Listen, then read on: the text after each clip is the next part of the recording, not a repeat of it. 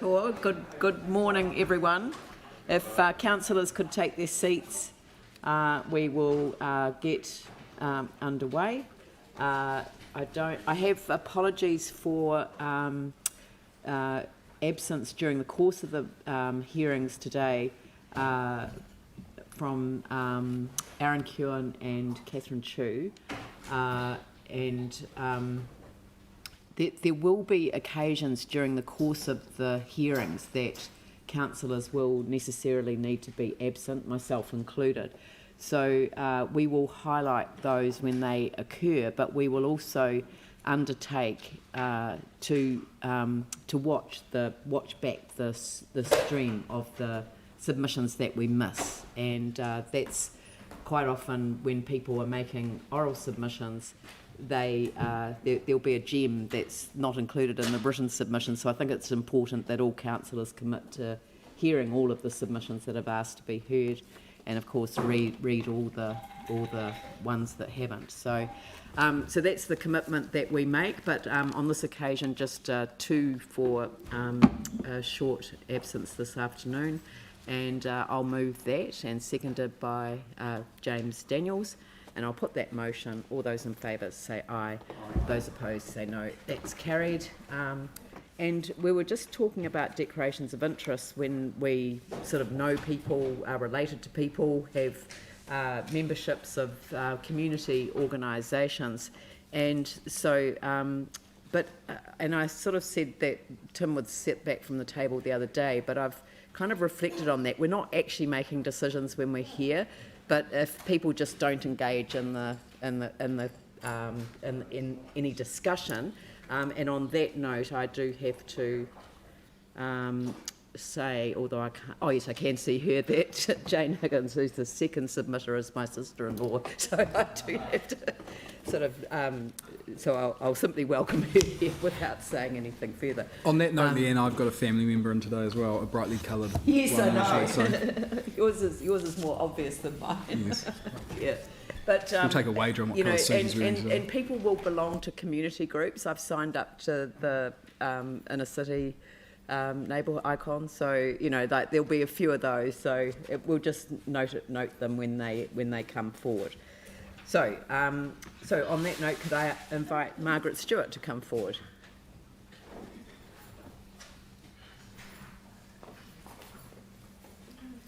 Good morning. I haven't got an online submission. I'm just going to read from my heart, as I normally do when I come into these things.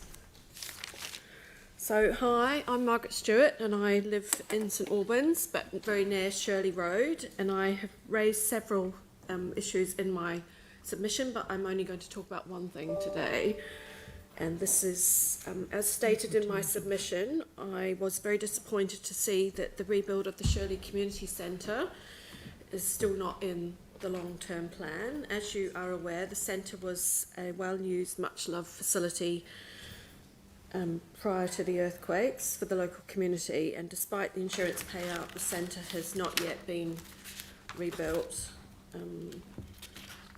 So the centre needs to be rebuilt for the local community to use. Our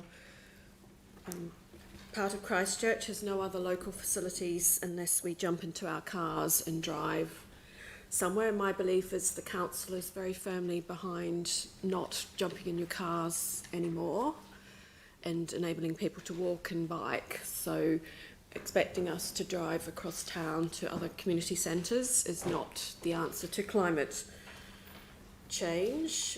Our community is committed to having our centre rebuilt, and I'm a member of Shirley Road Central, a group set up by local residents to activate 10 Shirley Road and to make sure our community centre is rebuilt. So I'm just going to do a plug for Skip Day on Saturday at Shirley Road from 9 till 11:30. Bring along your rubbish, and there'll be free sausage sizzle, and you can dump your stuff and also sign the petition and meet people in your community. So we want to get this community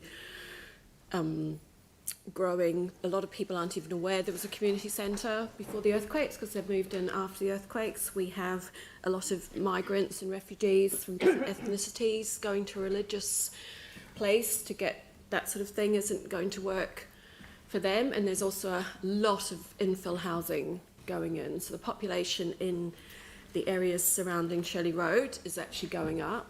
So we do need our community centre back, plus millions of dollars have been spent in other areas for community centres that weren't even there before the earthquake.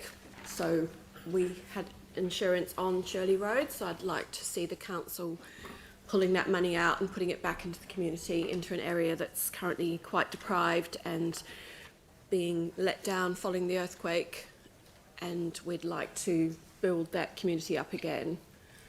And that's it. And I see I've got 14 seconds left. 14 seconds. So has anyone got any questions? Well, I mean, the trouble is that if I say yes, then we'll go over the limit. But look, I mean, your submission's been very detailed. You've focused on the big issue, which is, I think, a very useful contribution to our consideration.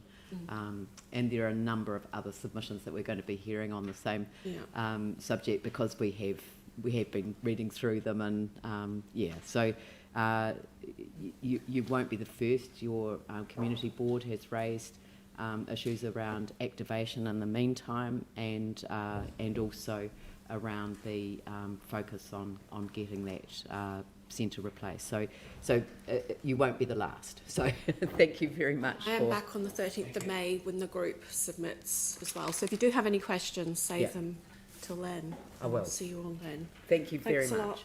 Thank you. And now Jane Higgins, Inner City East Linwood Revitalisation Project Working Group. Kia ora koutou, thank you for this opportunity. I would like to just speak to one aspect of our submission, which is requesting the council support for the Greening the East plan. The Greening the East plan came out of a really excellent model of practice, in which the revitalisation project in the Inner City East and the community board worked together with community people and community board staff and members on a joint working party to look at a real issue in the Inner City East, which is our lack of green. The working group and the subsequent plan were informed by an extensive community engagement and by the expertise of the community board members and staff.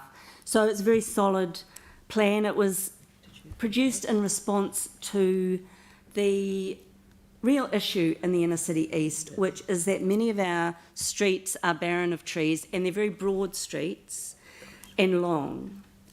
Many of our parks are quite small and they're not connected to each other. So all in all, that means that we have a situation in the neighbourhood where there's not an easy way to go out and walk about the neighbourhood in a pleasant environment. There's not an easy way to connect with nature, to do exercise, particularly in the summer. And this is only going to get worse with climate change. We know that climate change will exacerbate inequalities and inequities in our city and elsewhere, and one of those is going to be around green spaces and green canopies. So if we look at elsewhere in the city, we see much more development of environmental pleasant places. So we're arguing that the future doesn't look good for our neighbourhood if we can't get some movement on building a tree canopy on those wide streets and making some kind of connection between the green spaces. There's great potential there also, because the neighbourhood is right next to, as you know, the red zone. So there's potential for a green corridor through that area into the red zone, which would really enhance the area and enhance the city's connectivity around the red zone and connection into the city. So the good news is that the plan that has emerged from the Greening the East Joint Working Party is a really excellent plan. It's detailed, I would say it's realistic, it's something that looks long term into the future, but there are steps that could be taken immediately. We would suggest that the plan is in really good alignment with the principles of the long-term plan, particularly around equity, geographical equity, around the city, well-being for people to be able to exercise, quality of the environment, and also the reflection of community interest and decision-making because of the model of practice that this plan has come out of with the joint working party between the community board and the community. We also would suggest that it supports the community outcomes of the council around resilient communities and a livable city. So we note in our submission that there is money put aside for planting and there is money put aside for strategic land acquisition. Both of those things could be put towards supporting this plan and making a real start on creating an environment in the inner cities that's very much a livable, pleasant place for people to be. And not only for the people who've lived there for a long time, but also for the newcomers. We note there are many newcomers to that area of the city, and a lot of them are living in those quite small housing complexes with very little access to green space. So that's a very strong argument also, I suggest, for looking to supporting this area in particular and this plan in particular, because those kinds of complexes are going to increase and people are going to need some kind of easy access to the environment and to natural spaces for their own well-being and also for the enhancement of the city. So I think there's a win-win for everyone in supporting that plan. Thank you. If there's any questions that people have, I'm happy to take them. I know that I've sort of declared this conflict of interest, but I really did want you to touch on the Practising Urbanism Co-Managing Public Space document that you've attached to the submission, because that's not one that the community wrote. It's been written, and I just think it's such a valuable contribution to our thinking. Yep. It's well, let me give you an example. The idea of practising urbanism we have looked at in terms of the streetscaping that's taking place in Linwood Village. And one of the ways of doing that streetscaping is to set up some temporary examples of what the streetscape might look like and allow people to engage with those examples. So we widen the footpath temporarily, or we put in some temporary plantings, those kinds of things. The idea of practising urbanism is to bring the community right on board with being able to experience and respond to changes in the cityscape. And so the example that's given in that attached document has come from research that was done in Linwood Village by Lincoln University researcher and the landscape person, Wendy Hodnott and Suze Vallant. And I really recommend you look, even if you just look at some of the steps that they suggest going through to take the community along with kind of council processes, the council staff processes around something like streetscaping, to make some really practical and concrete ways of bringing council staff who are working on those projects and communities together to be quite realistic about what might be achieved. Brilliant. Look, thank you very much for that. Thank you for putting so much effort into the submission as a whole. Thank you. Thank you. The next one is it Mike Slay from Sumner Village Park?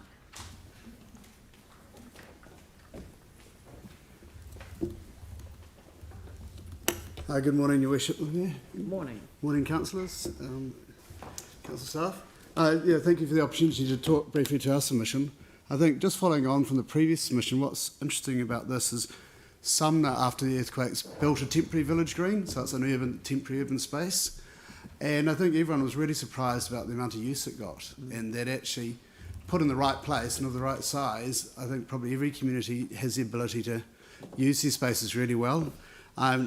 It provided a really important way for people who had lost their houses or lost their jobs and things, or children that were, upset and, affected in quite a long-term way, for them all to reconnect and be in one place. So I think the idea of the practising is a brilliant idea, and we had it worked, and there's been a gap since, because it was on the site of the new Sumner Community Centre, and we have had a temporary skate park, which has been really good for but we know luckily that's going to be replaced, so that's a real step forward.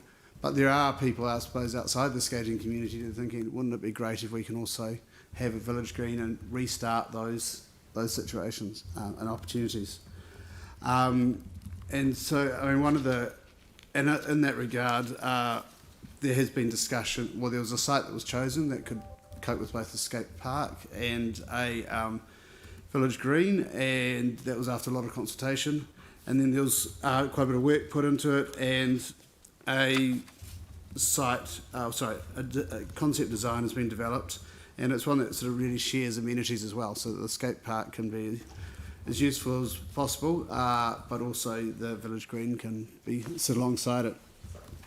And I don't think there's probably no dispute amongst anyone that it's not a good idea, and in fact that's why the council had included it in the long-term plan. The issue is probably just more about timing, and we fully understand the constraints that council's under, and appreciate the village skate park getting funding in the near term.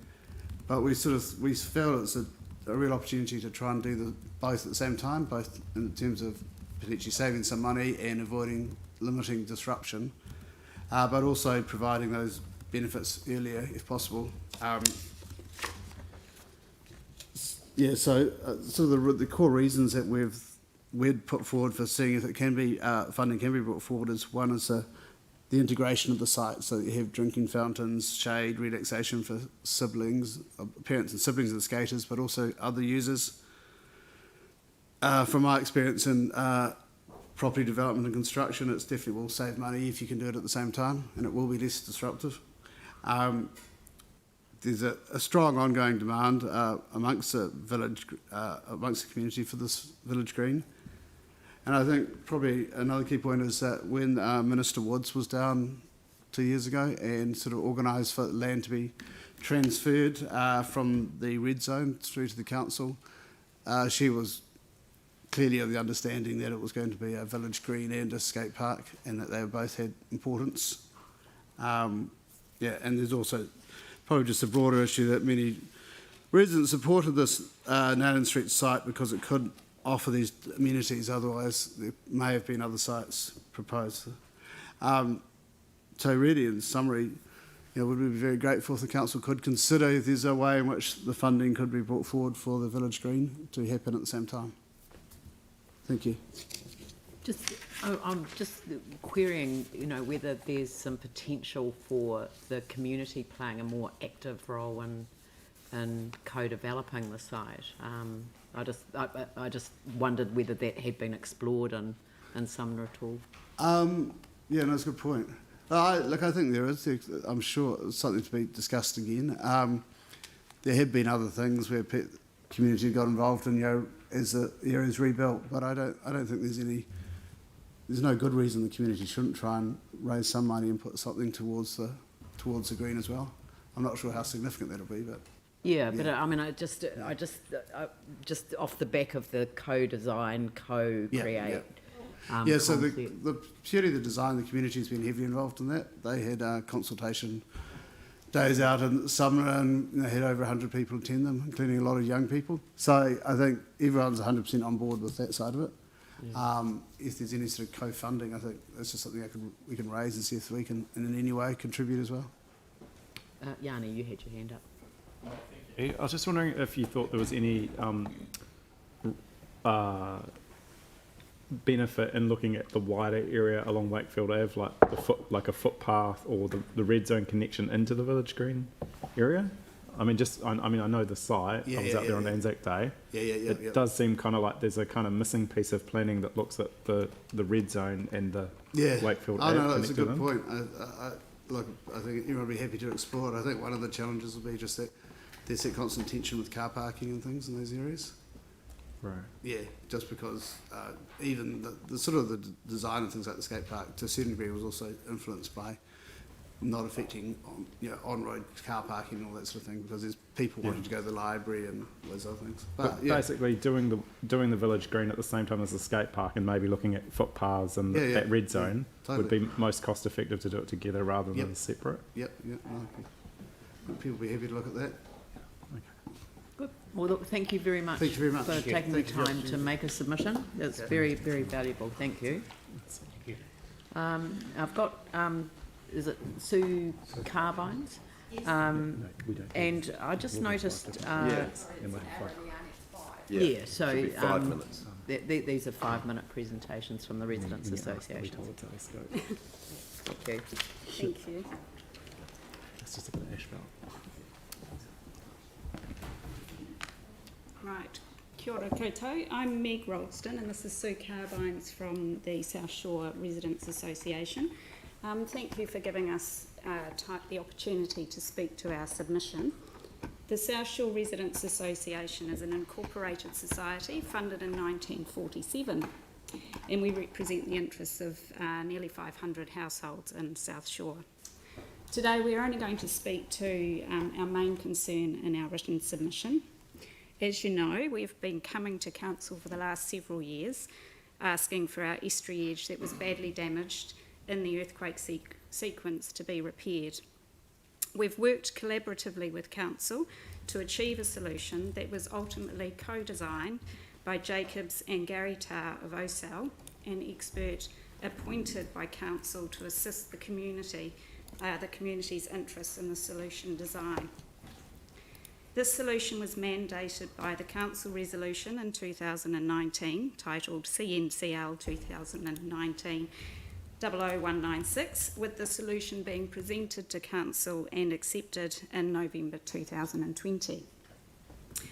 And our residents are pleased to see funding allocated within the long-term plan for this long-awaited earthquake repair to be implemented. And we fully support the funding allocated under the long-term plan, including capital spend items 56590, 45166, 61615 and 62549. I'm going to interject and just say you don't need to read out all of the detail. Okay. Because we've read the submission, but just the passion. Right. Right. Well, we fully support that funding. So, and one of our issues is that while the projects within the long-term plan have been called flood and erosion protection, we just want to make sure that it's clear that these projects are earthquake repairs, returning our community to pre-earthquake levels of protection. The implementation of this earthquake repair will address a major community wellbeing concern and alleviate stress within our community. We look forward to seeing the work commence, and we want to thank the council staff and community board who continue to work with us on this issue. And we'll be back next year to ensure funding flows through to the annual plan and that work commences. Yeah. Thank you. Good. James. Kia ora, Meg, Sue. In your submission, you're also asking for allocation in the long-term plan for the reinstatement of the two-way section of New Brighton Road. I don't know if you know that the staff came out on Monday to brief the community board, and the issue with that, and that's about the new Pages Road. Have you been updated on that? No. Okay, I can tell you that the funding for that is around in the nature of $17 to $20 million. So that's a little bit of an issue, but it is being considered. Oh, well, that's encouraging. Great. Yeah, because you mentioned that there. Yes. And the evacuation route, you also mentioned in your submission, that was addressed quite thoroughly, and there are plans afoot for that too, as part of the Pages Road. That's great. We wanted to support our neighbours in that, so that's fantastic. Yeah, I think that there are big issues associated with that area of road, which floods from below as well as from alongside. So it's a very challenging area of land, and I'm not necessarily convinced that it needs to be located where it is. No, it may So, not be, but it's that but route. As long as there's some route it needs to be fully integrated into what is the Otakaro Avon River corridor and the Pages Road bridge, which is essentially the entrance into New Brighton from the west. So, I mean, there's a lot of work to do in this area. I know this area very well. I remember walking across that bridge on the 22nd of February 2011, and it's an area that I'm absolutely Yeah, well, that's one of the passionate about. concerns, isn't it? Is if the bridges are out, then you need that route. So, Yeah. And look, in terms of evacuation, only communities know how to evacuate, and the resilience planning process, all of the work that's going on in terms of adaptation planning over time, the communities have got to really own that. I was furious when I basically saw people stuck on the Bridge Street Bridge, you know, at a time that if there had been a tsunami actually heading our way, that would have been the worst place to be, you know, sort of rather than on top of the land, on the sand dunes probably would have been safer.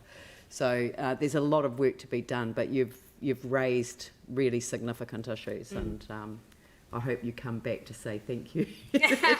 I mean, That would be a fabulous. positive thank you, as a not a Yeah. not a gratitude thank Yes, you. I But understand. yeah. Yeah. Well, keep that funding flowing, and we'll be thinking. Excellent. No, thank you very Great, much. thank you. Thank you. Alex Eason, who's the trustee for the Mount Pleasant International Trust.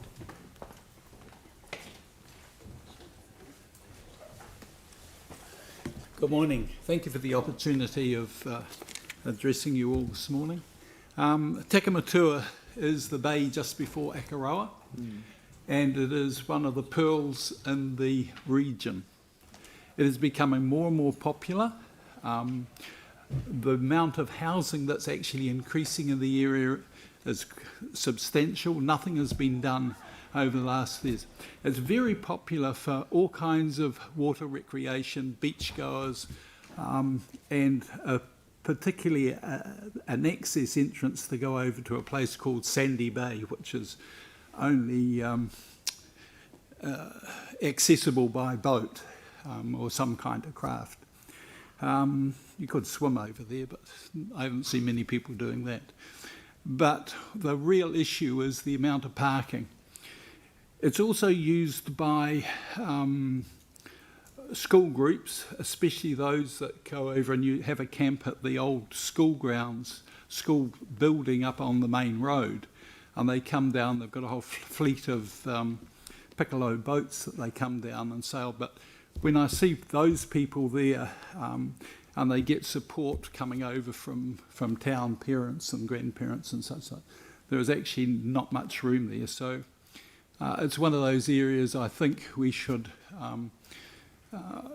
it needs to be seriously looked at, because it is, with boats and trailers and people parking there, it's relatively unsafe on those high days. So what I'm suggesting is, can I play with that? If you move to, those things I've just been talking about. If you go to the next slide, that's the point, the top left where it sticks out there. There's a big tree just to the left of that little promontory there. That's where the ramp is. And just this side of that, there is a whole, there's I think about 8 boat parks for boats and trailers. If you go to the next slide, please. What I'm suggesting, either that area to the right out into the sea is used, but there's also quite a large land reserve, which is road reserve, on the left side of their road there. The problem is the topography of that. I know the council is an expert at building retaining walls. It would take a reasonable retaining wall to keep that house safe there, but it's an area that I think we should consider working with increasing that area and making it safer. I think the demand for the area will just continue, as it's seen as one of those delightful recreational spots for the city, and also because of the increase in local residents in the area. Thank you. I think the one on the coastline would come up against the coastal marine environment and the RMA. So I don't think that's a go. But you have raised a challenging issue. You're not the first person to raise this. It was raised in a previous plan. Am I remembering that right? No, it was about parking specifically at this bay. I was at the TRA meeting the other day. They said they'd raised it about 10 years ago, as far as I can work out. Oh, maybe they raised it 6 years ago when I did the first LTP. Yeah. Pauline. Might have covered this. Is it basically for boat launching there? Or do people just park there to swim? Oh, there's a lot of people. The other day there was an art group that came down and were, doing the various things, but then people come down and just sit on the beach and things like that. There's people fishing off the wharf. A lot of people come and canoeing. Right, so it's not just to launch your boat. No. Thank you. All right, are there any other questions? Look, thank you very much. Thank you very much. Much appreciated. Andrew Evans, AE Architects. Morning all.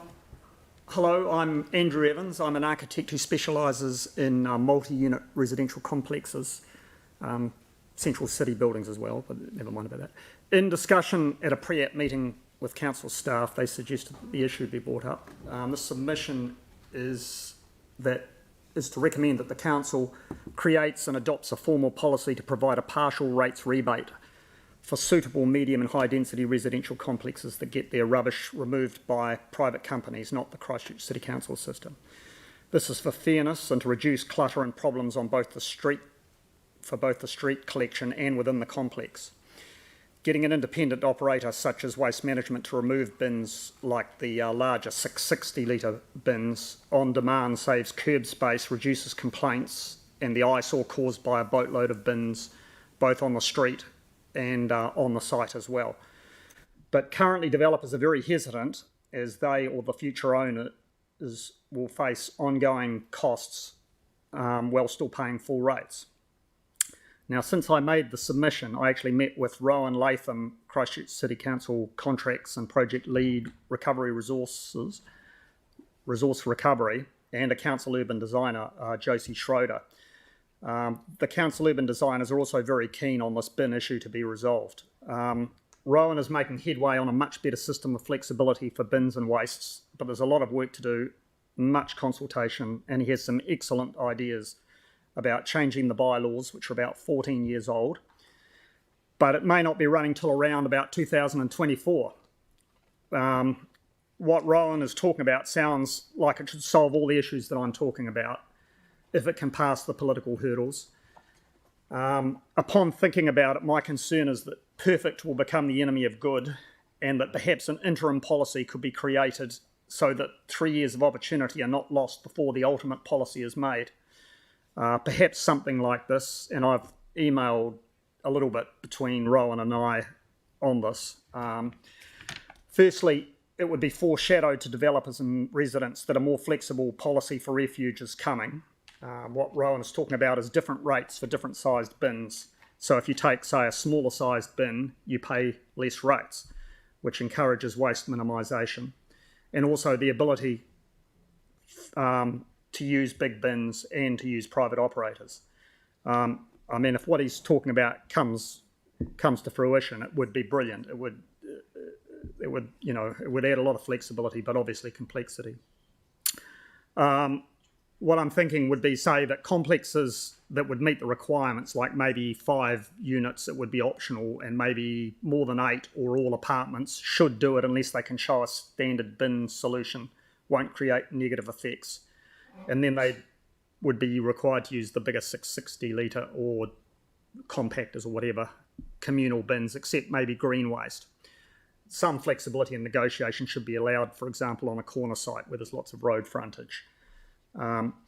If they did go for this system and opt out, then I would suggest that each unit should receive a rates rebate of, say, a part reduction on the waste minimisation fee of maybe 25% rebate per service to a maximum of 50% rebate. So, for example, if a complex used big bins and paid privately for both rubbish and recycling, then they would get 50%. If they just say used rubbish, they'd get a 25%. If they used all three, it'd still be 50%. Now, this is actually pretty light rebate. A quick calculation is that it would only cover about 30% of the cost of doing the big bin service. And then one question would be whether this interim rebate would apply to only to new projects or whether it would apply to all existing buildings and complexes. Now, obviously, this would be a political decision balancing the extra cost that you wouldn't be getting in rates versus fairness. I mean, personally, I'd go with fairness myself. So that's all. Thank you. Thank you. It's really good to have a generic submission on the subject, and I'm really pleased that you talked to staff about some alternative ways of resolving it, because that will give us a bit of a steer into what we might be able to do. I should say that I'm an inner city resident, but use the council bin system, but the large complex across the road uses its own system. So it's been very helpful to have this submission. Is it anyone quickly? Aaron? I'm just going to ask if that submission could go straight to our well, we're currently reviewing our rubbish bin policy, so this should just go straight over there to feed into it. Yeah, but this should still feed in our decision making going forward. We will get some advice on this submission, as we are with a number of the submissions as they come through. So that will help us decide what to do when we come to the decision making. So thank you. Thank you very much. Much appreciated. Thank you. Cheers. The next one is David Hebblethwaite, Eden Project, and I think you're zooming in. Yep. So we've got you zooming in. So far away. Hello. Can you hear me all right? Yeah. Yes, I can hear you perfectly. Kia ora tātou, and thank you. And I can introduce my colleague David Harland, who's also on Zoom. He's the CEO of Eden Projects International, and he'll be speaking on our behalf, and I'm here to join in any questions you may have.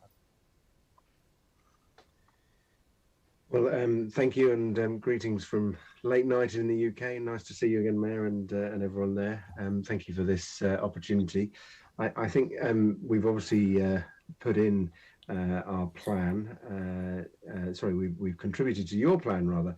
And I suppose what we're here to say is we are very excited to have an opportunity to work in Christchurch, in New Zealand, on a project that will be one of a sisterhood of projects that we, the Eden Project, are looking at over in a number of different places across the world, linking them all together. And I think this is a fascinating opportunity, because here we are, you looking at a 10-year plan, precisely in the decade where humanity really does need to look at some very serious issues. And we were delighted to see that climate change featured loud and proud within your plan. So we are still here. We've been working through our own plans. We really do want to build Eden Project for New Zealand in Christchurch. It's going to be hard, there's no doubt. It's taken 8 years to get to this point. But I think the key point for us is that this long-term plan should enable us to do everything possible to increase its odds of success, its chances of success. I think probably 2 or 3 specific points. We've been really pleased with the support that we've had thus far from the council and other bodies, including NZTE.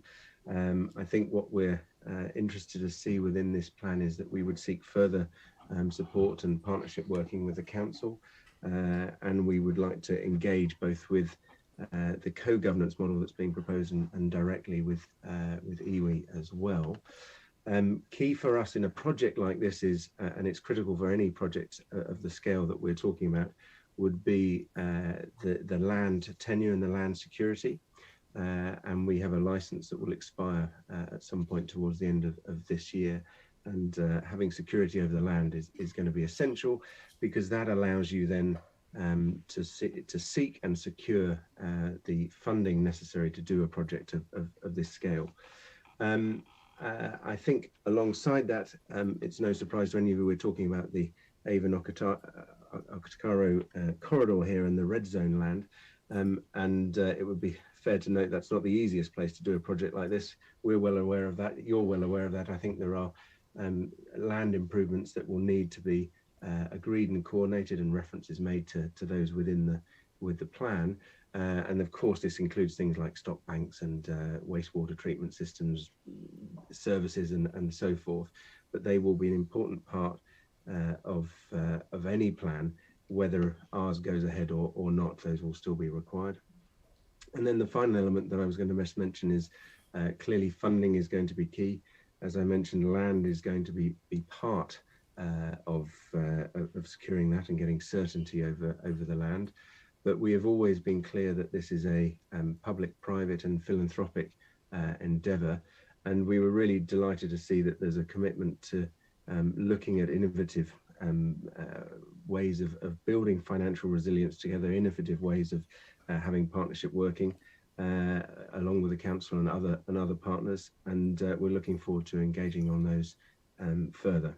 So I'm sorry to be a bit stuttery. It's very late in the UK, so and I don't need a timer counting me down, because Bed is counting me down. So that's all I had from here, Mayor. Thank you.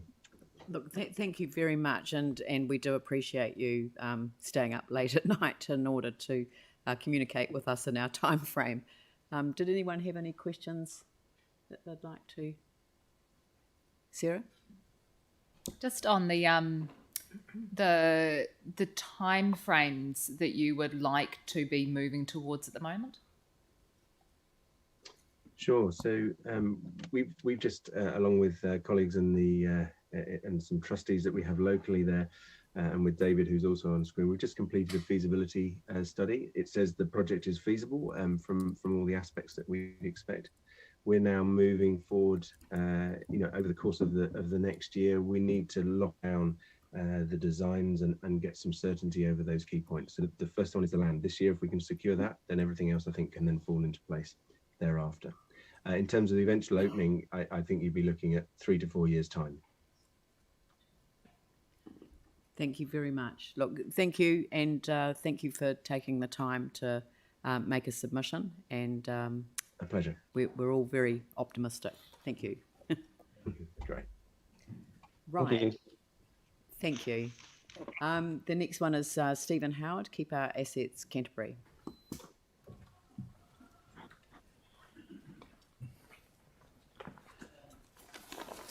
You're welcome. O mihi ki ngā tangata e hui mai nei tēnei rā. My name's Stephen Howard, with me is John Minto. We're from Koa. Koa is a mix of individuals and groups committed to the retention of assets in public hands, the very opposite of the neoliberal drive to privatise and diminish public goods. Our major concern is that the privatisation of public and common goods is a threat to democracy and generally efficient economics. It's very pleasing to see in the note that the council sent that everyone's read all the submissions, which is contrary to the recent report in the press by one councillor saying he doesn't bother to read all the submissions. A few years ago, we were confronted with the Cameron report. The one point it made that made any sense was that the strategies of the assets in CCHL should be more closely aligned with the council's aspirations. And so the council needs to be much more directly involved with those assets. We keep seeing problems in other cities driven by PPP model or delivery of public transport. Wellington, Dunedin and Auckland have all faced problems. The council needs to take the reins and run with it directly. Julianne Gent has said in a private conversation that she thought they'd changed the operating model for public transport in the ministry, but they obviously haven't. But it's time for the council and ECAN to work together to make that change. The council also needs to have more direct control of the airport assets and the port. The Terrace fiasco and the safety problems at the ports, both ours and Auckland, illustrate a strong case for more direct public control. It's clear that the biggest challenge facing our city, and in fact the globe, is the changes coming from climate change. COVID is nothing compared. So it's very important that the council has more direct control of both assets and of the public service. Thank you. John's going to say a couple of words now. Kia ora koutou, ngā mihi nui kia koutou. Look, I wanted to draw your attention to two things. First one is on page 3 of our submission, where there's a little graph there. And this is a graph which we believe solves the major problem, major obstacle to having free public transport here in Christchurch. We've just come from a meeting with ECAN where we were talking about this issue. And I want to make sure that councillors really understand this little graph here.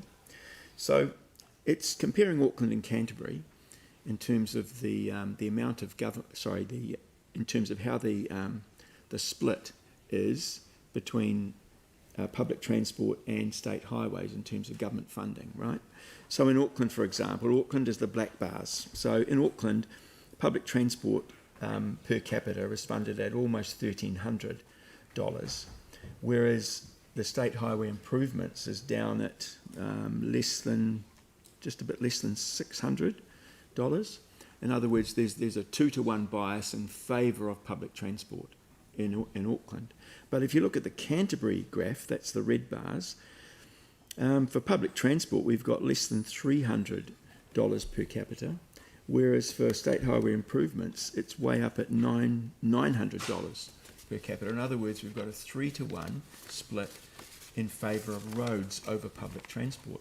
So our argument is this, that the council with ECAN need to be renegotiating with Waka Kotahi the split in terms of public transport and regional roads funding. If Christchurch had the Auckland split, we would have the ability to have free public transport right across the region from Rangiora down to Littleton, out to Darfield, out to Rolleston, that whole area, free public transport with enough investment to provide low emissions electric buses. I mean, China's got 800,000 electric buses. I think we've got one in Christchurch, maybe. We need a couple of hundred of those. So we're not talking about old diesel buses chugging around the streets. We're talking about a real investment in high quality public transport. 53% of our greenhouse gas emissions in Christchurch City is from transport. We could make a huge dent in that with free public transport. So I hope that graph shows us the way we can do it without having increases in rates or taxes. And the last point is to do with the proposal to have charging for excess water use. We've put an OIA request in for information which would tease out the impact this would have on low-income families in Christchurch. We haven't had the results of that back, despite it being over a month, and we're hoping that. So when we receive that, we'll send that around councillors. But it seems to me that the information isn't there for the council to say no, this is not going to have any significant impact. If you read our submission, we're talking about, Christchurch is a garden city. We've invested quite a bit of that in terms of the city's image. I think what would be the economic impact here if Christchurch became known as the desert city rather than the garden city, because the whole east coast with climate change is going to have a lot less rainfall, and the council shouldn't be putting the burden of that onto people who keep beautiful gardens. Kia ora. Kia ora, and thank you very much. It's come to the end of the time, so thank you for your contribution. Next is Nikki Aitken from the Oak Development Trust.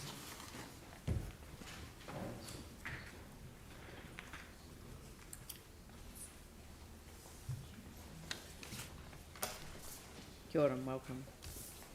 Tēnā koutou katoa. Thank you for inviting me to share here today. Yes, I'm representing Oak Development Trust. We work in the Riccarton community, and we're really passionate that you reconsider the decommissioning of Wharenui swimming pool in your long-term plan. We believe it's essential for the well-being of the people who live in this community. We see that Riccarton is a place of increasing population and diminishing services, and we had a bit of a think of what's been happening in our area lately. We've seen lots of building going on, but we've seen lots of services move. Squashways Club's moved 18 months ago. The New Zealand Institute of Sport has moved to the central city this year. Riwai Alley Language Schools moved to Island this year. There was a volunteer library that used to use the premises of the council building with the new rebuild that we had of that. That's closed. Upper Riccarton, the War Memorial Library's also closed, and I can name a whole lot of other services that have just disappeared in the last few years. But there's a whole lot more population coming into our area, and we don't want to lose the swimming pool. It's a really useful asset, and you know, we just need to keep these things. And also, I'm sure you're all aware of the statistics that have come out with Riccarton being the second most deprived area in Christchurch. That was no surprise to me. I work with a lot of these people. I see these things, and I actually looked at the graph that was in the Star paper on April the 22nd, and I looked at the numbers, and I'm sure you're all aware the graph goes 9 to 10 is the highest level. I looked at the numbers for 7 to 8 of the 3 areas, and Riccarton, if you put those two numbers together, Riccarton is actually 64% deprived. You know, that's really, really high. That's 2 and 3 people, and I just go, you want to take another thing from this area? Please reconsider. The pool is an important place for people to go for their health and well-being. You know, it's great to be able to get out and exercise locally. These people don't have lots of resources. They can't necessarily jump in their car and go to another suburb. Bus fares can be very expensive. It's also time-wise very costly if you have to go on a bus, because often it's not direct. And I just really feel that, yeah, can we not just save this resource? You know, as I look and I hear a lot of people say the only thing sometimes that we can do in Riccarton is go to that wonderful big mall. And it's great, it's a great asset, but we need more than a mall to keep Riccarton alive. So, yeah. Thank you. Questions? Anne. Kia ora. Thank you, Robin. In your 4 years that you've been there, what have you noticed? What is the, in terms of the use of the pool, what communities are using it mostly, do you see? There's a lot of school children use the pool. I know Wharenui School use it to teach their kids to swim, and I just kind of wonder whether some of those families would give their kids private lessons. So there's that. I know there's a small Muslim community that use it, and they love it because it is a bit smaller and it's private. You know, some of the bigger pools, they're wonderful, but they don't have that privacy. So yeah, they're two groups I'm really aware of. And of course there's a great swim club there, and they do great things. They've got some wonderful New Zealand representative swimmers. Can I just would most of the community walk there to the pool, do you notice? Yes, there's a lot of people who walk around the Riccarton community, definitely. Yep. Yeah. Yanni? Thank you for your submission. As someone who fought to retain the Wharenui Hall, I just wondered if you've seen how much use that's had as well. No, sorry, I can't talk to that. Okay. Yeah. But there's like a sports club, like the whole complex is run yes. by the whole sports club. There is the recreation centre, but I understand it's run slightly differently, like it's all on the same premises, but I think the pool is on Ministry of Education land and the sports centre's different. Right. Yeah. Okay. But just in terms of the metro sports, do you think it's too far away for people to use? And do you think we need to kind of think about how we enable, I guess, people, given that it's, you know, a really expensive building, look at programs to also enable people from places like Riccarton to get there? Well, that could be an option. I just know that the people I talk to, they'd go, oh, too far, too hard. They really just, it is, sometimes it's just the basic survivals of getting food on the table, getting your kids to school, dealing with stuff that happens. And it's just a step too far to ask them to go to find out how do I get on the bus to go there. They wouldn't walk, it's too far to walk. Yeah. Okay. Yeah, Thanks. so just, yeah, I'm passionate about it. And there's a lot of migrants in the community. You know, that's a challenge for them. They're often here for a short time. Sometimes it's study. And so they learn their own community, but then to have to learn where things are in another community, they don't even know sometimes that these resources are around, and it's lovely just to be able to talk to them and help them to see, look, did you know this is here, this is here, this is here, and it's local and it's easy to get to. Great. Thank you very much. Well, I think we've got a number of submissions on Saturday as well in relation to this issue, so thank you very much. The next is David McGimpsey, Condell Retirement Village.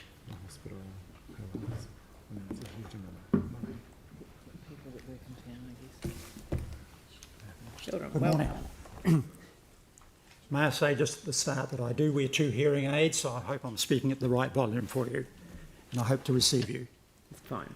I'm speaking to the submission that was made by the residents of Condell Village on the condition of Condell Avenue from the Aorangi Matson's Corner up to Blythe Road. This stretch of avenue is the address for places like Laidlaw College, Condell Retirement Village, and the Oceana Healthcare Village, which has just been opened. It is also the main route to Waimari Primary School, Best Start Preschool, and Lollipops Kindergarten. These are all 30 to 100 metres from the Condell and Blythe Road corner. All these colleges, retirement villages, schools generate a lot of daily transport and pedestrian movements by vehicles, bikes, scooters and skateboards, and by foot. You can probably well imagine by the places I've just outlined there is all types of transport. It is imperative there are smooth and safe surfaces for all this human movement by footpath and road. The footpath and surfaces of this stretch of Condell Avenue have not been at a safe, acceptable standard since the damage that was caused by the city earthquakes, and have deteriorated every year since. A major factor, but not the only one, but a major factor of this is the fact that the crown of the road was hugely pushed up into the air by the earthquakes, and it is now well above the level of the footpaths and the gutters. The submitted visual presentation of random photos shows you in some way illustrating what we are dealing with. The photo of the parked car on a lean is the result of the crown of the road being pushed up to the extent of what it is. Many cars that need to park on Condell Avenue, when they open the door of the car, it scrapes on the footpath, which is not good because the car is on so much of a lean. Our submission implores the Council to carry out major restructuring of this whole section of the avenue to rectify an increasingly dangerous situation for everyone, and particularly the children of all ages and the number of senior residents who walk, many with sticks and frames, and drive on this carriageway. Both these age groups are prone to easily trip, stumble and fall on cracks, ridges, potholes and bumps, which you will see there is plenty of. It is appreciated that this work will require allocation of funds, but putting that to one side, I would say that this is very much a decision on health and safety for citizens of all ages. I hope you will be able to give this your due consideration. Thank you for your listening. Thank you. I wanted to acknowledge the photographs that you sent through in support of the submission as well. They're sort of quite good at probably, yeah. So thank you for that, because they do give a very clear indication of this status of the roads, and I think we're going to get to quickly look at those. These you are can see that the condition of the guttering, and in one place there with the gutter, well, in several places there was so much damage we now just have bare shingle in the bottom of the gutter. Yeah. So, all right. Did anyone have any questions? Jimmy? This is severe damage in particular Condell Avenue. Have you talk to the local community board or talk to the council staff beforehand? Yes, I'm pleased you asked that, and What's the response? Thank you. I'm pleased you asked that, and I was going to mention it. We did have Emma Norrish, who is the chairperson of the community board for our area, speaking at our village a few weeks ago, and it was a good opportunity for Emma to be made aware of what we're dealing with.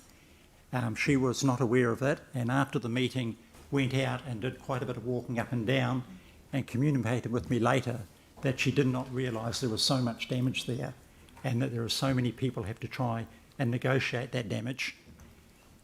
Whether it's right or wrong, I don't know, but I'm pretty sure she did say that it is on your works agenda, but for another 3 or 4 years out.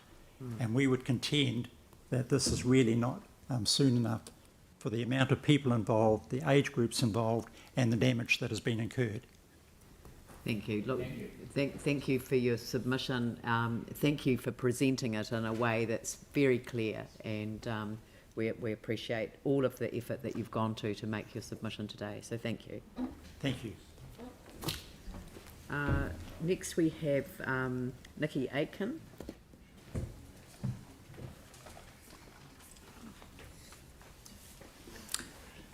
Thank you for having me back again.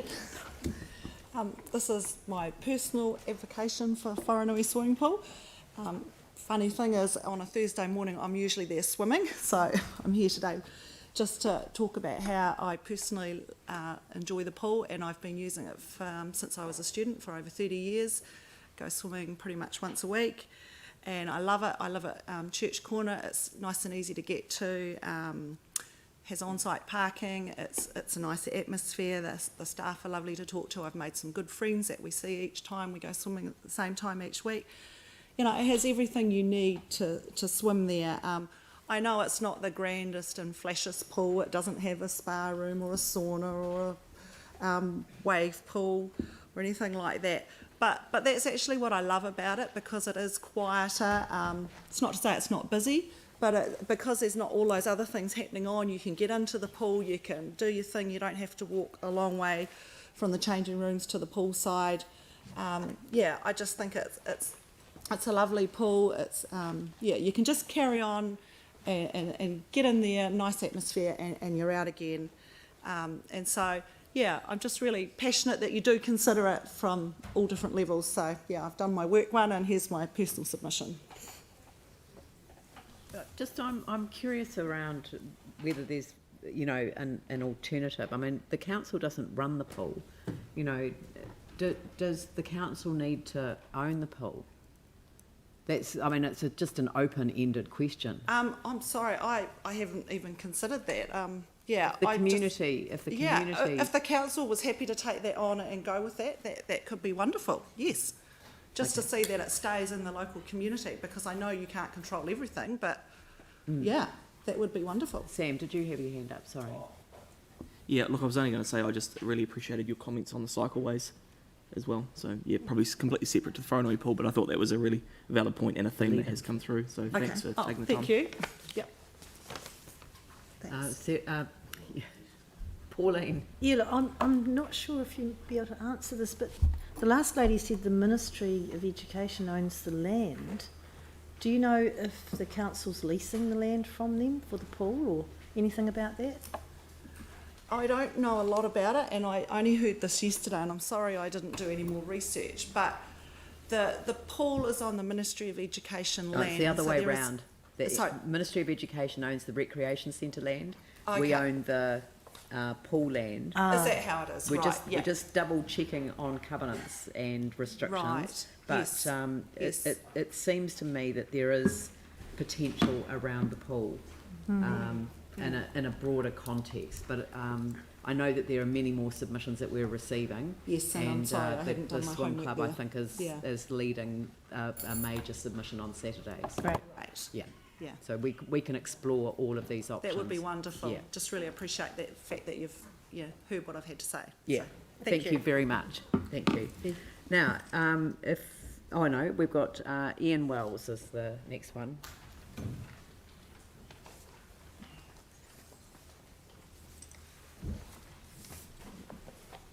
Kia ora and welcome. Hi, hello.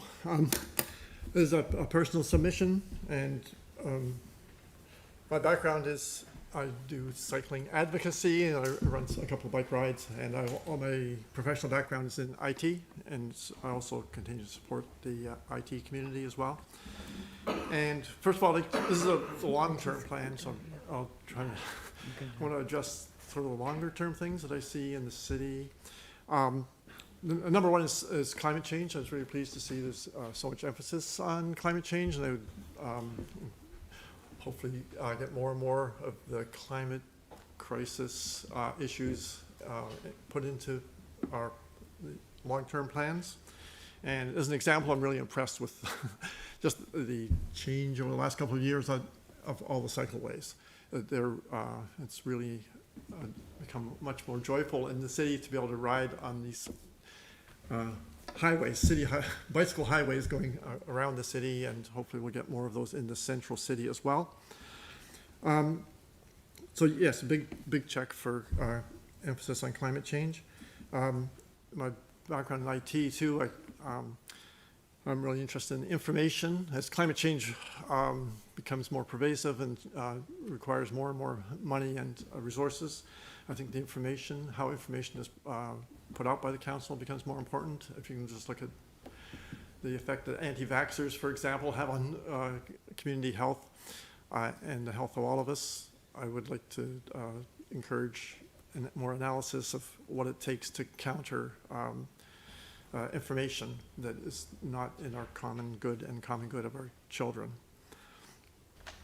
In terms of long-term plan, I'm really sad to see the urban sprawl that's happened since the earthquake, and that's I continue to encourage more higher density housing and more ways of not making decisions on land, how not to use land for large housing tracts and use it for things that are most appropriate, for example, agriculture in many places. And the last point really is on sustainability and what metrics we're using or being used, and I'd like to see more I'd like to encourage people to be transparent about how that information about sustainability metrics is being conveyed and improved as well. For example, how do we count carbon credits for offshore server farms or electric cars that are manufactured overseas? I think those are all real impacts, and more attention to the exact metrics and improving those metrics would be really good. So thank you. Thank you very much, and just perfect timing. So thank you for your submission. Much appreciated. Now, if people want to go back to yesterday's submissions, sorry, can you give me the number of the submission? Sorry, I'm having difficulty with my hub. 667, so Drusilla Kingy Patterson. So it was from yesterday. So so that was from last night. So if you'd like to come forward, Drusilla, we'll hear your submission now.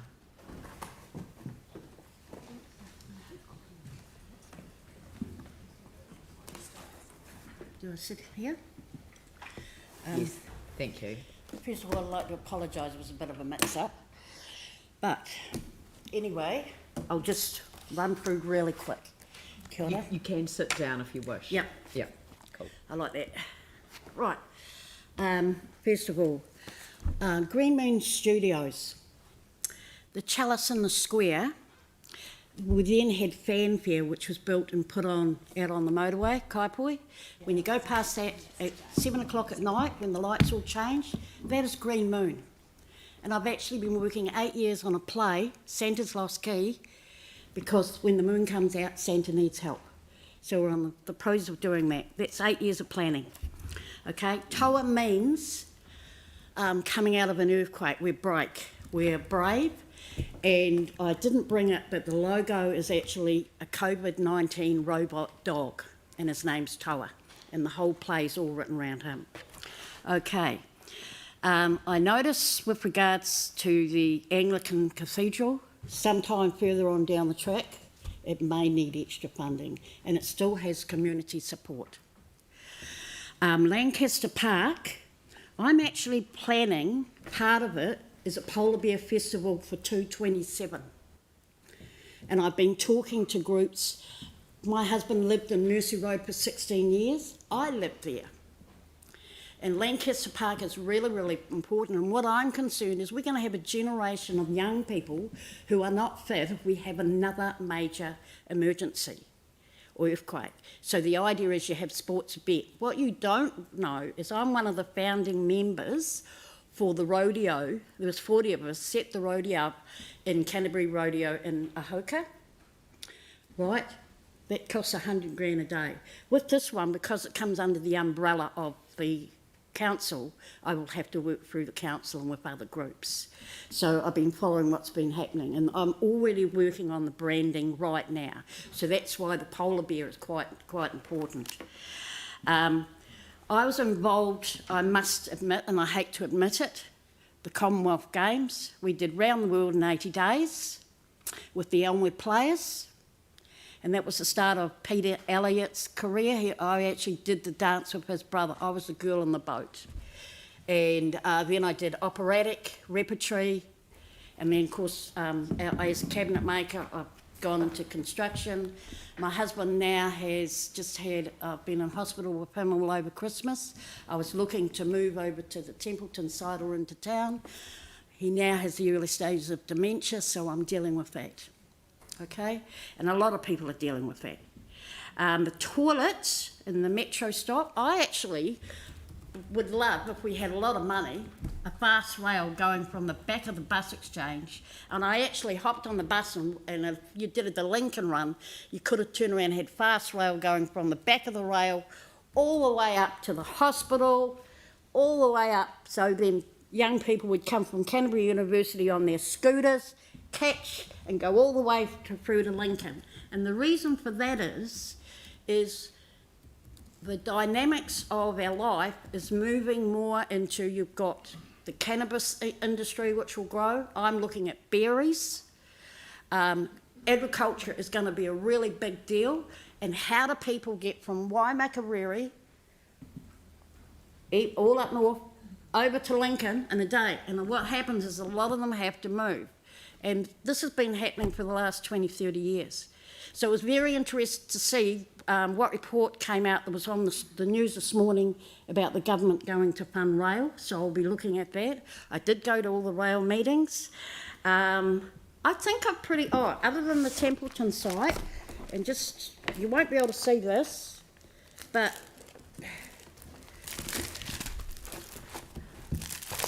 this is my plan for rail. And I've been following it for the last 5 years. Go up, start at past the Huanui, Cape Valley, come all the way. If you had fast rail, then you could get the guys from the prison. They could go up there and do forestry. Cape Valley, they have to be there by 6 at night. And then Wollaston's going to open up.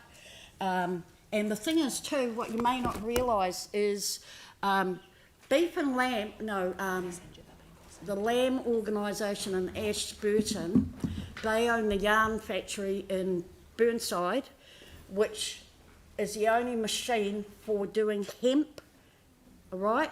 And there's a group of young guys that won a scholarship up in Huanui for food stuff, and they can only do so much. So that industry will actually open up, but I'm more interested in the berries. We're part of a family farm up in Taranaki. The iwi's getting into berries up there. And just the other thing is with film. Now, thank you, I'm going to go Drusilla. now, but one thing is, whatever I say, if I gave you a document, does that end up on the internet?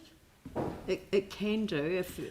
Because I've got a document I don't want on the internet. Okay. Because it's commercially sensitive. Yeah, Yeah, no, this is just telling people what I've done, how much I've laid out, but I don't want other people knowing about it. Well, it's commercially sensitive, so if you could just put confidential on it and give a hard copy to staff, and it won't go on the internet. Thank you. So, thank you. But look, thank you, Drusilla. We really appreciate the fact that you care enough that every year you come, you've thought about the integration across a number of plans and you speak to all of them. I really appreciate it, so thank you. The key is, I just want to have fun and make movies. I know you do. Thank you. Yeah, we'd rather do that too.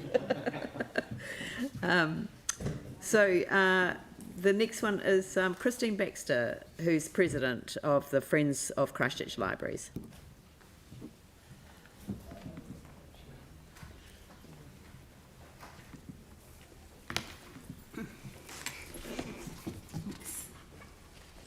Kia ora. Thank you for giving us the opportunity to speak to our submission. Our purpose in being here today is because to us, many of the proposed reductions in services currently offered by Christchurch City Libraries make us wonder if you are fully aware of the important part that the library service plays in the lives of your residents and ratepayers, or how attached they are to it. In fact, the residents' surveys consistently show a 95% satisfaction rate with library services. So the library service is really, in our opinion, your flagship. It is the one service that most people will know about. Sorry, I meant to introduce us. I've just realised I didn't. So I'm Chris Baxter, President of the Friends of Christchurch City Libraries. This is Barbara Haag, who is the immediate past president of the same organisation. And both Barbara and I are retired career librarians, so we do speak with a little bit of knowledge about this. From our experience, we think Christchurch City Libraries is very fiscally responsible. We believe that it actually wrings far more out of every dollar that you give it than just that $1 value. The proposals that we want to speak to are reduction of the fingertip libraries from a Monday to Sunday service to a Monday to Friday. We find it quite hard to believe why people would think that the general public wouldn't have a need for specialised information at the weekends. That's right.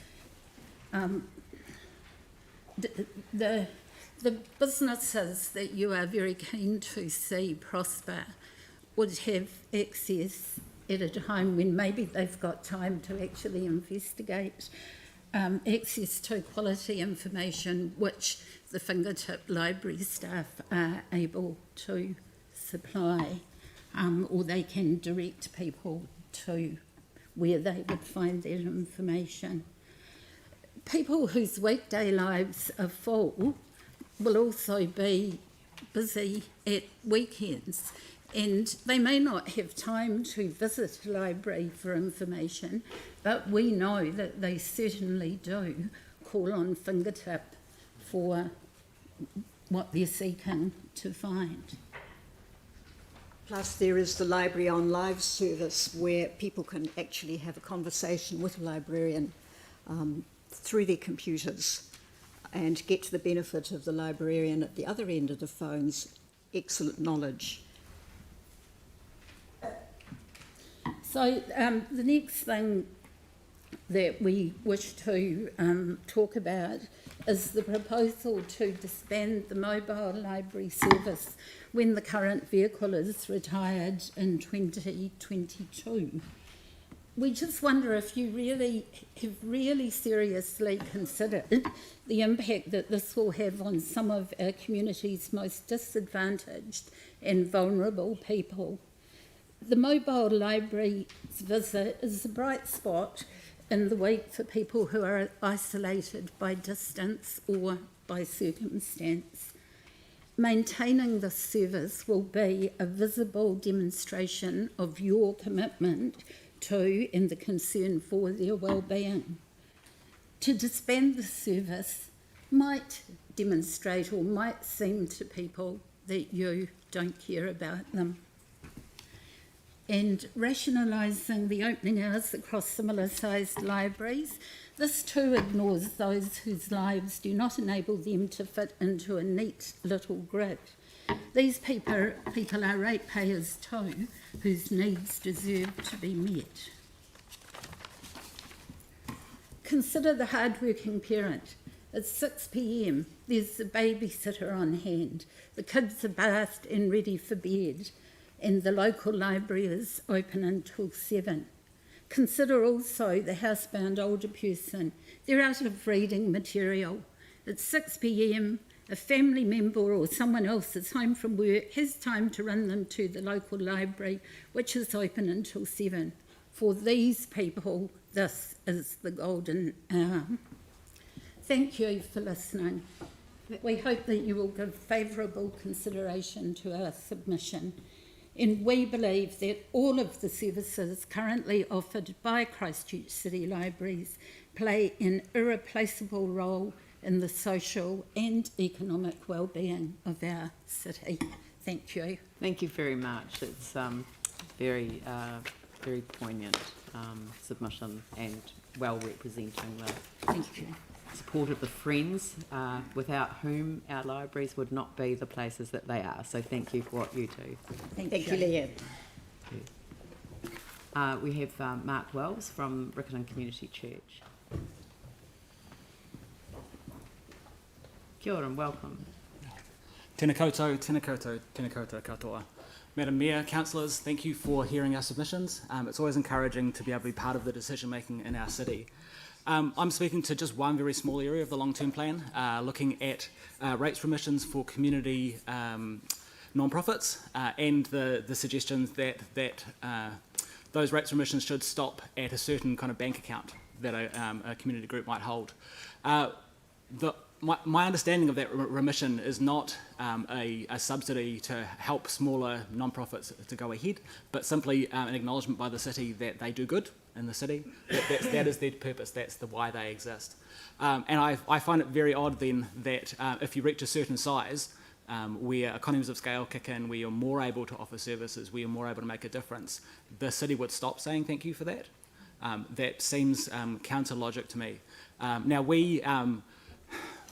Wow, sorry, I better introduce myself because that does make a difference. So my name's Mark. I'm one of the pastors at Riccarton Community Church. I'm also on the board for Community Development Network Trust, which is a major youth trust in the western part of the city. I also sit on a board of trustees for my local school, and I'm just gradually putting my toe in the water of volunteering for Hornby Hockey. But I'm not sure how much I can do. So I have a reasonable understanding of what the non-profit sector looks like.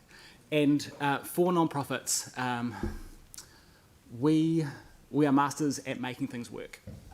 Our budgets are often very small, and for those who rely on grants, you often have a whole bunch of grant money for the activity that you're doing, for the good that you want to do, but no one actually wants to give to admin. Administration is the hardest piece of money to get a hold of and the hardest piece of money to use well. And this rates, if we stop getting the rates remission, then that's where that goes, is into the hardest part to fund. And so while you might look at a non-profit's bank account and say, hey, look, you've got this amount of money, a lot of that is tagged to particular purposes. So it's actually really, really difficult to then be able to claw back that somewhere else. And what it ends up being is that you end up pulling back on services, or you end up needing to have more volunteers doing what you could have someone paid do. It just gets really challenging sometimes to pull out those particular pieces, and particularly admin is really, really challenging, as opposed to activity fees. Everyone loves giving to activity fees, to the direct services that we do, but often it's the admin that kind of makes things fall over. So what I'm encouraging you to do is allow us to have the economies of scale, allow us to grow and to have the kind of financial stability and responsibility that you want us to have, without then penalising us by stopping that kind of that acknowledgement of the good that we do via that rates remission. That's basically the argument. It's very simple, but I'd be keen if you have any thoughts. Thank you. I think people are generally. Yeah. There've been quite a number of submissions along the same line, and actually the community boards as well, without exception, I think, as I recall. Yeah, well, and that's just the acknowledgement that because the community non-profits, we work hand in hand with the council.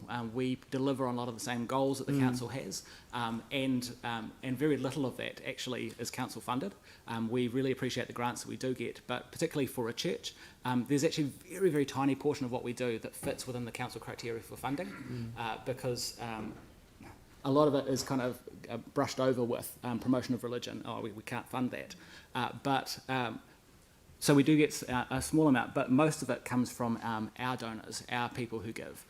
And again, it's much easier to ask people for money for concrete things and for services than it is for administration. And again, so we're picking out that one point of what's your bank account, then you don't get a rates remission, misses that the nuance of that.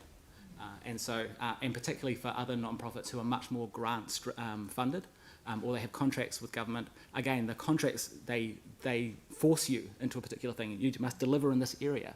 And often the admin is the bit that misses out. Yeah, so I think we've heard that from a number of groups too, which is why I think the flexibility in the funding arrangements has been here at the council for that reason. Yeah. Yeah.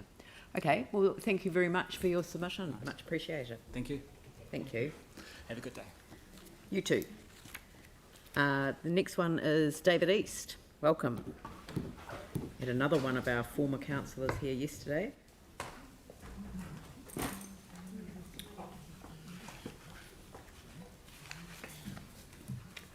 I'm going to be reasonably blunt and to the point, and I've made 5 copies to circulate.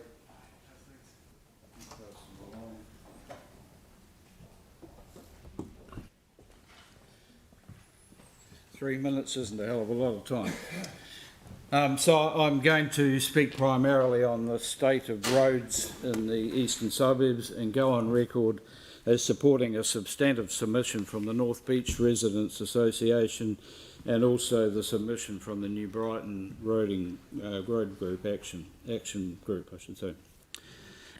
Just a few little bullet points. Marine Parade, it was in the 2010 annual plan, long-term plan for a full reconstruction.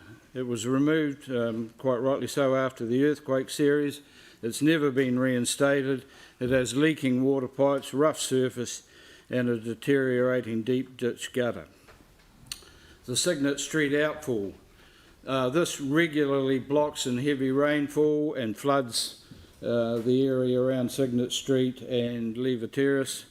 And it was, again, there was funding in the last LTP, perhaps not enough, but in this LTP there's nothing. So I'd like that to be addressed if possibly. New Brighton Road, it suffered badly from earthquake damage, and a prevalent reason given over a number of years for a lack of attention is, well, we haven't decided where the new stop banks are going to be located. Simply build the stop banks where the road is now, make them wide enough to incorporate a cycleway, and you've got a win-win for everyone concerned. I believe that an audit of all roads in the city for damage to the surface, roughness and state of footpaths and gutters is long overdue. I acknowledge that roads of high use need regular attention, but all roads need a rating based on the above and a program of repair for roads of highest damage implemented.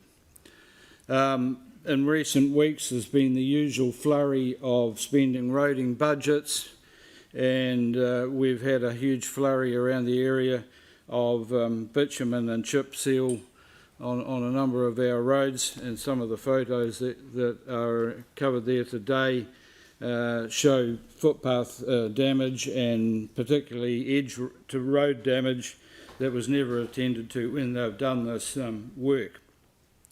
I'll just finish by saying bitumen and chip seal does not fix a lumpy road, and the roads in our area are still very, very lumpy.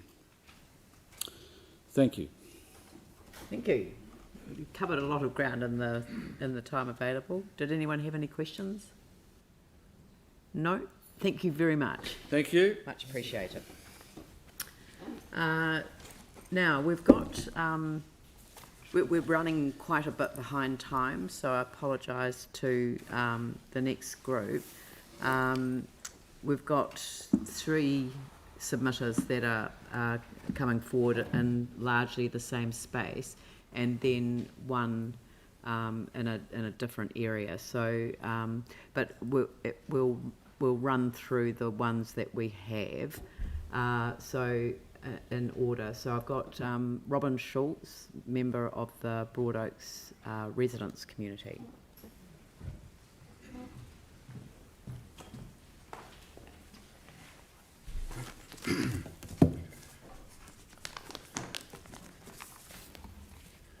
Thank you. My name's Robin Schultz. I'm a representative of the Broad Oaks community. We understood we had 2 5-minute slots, but we just found out we haven't. There was 2 separate submissions made, one on the Coronation Reserve and one on the Road Reserve, 2 separate issues. And Mike Eagle was able to speak on the latter one, if we can fit it in. But to save time, I'll talk about the Coronation Reserve firstly. I understand that you've got a full copy of our submission. Yeah, and it's an extremely extensive one. I was going to congratulate you on the detail that you have provided. So, and everyone's read it. So, thank you. Yeah. If you look at the attachment, it was a PowerPoint presentation given to the community board. Yep. That's more explicit, and I hope you've got the colour photographs. Very graphic. I think it summarises the issues, but the basic issue is we have a major problem in this area. The earthquakes stopped work on the reserve. We understand that. No argument with that. But since then, it's overgrown and it's a major fire risk. Your staff had the Chief Rural Fire Officer standing on my deck trying to work out how they're going to fight the fire from my place if it caught fire.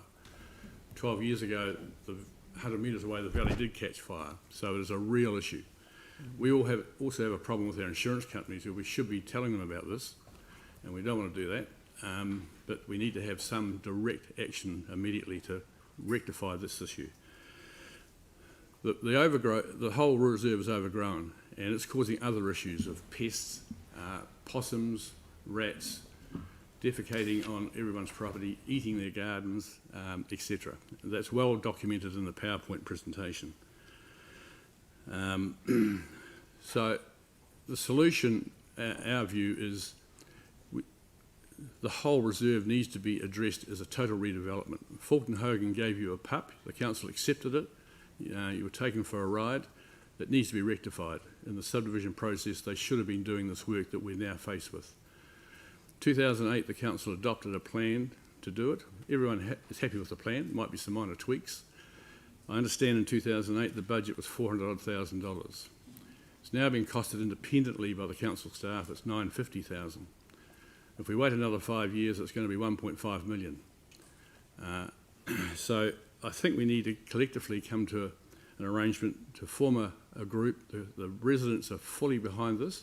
There's a lot of them sitting behind me. They've got their own groups, and we're keen to see this happen.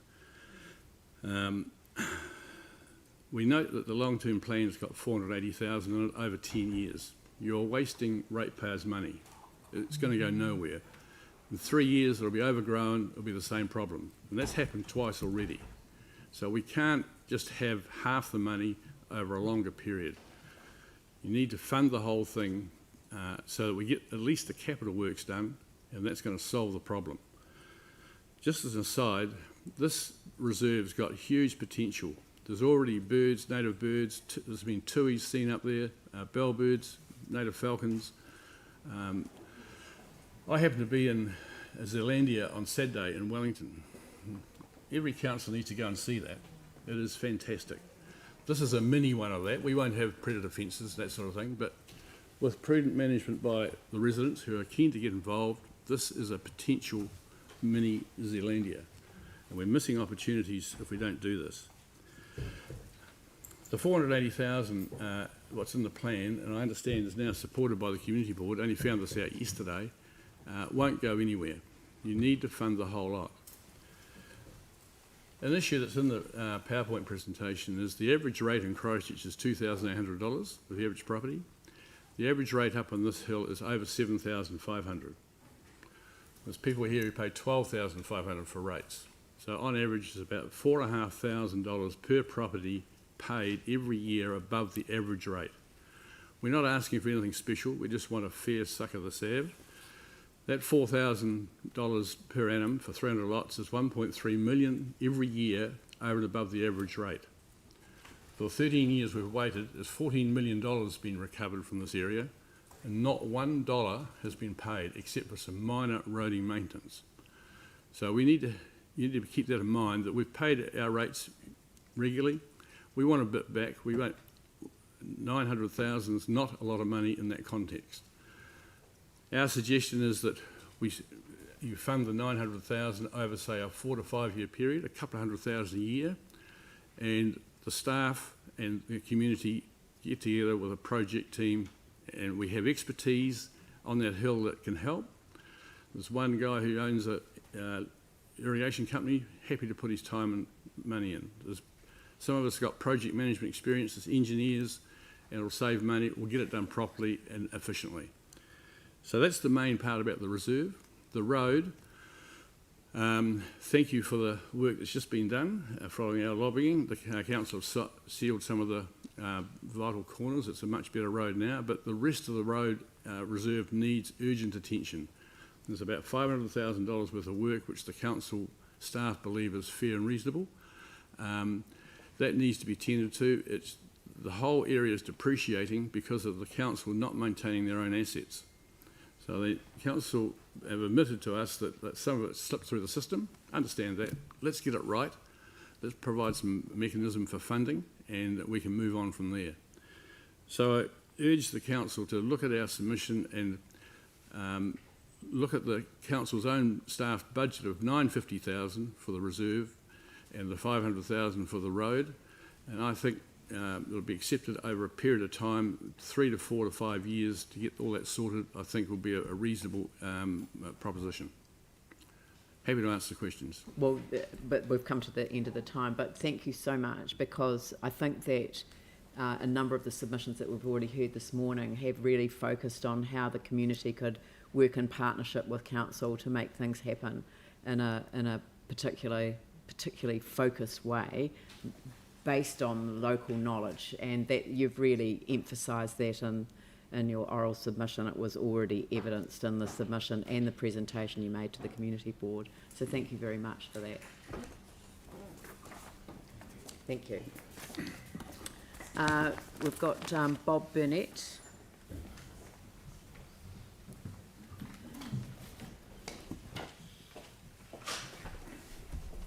Kia ora, Mayor Leanne, councillors, residents. Thank you for the opportunity to talk. Regrettably, I haven't had time to do a written submission, a wider submission, but as one of the residents in Broad Oaks, I thought it's important to support the previous submission.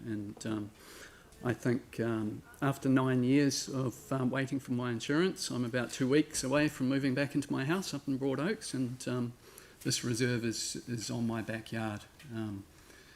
And my major concerns, my expertise isn't in reserves and landscapes and things. I think Andrew Crack, who will talk next, is a landscape architect who has more expertise in that. My area is sustainable building and housing.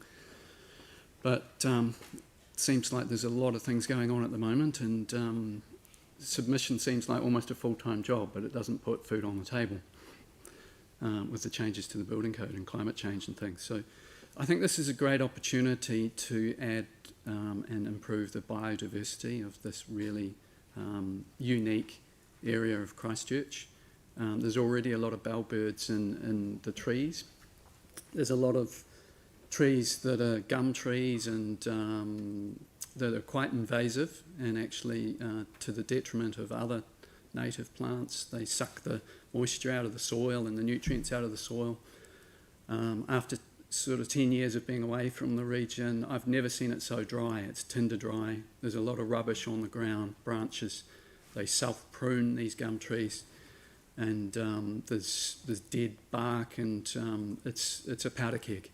Something needs to be done to. It's a real serious fire risk. The other concern is the road safety. There's one of the neighbours, when we were actually living there all those years ago, one of the neighbours had a near fatal accident head-on a bicycle into a car. Just talking to the others, there's been a handful of accidents that they're aware of, collisions on that road. There needs to be yellow lines on the corners. People have taken to parking on the corners, and you have to cross the white line to get around them. Very dangerous. So that's an important thing. I think if this reserve was developed as a walking track and a cycle track, perhaps it would take pedestrians and cyclists off that road. There's not continuous footpaths. The footpaths go from one side to the other, and it's usually at a bend on the road, so it's very dangerous. If that track was planned and developed well enough, it would be great, because it's actually a shorter distance and it would be much safer. That's probably all I've got to talk about, so thank you for your time, and I'll hand over to the next person. Thank you very much. So Andrew Craig, follow on from Bob.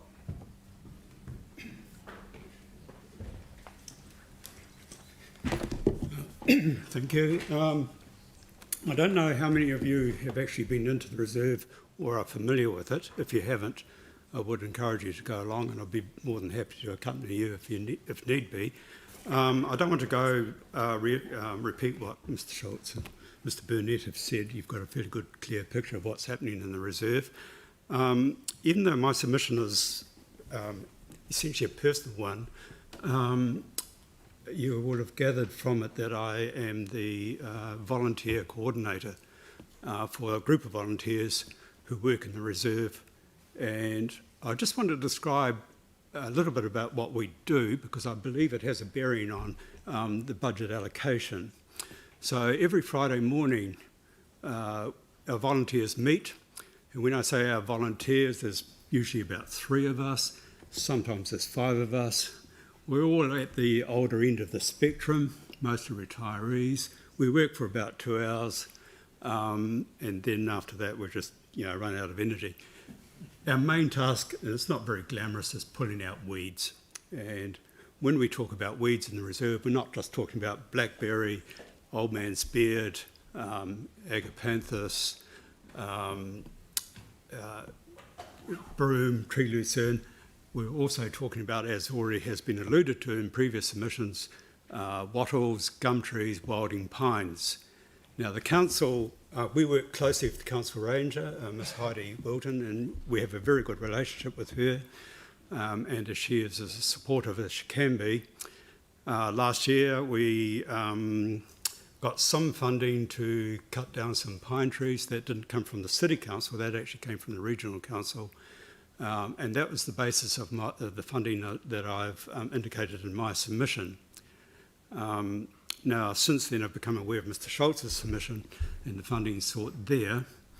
The council discourages us, and in fact forbids us from using power tools in the reserve, and that's understandable because we're amateurs when it comes to chainsaws, and we want to avoid unscheduled amputations and such like. And so we have to get contractors in to do that work. So the approach taken by Mr. Schultz is the one that I prefer, whereby we go into the reserve, we hit it hard, and we hit it once. And I feel that if we do that, we as volunteers can do a lot to maintain the reserve. As it stands at the moment, when we're in the reserve doing our work, people often walk past us and they'll say, well, you're doing a nice job there. And I'm tempted to hand them some hand tools to help us out. It doesn't usually happen. And but I do say to them, look, this is a job that's not just going to take years or decades, it's intergenerational. It's beyond, it's just absolutely daunting, it's overwhelming. So I figure that if we can hit it hard, hit it once, deal to the pines, the gums and everything else, we can manage it after that. At the moment, it's a case of 2 steps forward, 1.5 steps back. So that's what I want to say. Thank you. Thank you very much. It's very clear, and the grouping of the 3 submissions together, I think, has really enabled the council to get a really good understanding of the area. So thank you for that.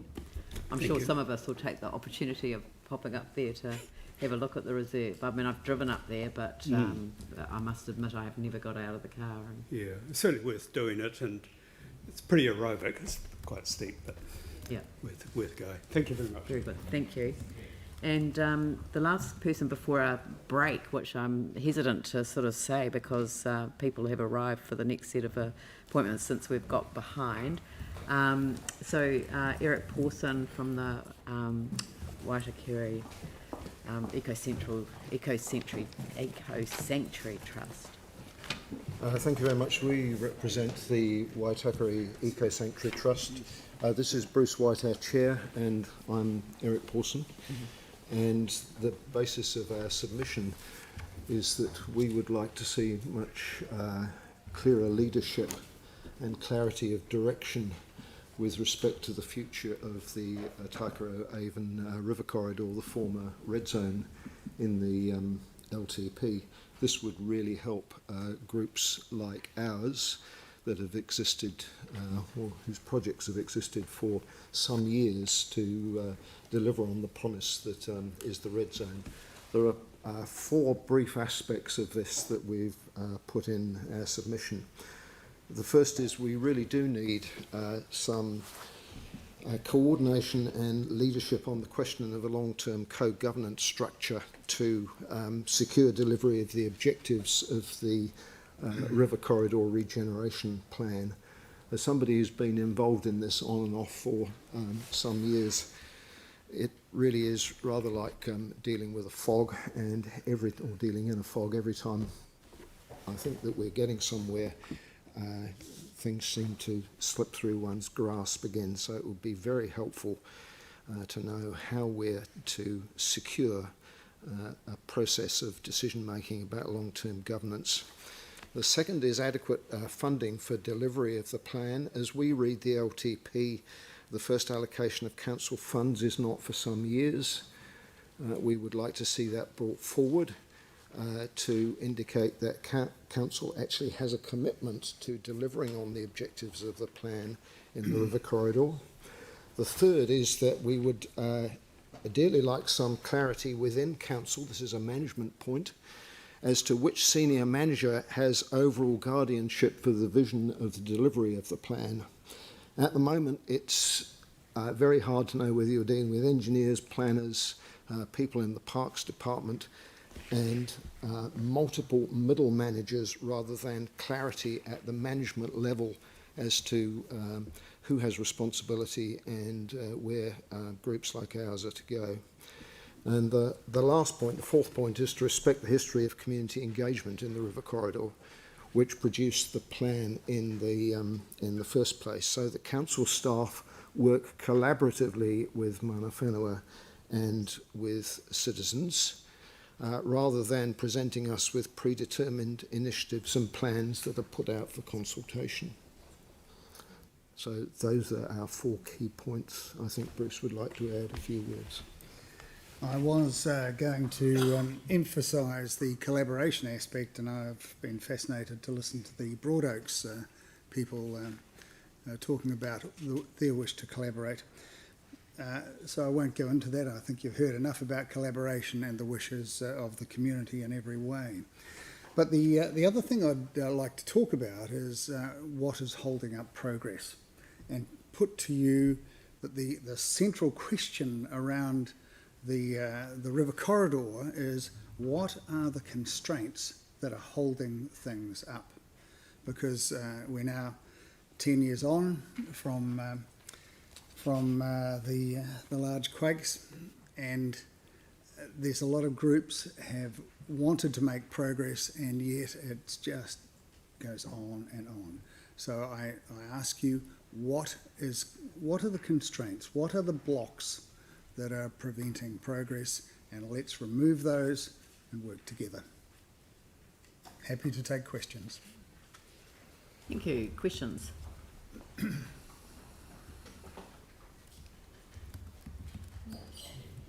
Sam? Or in your view, what are the constraints? I'm putting the question to you. Yeah. From any observations though? The 4 points that we've made. Okay. So It's nothing governance, further it's than lack that. of clarity with respect to management, it's a certain amount of financial commitment, and it's a question of engaging with us rather than presenting us with We want to engage. those 4 points. And for the project we're talking about, it's a significant piece of the red zone land, and it involves the stop banks, it involves New Brighton Road and those sorts of things. We want to collaborate. We have the skill set ourselves within our trustees to collaborate sensibly on a professional level. So that's what we want to do, and the sooner the better. That's very good. Thank you very much for making your submission, and I'm hoping that we'll at least have a little bit of progress on the co-governance one very shortly. Thank you. Thanks. Thank you. Thank you very much. So we're down for a 15-minute break now, but we are 15 minutes behind schedule. So I'm just going to suggest that you take 5 minutes, grab a cup of tea or some water, or but if people could be back here at I'll be fairer than that. Be back here at 12. That's 8 minutes. All right. Thank you.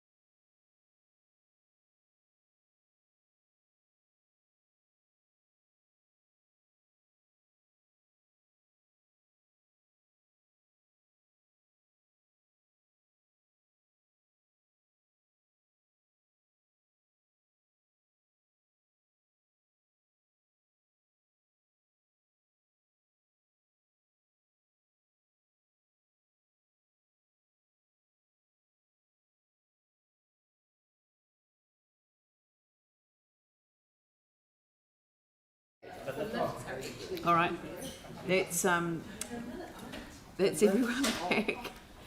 Okay, thank you.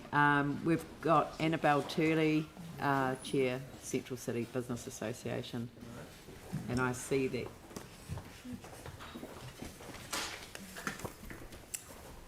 Welcome. Sorry to keep you waiting. We're going to apologise to This is everyone. Nikki Carter, the Secretary of the Central City Business Association. The Central City Business Association has 500 members who run businesses in our central city. Our city is entering a really exciting phase of the regeneration process with all those anchor projects coming on board finally. The CCBA is placed in a really good position to support our members and the businesses as our city regenerates. Our executive has 9 members who are all volunteers, and we're all very, very passionate about our city. We're supporting a targeted rate for funding for the Central City Business Association. This is to provide certainty to enable us to plan for the medium and long-term future. And the funding would be from the Central City businesses, not the general ratepayers. And I believe, and I think our whole executive believe, that for Christchurch to thrive, we actually need a really thriving central city.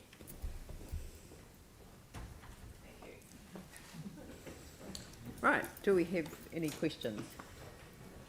Yanni? Oh, thank you. Sarah? Do you have any members in the Hoyts Entex complex? And Yes, we do. do you know how businesses are going in there? Yanni, could we please focus on the reason why we're here, which is our long-term plan? That would Okay, be so I guess I was appreciated. just interested, like it seems like there's Yes, a lot I of know that local you have small a great businesses interest that are in these struggling. matters, but let's deal with that in a place that's appropriate for that. Sarah? I'm happy to talk to you after. Yeah, I was just wondering if there was any Thank you. observations, things we could Thank do you, to support Yanni. small local businesses in the central city. So, and how would you see the sort of membership of the CCBA working once there's a sort of a rate coming from every property? So currently it's kind of you sign up. Would membership, do you think, be automatic then for all of those that were paying, or Well, how would that work? it would be, because it would be with a targeted rate. Yeah, So- and do you see that then leading into something in the future? So more like membership-based fees that are separate to a targeted rate, or like instead of, or is it see it as a transition like a or a hybrid permanent? model would be ideal. Yeah. Going down the future. Yeah. I think the targeted rate is a really efficient and simple way of collecting from all the businesses in the city. And if it's a membership based model and people have to pay, there's a lot of, for the amount of the membership fees, there's a lot of cost associated with actually administering that. So that's why we support the targeted rate, because it's a nice clean way to actually collect from all the businesses in the city. And you're okay with the way that it's done, the way that the target rate is done, or would you like something slightly different? We're quite happy with it. Yes. We've spent quite a lot of time with the urban regeneration team working out a way that was like fair for everyone, because some ways that they were targeted on a unit, so things like hotels or that sort of thing would have paid a lot more, and it wasn't really equal, whereas the targeted rate seems to be the best way to get. And once you've got a higher membership from this, you may need more, so if it's staffing, those kind of things, to be in contact with people and that kind of thing. Do you see that the amount itself is enough? Are you going to, because there'd be more work involved with a higher membership and stuff? Yeah, I think what we are hoping is that we start off with what we've requested this year and do a strategic plan for the next 3 to 5 years and actually prove our worth. And as we hit some of our goals and meet our targets, then we'd hope to increase the request for that funding on a year-on-year basis, but actually prove that we're achieving our goals and targets and adding value for the businesses in the city. Great, thanks. Andrew? Thank you. I'm interested in the request for a grant of $150,000 in the next financial year. Granted, this amount is necessary to put a foundation in place to achieve strategic goals. Can you just expand on that a little bit? What would you do with the $150,000? Well, the first step for us is we want to put a strategic plan in place and engage with our members and ask what they'd like us to do.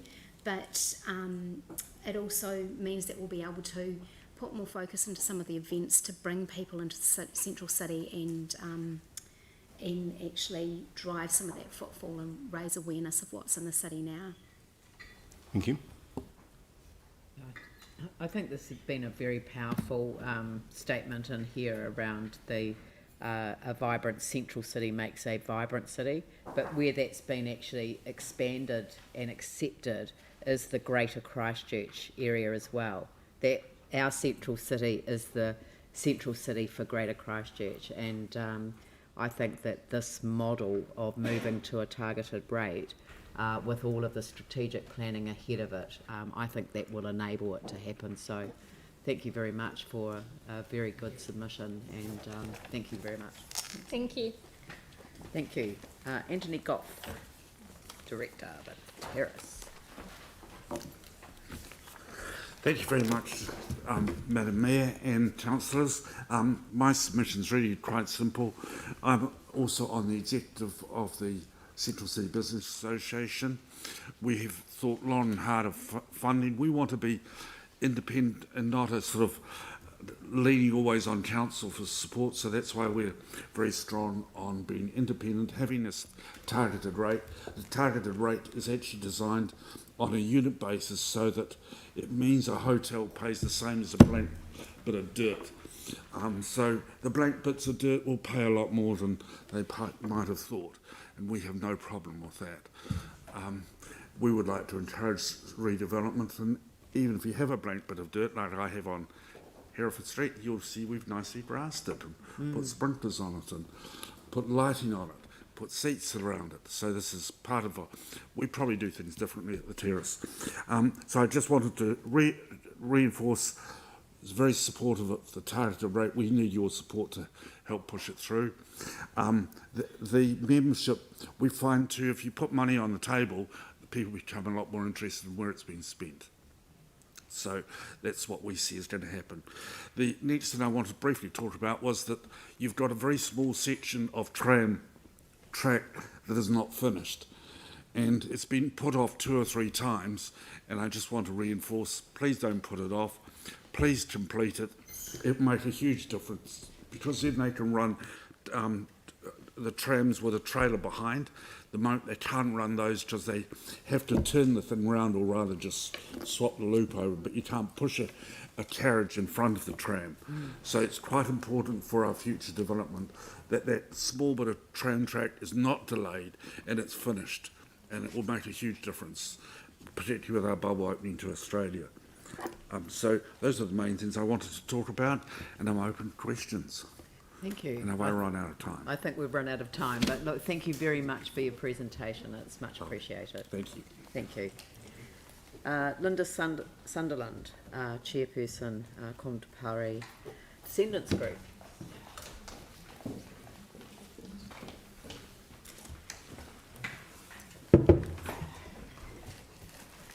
Good morning, everybody, and thank you very much for having us here.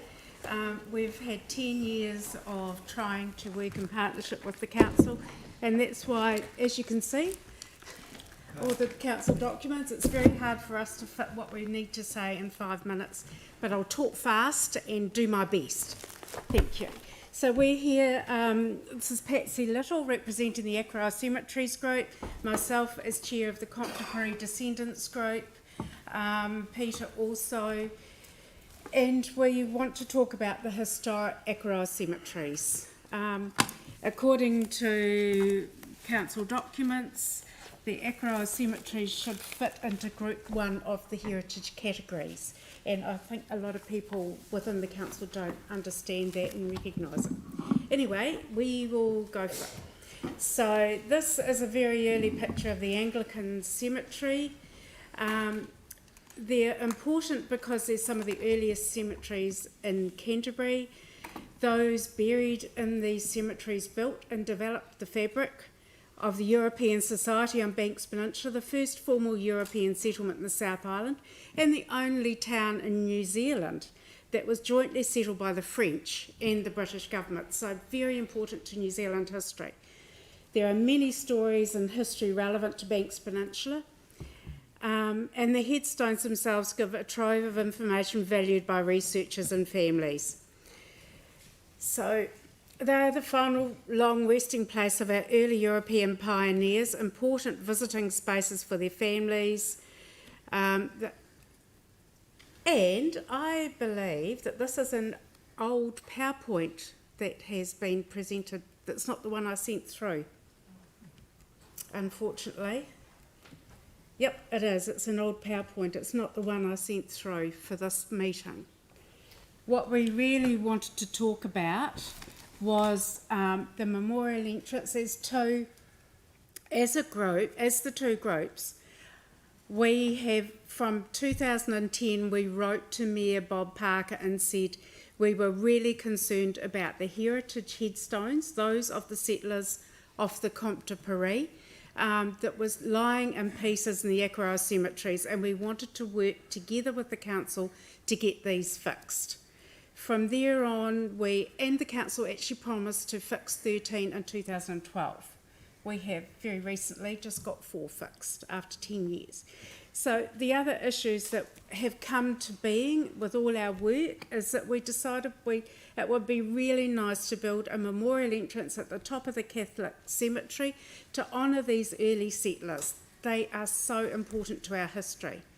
We also, with the Akaroa community, were concerned about the state of the cemeteries. They were very unkept. A lot of the graves were hidden in ivy. We have spent 2 years cleaning them up.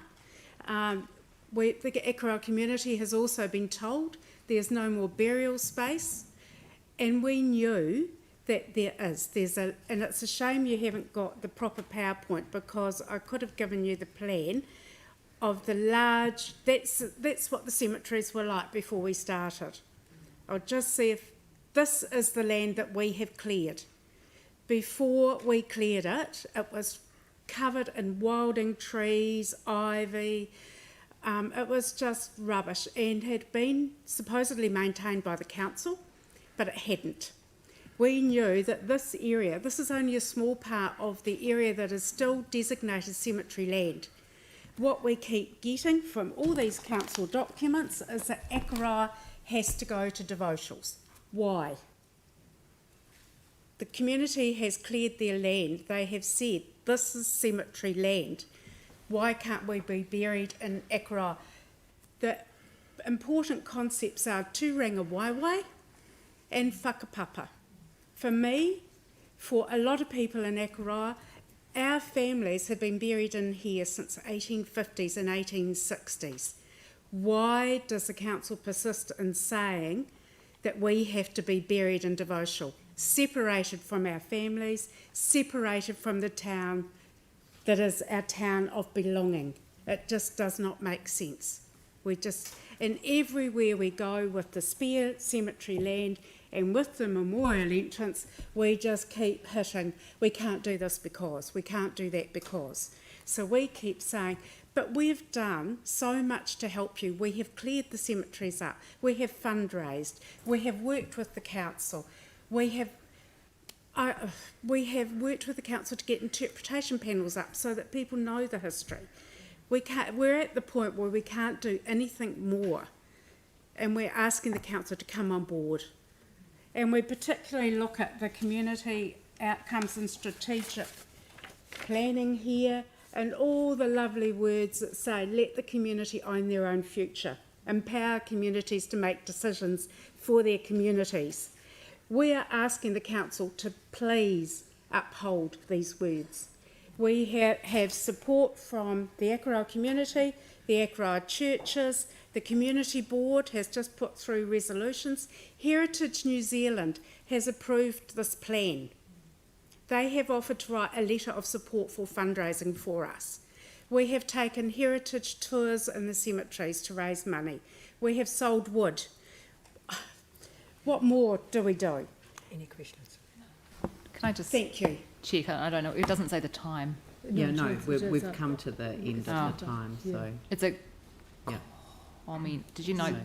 So did you know that the Heritage Incentive Grants and the Heritage Intangible Grant criteria there now would allow you to do this work? Thank you.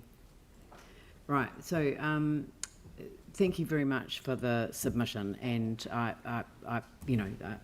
the detail that you've provided with us. I mean, people have got a very clear understanding of what the issues are. So it's a challenge that you're putting to us in our LTP, and obviously when two councils amalgamate, some of the history has not been carried forward. So there's obviously considerable work to be done. So thank you very much for your submission. Thank you. Thank you. So, Nolene Allen, Casbay Residents Association. She's trying to blame the way the council's amalgamated. Hold on, there's nothing about that. Hi.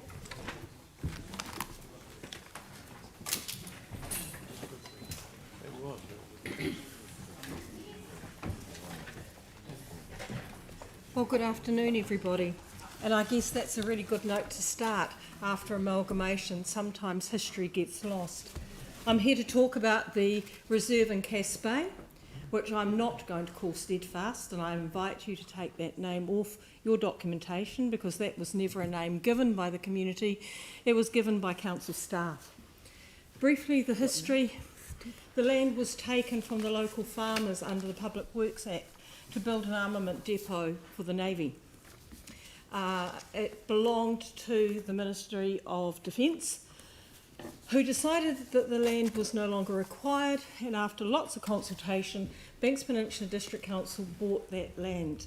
They bought it based on a lot of community consultation, and I refer you to the visioning document that was produced at the time, and certainly under another role that I had with the Ministry of Social Development, where I did a lot of surveying of all of the communities from Little River to Littleton. Again, that was reinforced. The land was purchased, and out of the kindness of our hearts, we allowed the Steadfast group to remain there. Even though the Ministry of Defence were going to kick them for touch, we supported the young people to still have access to that site. Also, there was use for the community. And then amalgamation happened, and a sign went up that locked the community out of that reserve, and we were threatened with being trespassed if we went into it. Now, the reserve was funded from the Reserves Fund. Earthquakes then happened. Steadfast was allowed back in, the community was not. What we're now saying is that this is an enormous resource. It's a unique piece of land that has potential to support great recreation for the whole of the city. The people that recreate on the Port Hills, when we purchased it, we bore in mind the whole concept of getting as much of the Port Hills in public ownership. We're now in dialogue with the council, and we are looking at developing a reserves management plan for the area. And we were delighted to see that some funding had been put into the long-term plan, but not till 2007. 2027. We are a community, very much like our cousins in Akaroa, who are used to rolling their sleeves up and have a history of long-standing work. Jenny and her team have been leading all of the reserves planting in that area. We have amazing plans that we want to see happen, but we do need some support from you. We need that funding to be brought forward and to start in the coming financial year. If you look at Casbay and you see the growth that's happened and the growth in population, the demand for recreation in our beaches, you will see that the city uses our area widely. You will also note there's been a significant amount of money that has come out of that community and into your reserves funds. We're not asking for all of that money, we're not into jam jar accounting, but we think it's fair and responsible to give us some of that money to allow us to develop that reserve, and the investment you put into that reserve will create opportunities for the whole of the city and will be leveraged by the support that the local people will give in rolling their sleeves up and doing the mahi. I've also put in my submission, I'd like you to seriously consider that you take Steadfast. We are not HMS Steadfast. This is a reserve that runs from the main road up to the Port Hills. And the history of Steadfast is very small in the history of the area. And it has a very good Māori name, Murukuiti Rahi, the place of the fire sticks. And I have given you in the report, I've given you the references to Anderson's book on place names of Banks Peninsula, which is the oracle in these matters.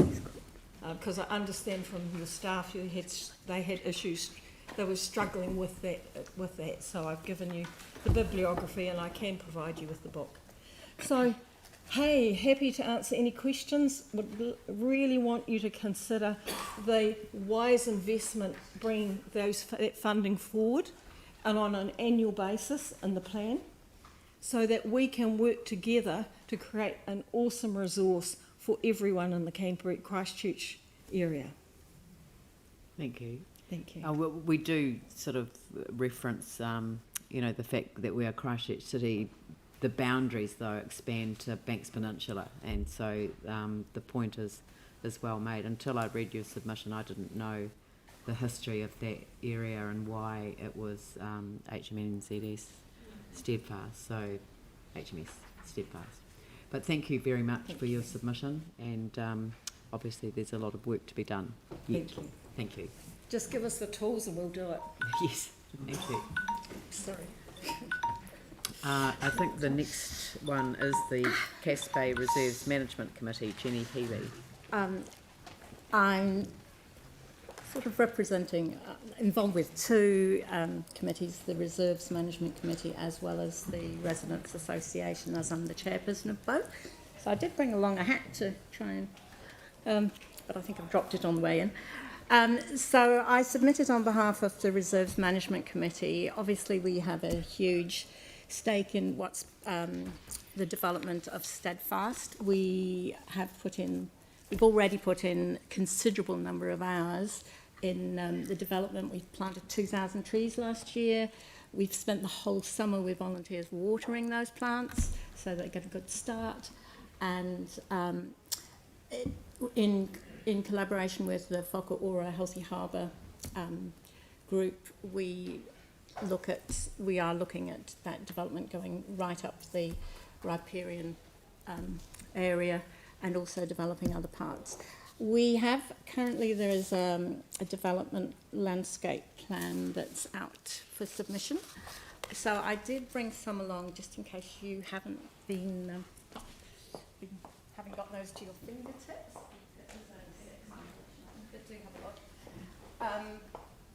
So perhaps if you could just give them to staff and they can copy them off for everyone. Yeah. So basically,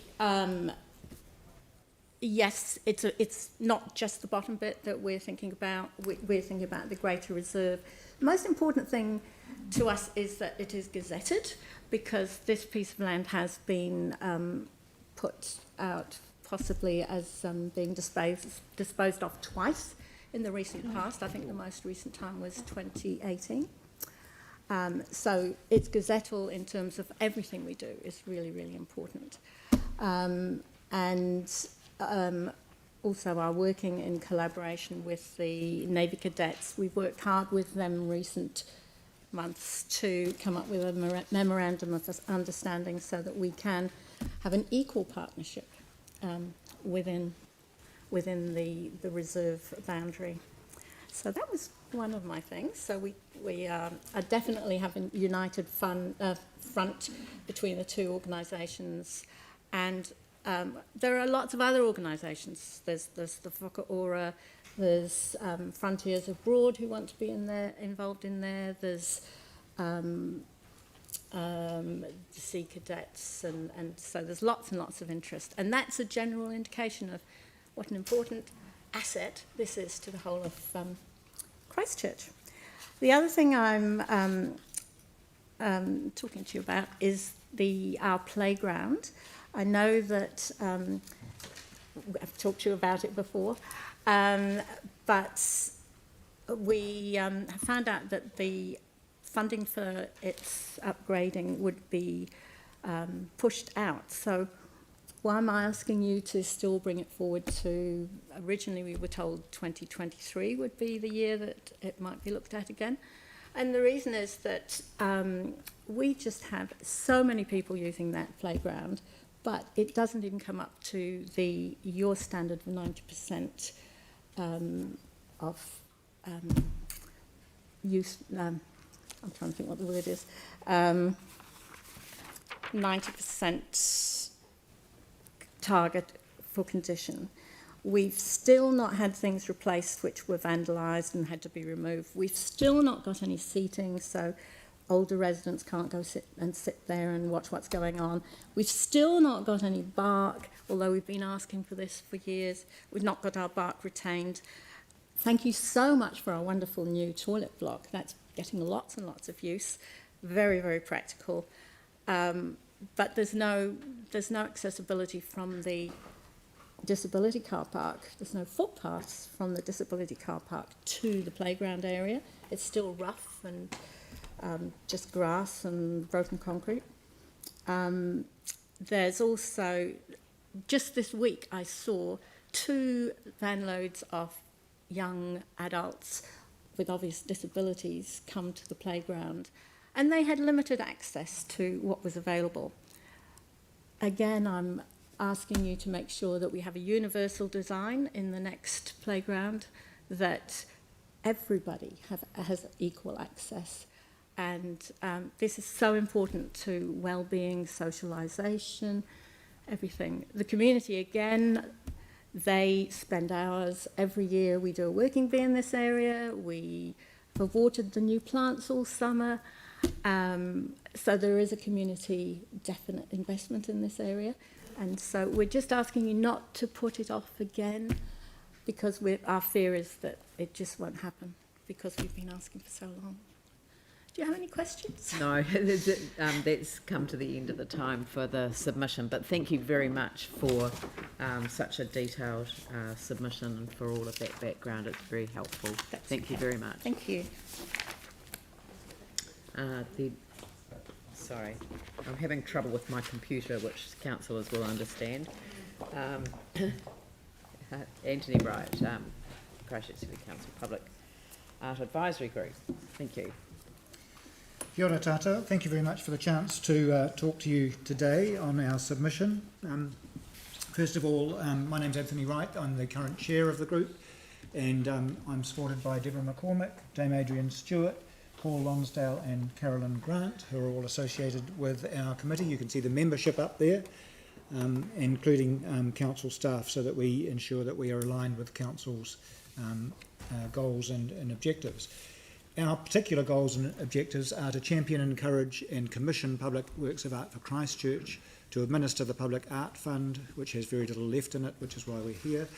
Where practicable, to achieve one-to-one or better funding from other sources to augment the council grant, and we'll be able to show you that we've done much better than that one-to-one over our first 10 years. Here's our vision. It's about reigniting and reinventing the artistic legacy. We want distinctive and innovative art, and we want art that will astonish, surprise and delight, whether that's locals or our visitors from elsewhere. We have some guiding principles. In our first 10 years, we were very focused about within the 4 avenues of the central city, and also trying to get public art at the major entrances to Christchurch, or to be associated with major strategic developments. As you'll hear in a minute, in our second 10 years, we want to complete that mahi, but then expand to the suburbs. And our other big principle is that the city-funded public art will be a partnership with other public and private sources. So we play an advocacy role. We consider applications for funding. We host occasional functions to bring together people that might lead to public art in our city. And we provide advice to anyone that's contemplating putting up public art on their own endeavours. And there are a couple of examples up there. Our results from our first 10 years we think are pretty stunning. I don't expect you to read this because it's too detailed, but we achieved our first 10-year plan in its entirety. And what's more, Council's $2.1 million investment over that 10 years was leveraged by fundraising that we achieved of $6.75 million. So that's additional funds raised from private and philanthropic services. So in effect, for your $2.1 million grant, we have delivered $9 million of public art assets, all owned by the city now. So we are requesting that our Public Art Fund is reinstated. It's got a 13+ year track record. We were able to demonstrate that everything installed pre-earthquake has survived and stood proud, so everything's been engineered very well. After the briefest of drawing breath post-earthquake, we got back into delivering more public art. And as I said before, at the 10th anniversary, we had achieved everything in our own 10-year plan, which was a surprise to us, I think, because it was a pretty stretched plan at the beginning. So the city owns a pretty enviable collection of top-flight public art. And we're going to take a quick fly through that now, very quick. So Nucleus, hopefully these are all very familiar to you. Flower Power, Passing Time, Enoho Radikiriko, Skylens, which has to come back, Julia Morrison's Tree Houses for Swamp Dwellers. This is one of the great ones of international solidarity after the earthquakes, Misha Kubal's Solidarity Grid. And here are a couple of the lights out of the sequence. Here's the whole sequence of the grid. And here's our mayor with the mayor of Mayor Kaoru Ito unveiling the Kurashiki street lamp. So part of this international thing was having all our sister cities involved, as well as other cities all around the world. So a really international thing for Christchurch to do. Chapman's Homer, sitting in front of the art gallery now, was a very popular one that the public contributed to. The largest public sculpture in New Zealand, Fanfare, out on the Northern Motorway, lit by night, and that's something we're increasingly doing, is lighting our works by night. Anthony Gormley's Stay in 2 locations. Pupu Haraketi, a wonderful memorial to someone killed in the earthquakes, standing in the King Edward's Barracks. Diminish and Ascend, Nathan Polio's Raise the Anchor in Little Hagley Park, and just announced the Ngaitahu legacy work that will sit in front of Te Pai. So we are seeking input from council. We'd like to continue to be a leader in public art, and we'd like to talk to you about where public art sits in council in terms of advocacy, administration and maintenance. In terms of maintenance, we have got maintenance funding into the council budgets for all the existing work, so there shouldn't be an issue with those in the future. But the loss of our annual grant 3 or 4 years ago equals a loss in all of that industry and philanthropic support. So we're requesting that you reinstate the Public Art Fund. Just a couple of closing comments from me, if I may. Yeah. Is that okay? Thank you. Dame Adrian Stewart and I in 2007 presented to this council, and we have a 23-year history of public art, which I think speaks to itself in terms of what we see around the city every day in our beautiful city. So we would like to continue this partnership with the council through the Public Art Advisory Group to make sure that we return on their excellent investment. And I really challenge you to find a better way to fund public art. For every $1 that the council puts in, we bring through the partnership $4.5 of return. So we would like to continue to do that. Creative New Zealand most recently have published some advice for arts organisations to submit into their LTP plans, and we're absolutely delighted that we've been held up as exemplars for our work, with Whakaahine being held up as an example, and also Diminish and Ascend. So please do reinstate the fund. We want to continue to bring our volunteer effort and all of our supporters to continue the role, and mahi to bring public art to our beautiful city. Thank you. Thank you very much. Thank you. The next submission is Mark Gerard from the Historic Places Trust.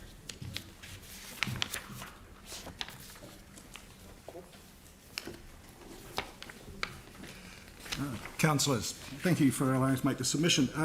Just to begin with, we'd like to acknowledge and thank the efforts of the Council's Heritage team led by Brendan Smythe. We'd also like to acknowledge the efforts of Richie Moyle and the Council's ongoing restoration of its heritage buildings, and I think you'll all agree the Evans Band Rotunda is looking fantastic, especially at night.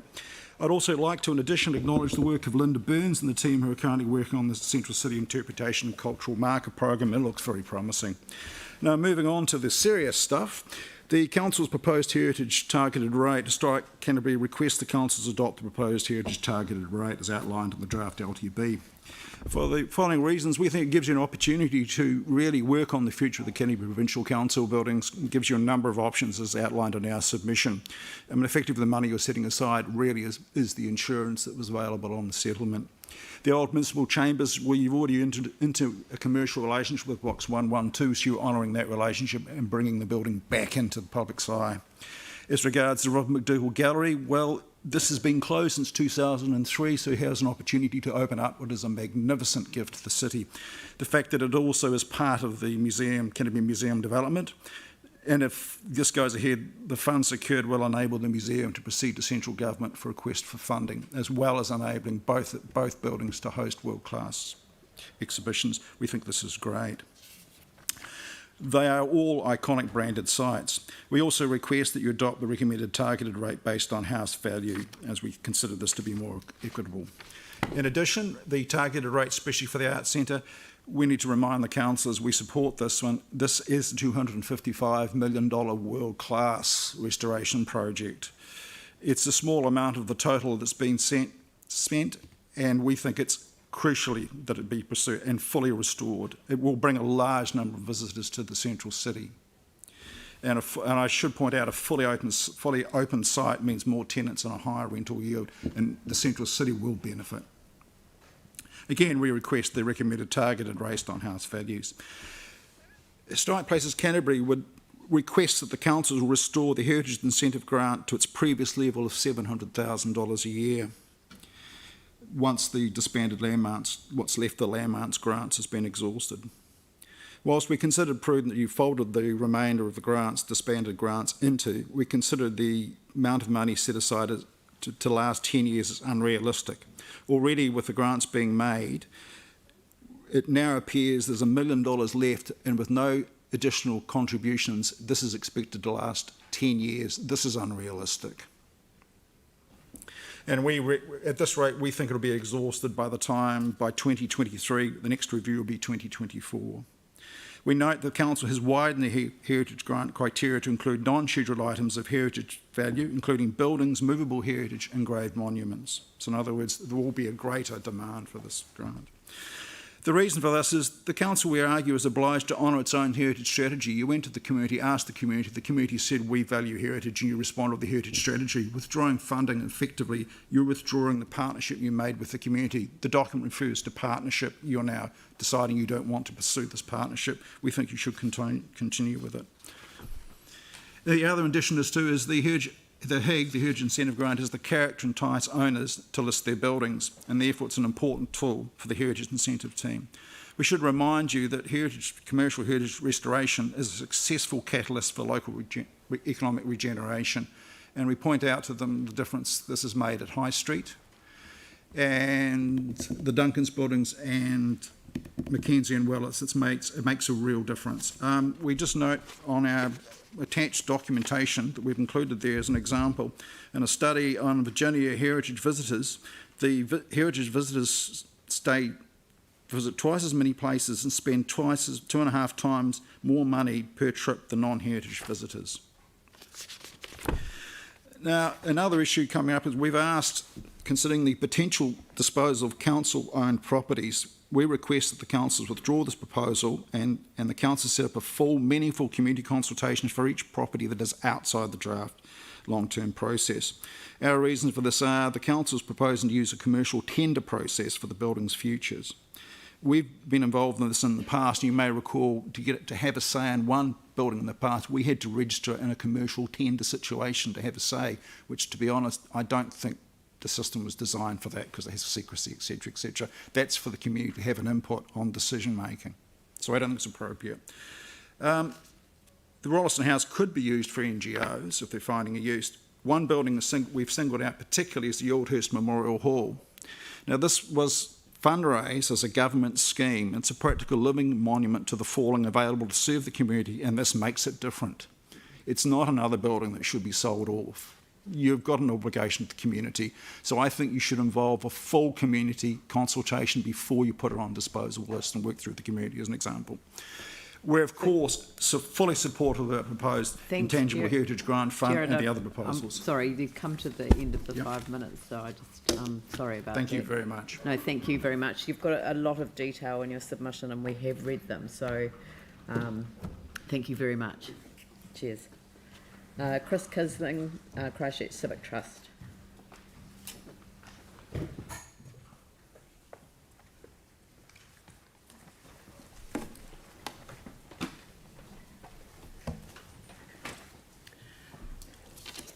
Thank you very much for this opportunity. There are more than financial implications to consider in the long-term plan. Virtually all decisions taken in the short term have long-term consequences because we are dealing with the built environment and how we operate within the constraints of that environment. We in New Zealand are profligate users of energy on a per capita basis. Energy is not free. How we use energy has implications for climate change. Council acknowledge this. We are a coastal city, vulnerable to rising sea levels. Moving inland impacts land use and loss of agricultural land. Energy is used to construct and to knock down. Energy is used when we physically access places, conditioned by what choices we have to get about. Energy is used in the home, at work, at play, in fact, in all our activities. But do we evaluate planned alternatives from an energy conservation and efficiency perspective? Not very well. Our submission indicates our concerns with respect to heritage funding, disposal of some city assets, the future of the Robert McDougall Art Gallery, and makes a plea for better integrated public transport systems. It's not just about infrastructure. It is also about coordination and operational matters that facilitate convenient point-to-point access within acceptable timeframes. We also see the necessity for more rigorous protection of open space assets, particularly Hagley Park. The Council, as both administrator and advocate, is often in a conflicted situation as a promotional agent and as designated protector of a very significant heritage asset. There are legal requirements involved. Sadly, too often sidestepped for political expediency, as in the application of the Hagley Park Management Plan. I'm leaving you time to ask questions. Thank you for making this verbal presentation possible. Execution within 5 minutes, as many have pointed out, severely limits potential dialogue. So if we don't get the questions now, we're quite happy to have written questions from you, which we will respond to. Thank you very much. Thank you. That's very helpful. Do I have any questions?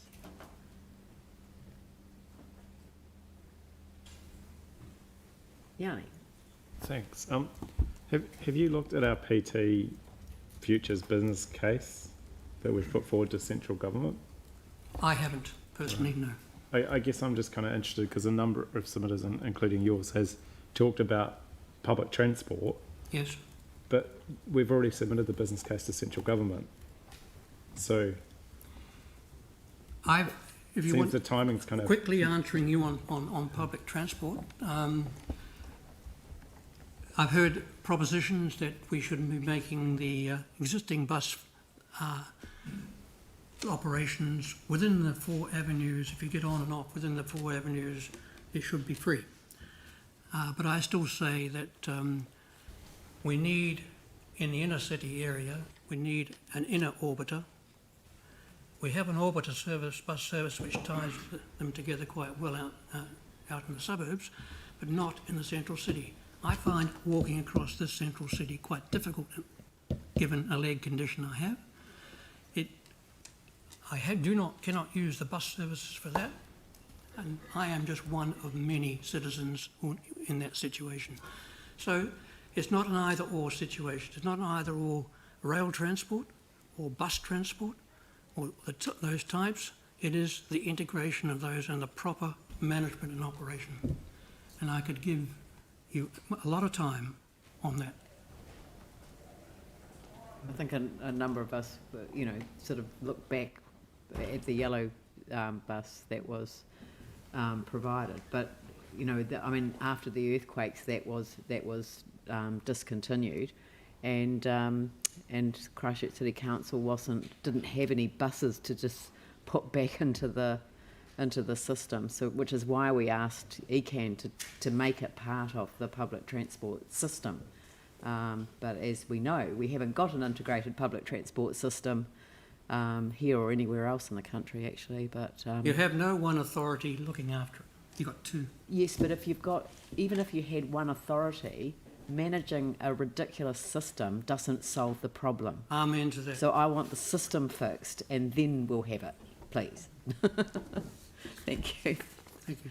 Thanks for that. The next is Stu Edwards from Fulton Hogan.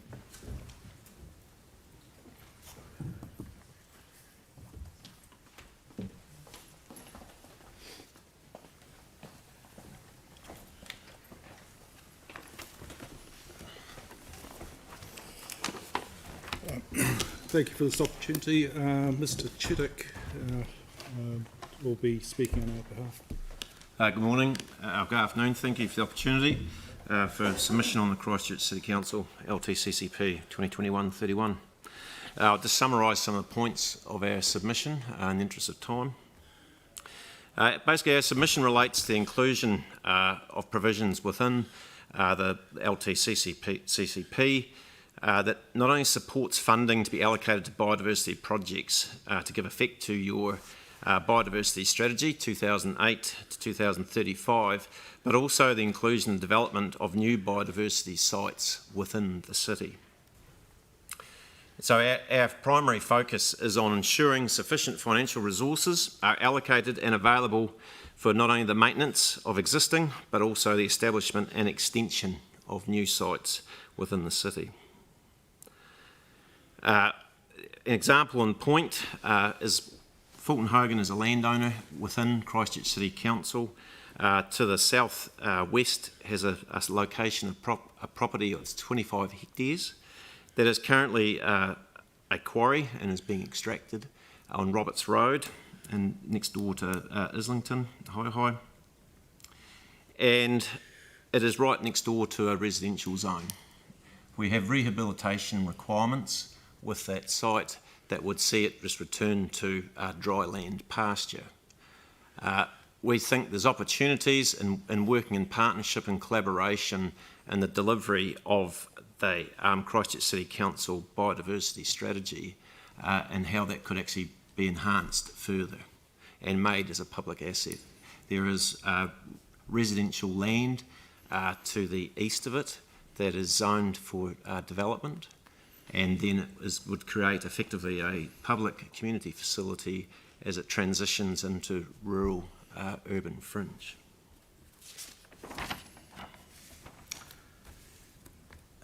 Yeah, so I guess the point we want to make is that rather than go back to what is low productivity pasture, we think there's opportunity to work in an example like this, but also elsewhere to go beyond what is the minimum standard.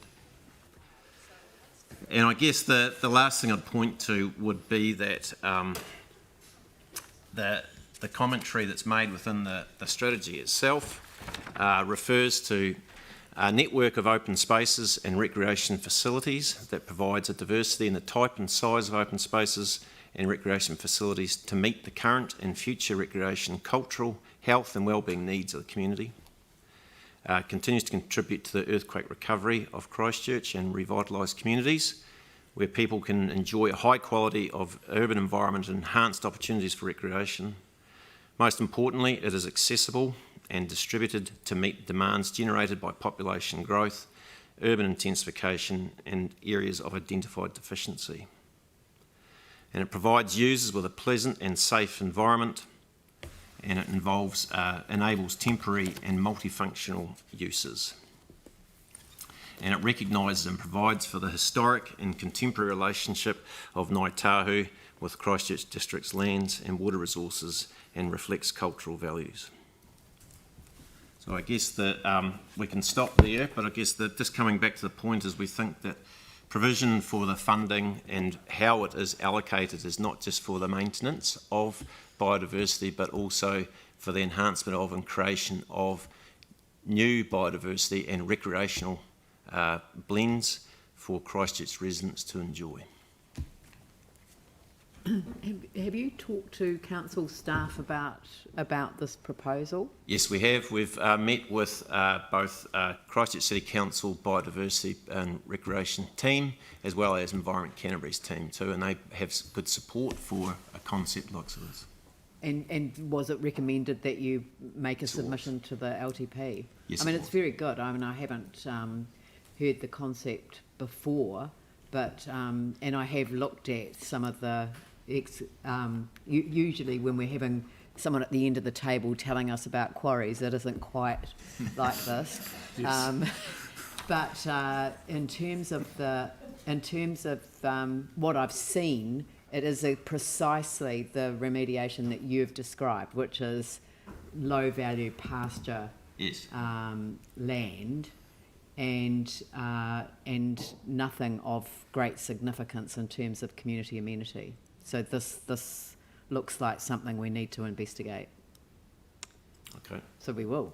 So you will. Thank you. Appreciate that. Appreciate the time. Thank you. Good.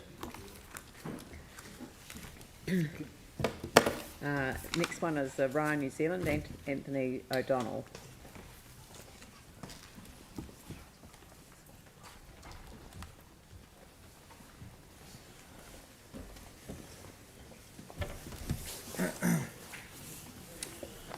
Good afternoon, team. My name is Anthony O'Donnell and I'm the Network Delivery Manager at Orion New Zealand Limited. Thank you for the opportunity to comment on the Council's draft long-term plan 2021 to 31. Orion's submission focused on ensuring that the long-term plan budgets have been appropriately allocated to manage trees and vegetation in accordance with Council's tree policy and regulatory responsibilities as governed by the Electricity Hazard from Tree regulations. The electricity tree regulations primarily covers the maintenance and trimming of trees near overhead power lines and ensures public safety while also maintaining a secure and reliable electricity supply. The Council's tree policy was recently adopted in March 21 and provides guidance for planting, protection, maintenance and removal of trees on Council-owned land within parks, reserves, roads and other public spaces. Orion also made a submission on this. To achieve the CCC tree policy set objectives, the long-term plan must ensure appropriate budgets have been allocated to deliver on the following: pruning of trees to achieve the necessary clearances to infrastructure to regulatory requirements, ensuring appropriate budgets are provided to remove trees if the risk of the tree has been assessed as unacceptable risks to the public or infrastructure, and of important note that a new budget is to be established and allocated within the long-term plan to address other options rather than cutting down the tree, as this should be the last option. An example of this is the installation of underground cables or providing an engineering solution to address the conflict. This all requires funding. Of note, recently Orion and Council have formed a working group to address trees that don't meet the requirements of the tree policy. This team will work together to review, assess and provide solutions for trees that don't meet the requirements contained within the tree policy. However, the success of this working group must ensure that appropriate budgets are allocated. I'd like to thank Stefan Thomas, CCC's Operation Manager Transport, and his team for their collaborative approach to this issue and delivering the best outcome for the city. Orion's submission also focused on collaboration. While this won't specifically require any amendments to the long-term plan, coordination of works has the potential to impact on expenditure in this area. Orion, like the council, has a significant up-and-coming capital works program, which is defined in our asset management plan. I've left a copy. I'll leave a copy here, and for sustainability's sake, I just bought one, so you guys can fight over it. I'll just leave that here. Orion's proposed forward works program, sorry about that, will include the installation of several significant 66 kV cable projects requiring large trenches within road reserve. This work will be invasive, having an impact on traffic flow and the community in which the cables will traverse through.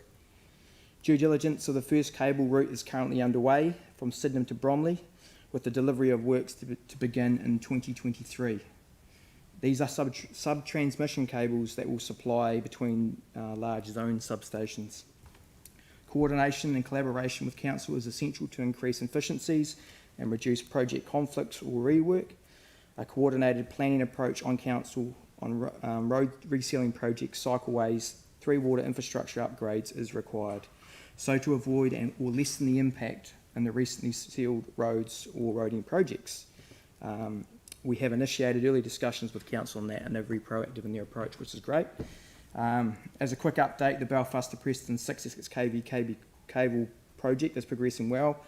Thanks again to the councillors who supported this following my pre-construction presentation to the respective community boards. These are people-sensitive projects, but are essential for our city growth and resilience. In closing, I look forward to your acceptance on the proposed amendments within our submission, and look forward to delivering these significant projects where we'll look to serve the people of Christchurch now and into the future. Thank you. Thank you for that. Reading your submission was quite an eye-opener, you know, because, you know, our reflections of the earthquake repair strategies didn't quite have the same joined-up feel to it. So yes. I feel like that there's a learning that's been taken from that, and or a lesson that's been taken from that, and it's being implemented in a much more proactive way, which sounds good. Does. Yes? Yeah, very promising. It's good. 66 kV underground cables, I remember them well, and you mentioned Sydenham to the same destination, Bromley. So that's, and because community consultation, so not just the community board, but community engagement. But yeah. I assume that that's all joined up with the council as well. It is. So when we present to the community boards, we also propose a comms strategy as part of that proposal of forward works. So. Great. So, but I mean, in terms of the timing of it, that you're working with the council engagement teams around the engagement strategies. Exactly. Yeah. No, cool. Great. Excellent. Thank you. All right. Thank you very much. I'll just leave this. It was a very interesting submission. I don't want that.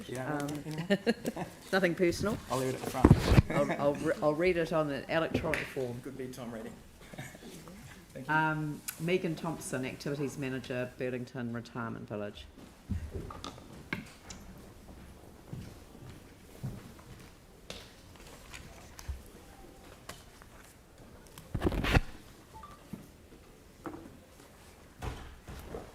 Hi guys, my name's Megan Thompson. I work at a newly developed retirement village out on Preston's Road. We're part of a company called Kestrel. We also own a retirement village called Alpine View, which is 3 kilometres the other end of Preston's Road. We're soon to open another village here in Christchurch, and I wanted to come and speak to you today about the proposed plan of cancelling the Christchurch City Library mobile van. I wanted to come and discuss this with you because cancelling a service like this is going to cause huge damage to my residents at our village, Burlington Village. At this village, it's a lifestyle village, so we have residents over the age of 65 retiring here, and many residents use this service on a weekly basis. The van comes on a Friday for 30 minutes, that's all we need, and at this stage we have approximately 30 residents using this van weekly. We've got 100 residents on site at the moment. This is going to grow to about 400 residents at a later stage that will be accessing this van. So my issue is with cancelling the service, you're essentially cutting off an entire generation from using something they've always used their whole life, books. By removing the service, they aren't able to access something they should be entitled to access, books. A lot of our residents can't actually drive themselves into the library to get books. There's a variety of reasons for this. One, their mobility. They can't drive a car. Some of them, many of them, especially a majority of our females, actually don't have their licence. So if their husband passes away, they actually cannot drive a vehicle. With comes that sight issues, hearing issues, and most importantly, confidence issues. I mean, the city itself, for someone my age, I love our city. I think it's fantastic, especially seeing it before the earthquake and now after the earthquake.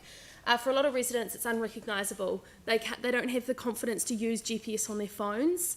They can't use their car GPS screens. The technological skills to use this isn't there. So actually physically getting themselves into the city, parking their car, using a parking meter, then going into the library and coming back out is just too difficult.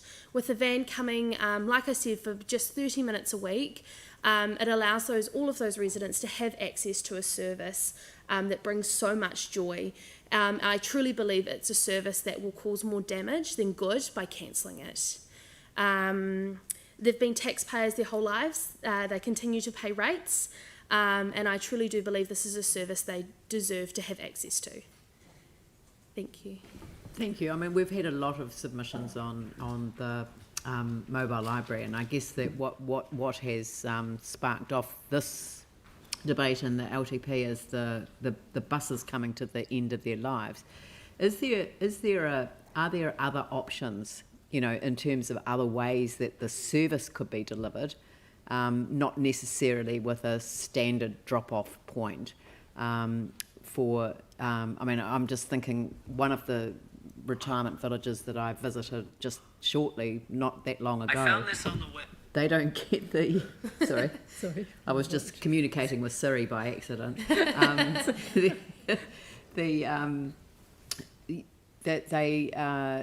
don't have the mobile library come, but the librarians do take books there and change them regularly. Yep. So there are other ways of providing the service. Absolutely, and in our care centres, so we have 3 facilities on site. We have our care centre, our dementia centre, and then our independent livers. And I look after the independent livers.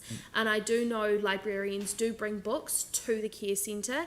I mean, if that's the way we want to move going forward, as long as, I mean, with the mobile van, it's completely independent. When Wendy, who ran it, who was in it for a very long time, she got to know the residents and the books that they liked, and she knew that some residents liked big print and some liked small, and there was more fiction than non-fiction. It was that personal touch.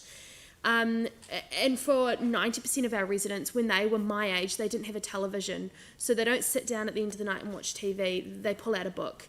I mean, if moving forward that was an option, as long as we could keep access to the books for the people who couldn't get to the library, I think that's my main message. So I'm also thinking that with technology, and I accept that there may be disadvantages for some, but there will be staff who would be able to help people choose the books that they wanted, and the books could literally be delivered. Maybe from Parkland's library would be closest library to where you are, you know, rather than a central mobile service. So are you talking about residents ordering the books and then they're being delivered? And okay. Yeah. So, I mean, they could have a look at what was on offer generally across our library service. And they could be delivered once a week or whatever. So, I mean, all I'm saying is that are you open to the wider concept? You're supporting the service as opposed to the method of delivery? Absolutely. Yeah. Okay, cool. Thank you very much. Thank you. Simon Templeton from Age Concern.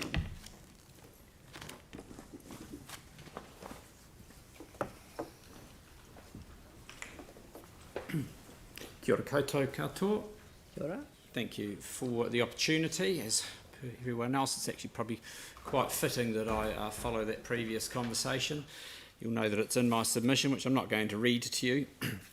My main role here today is really to encourage you to do better for older people and to have a greater focus in your minds when you are developing any change. I see in the long-term plan the acknowledgement at the front end that we have an ageing population, but the devil will be in the detail. And similar to the previous person, we're not here to say specifically how to meet the needs of, but my role is to make sure you address and take into account the needs of older people. We all know we have an ageing population. The population of your constituents, in 30 years' time, a quarter of them will be over 65. That's well known. What might be less known, and I think more relevant, is the population of over 80s is growing by 283%. The population of the 95 plus is growing by 700% in our communities in the next 30 years.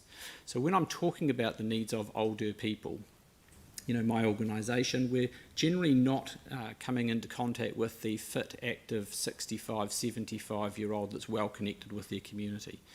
It is the older people that struggle, the old generally, who are being locked out of their own communities. And I know this council can't do much about the stopping of cheques and the closing of community banks and things, but it really highlights the fact that we are putting barriers up for what are going to be your biggest growth in community. So I would love to see at every decision you make around this table for whatever it is, because older people are just people. They are parts of the community just like everyone else, but some of them have specific needs. The other thing I draw your attention to, and we are here to support, is the disability community's discussions with you. So 59% of those over 65 have a disability. So essentially a disability is an inevitability if you're going to get to that age, which most of you statistically will. So where services and things can be focused on that disability community, you are also ticking the box for those older people who are likely to struggle with whatever it is you are focusing on: roads, transport, rates increases. There's some specifics in my written proposal which you'll have read around advertising better, the rates postponement and things for older people. I think it's a great option. Moving forward that 30 years, one real concern for us is, and you will again be aware of, the dropping home ownership rates. And so by the time I get to that age, we'll be looking at about a 50% home ownership rate, which means 50% of older people will be in rentals. Today, if you are over 65 in a rental and reliant on superannuation only, you are effectively below the poverty line. It is a struggle. So every increase the council puts, which flows through to rent and other things, is a burden on those people. So I'd love to see a greater acknowledgement of that across every decision you make, and whether that's a box you tick that everybody in the subgroups under you has to tick a box to say we have addressed the needs of the older person, in the same way I know you have with the disability community, which is fantastic. That would be great. Thank you. That's very clear cut. So thank you very much for your presentation. Pleasure. Thank you. Thank you. Shireen and Francis Helps, Flea Bay Farm.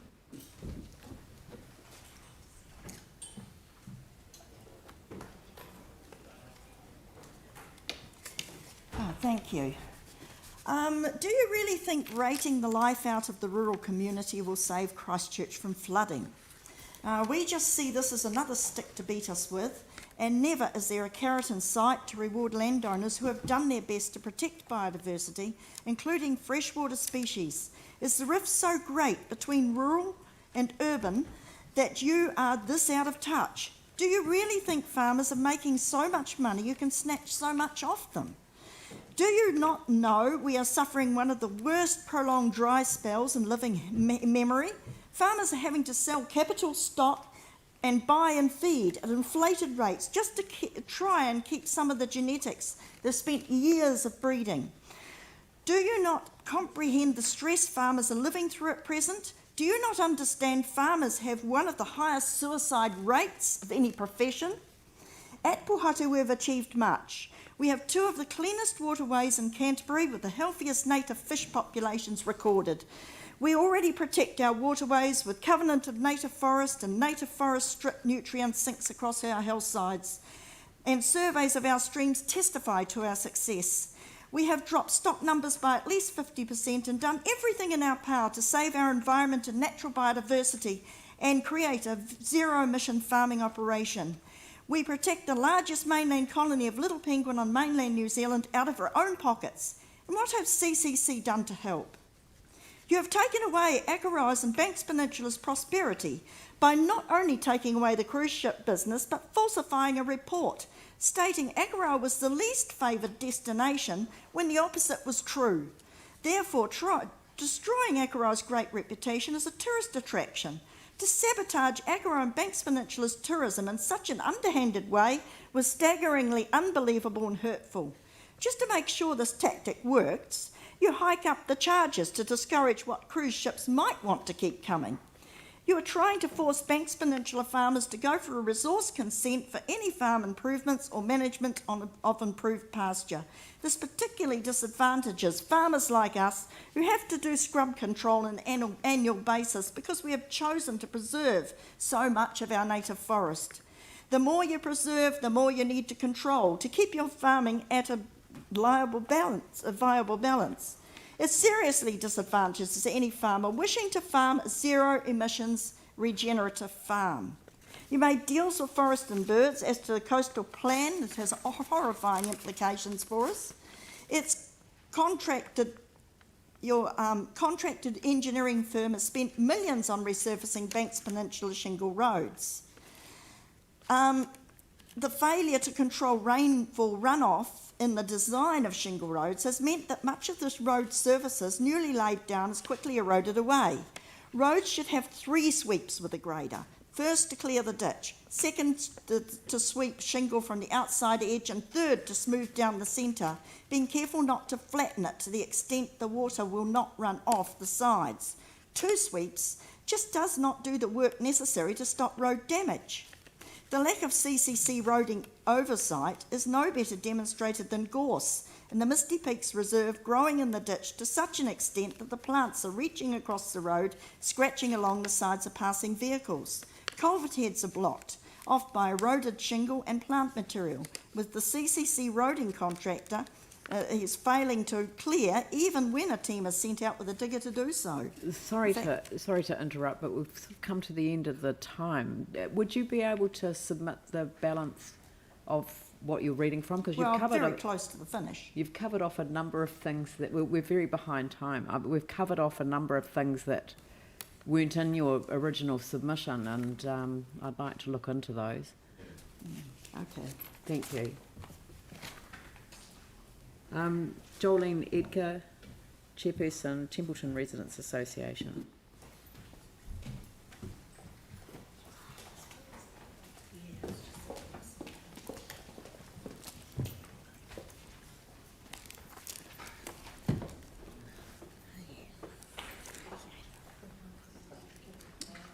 Thank you. So, thank you for the opportunity to quickly highlight one area in Templeton that we would love to see included in the long-term plan: an upgrade to the Templeton Domain playground and toilets.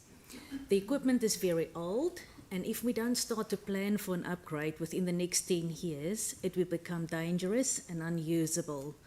It does not have another 10 years life left in it.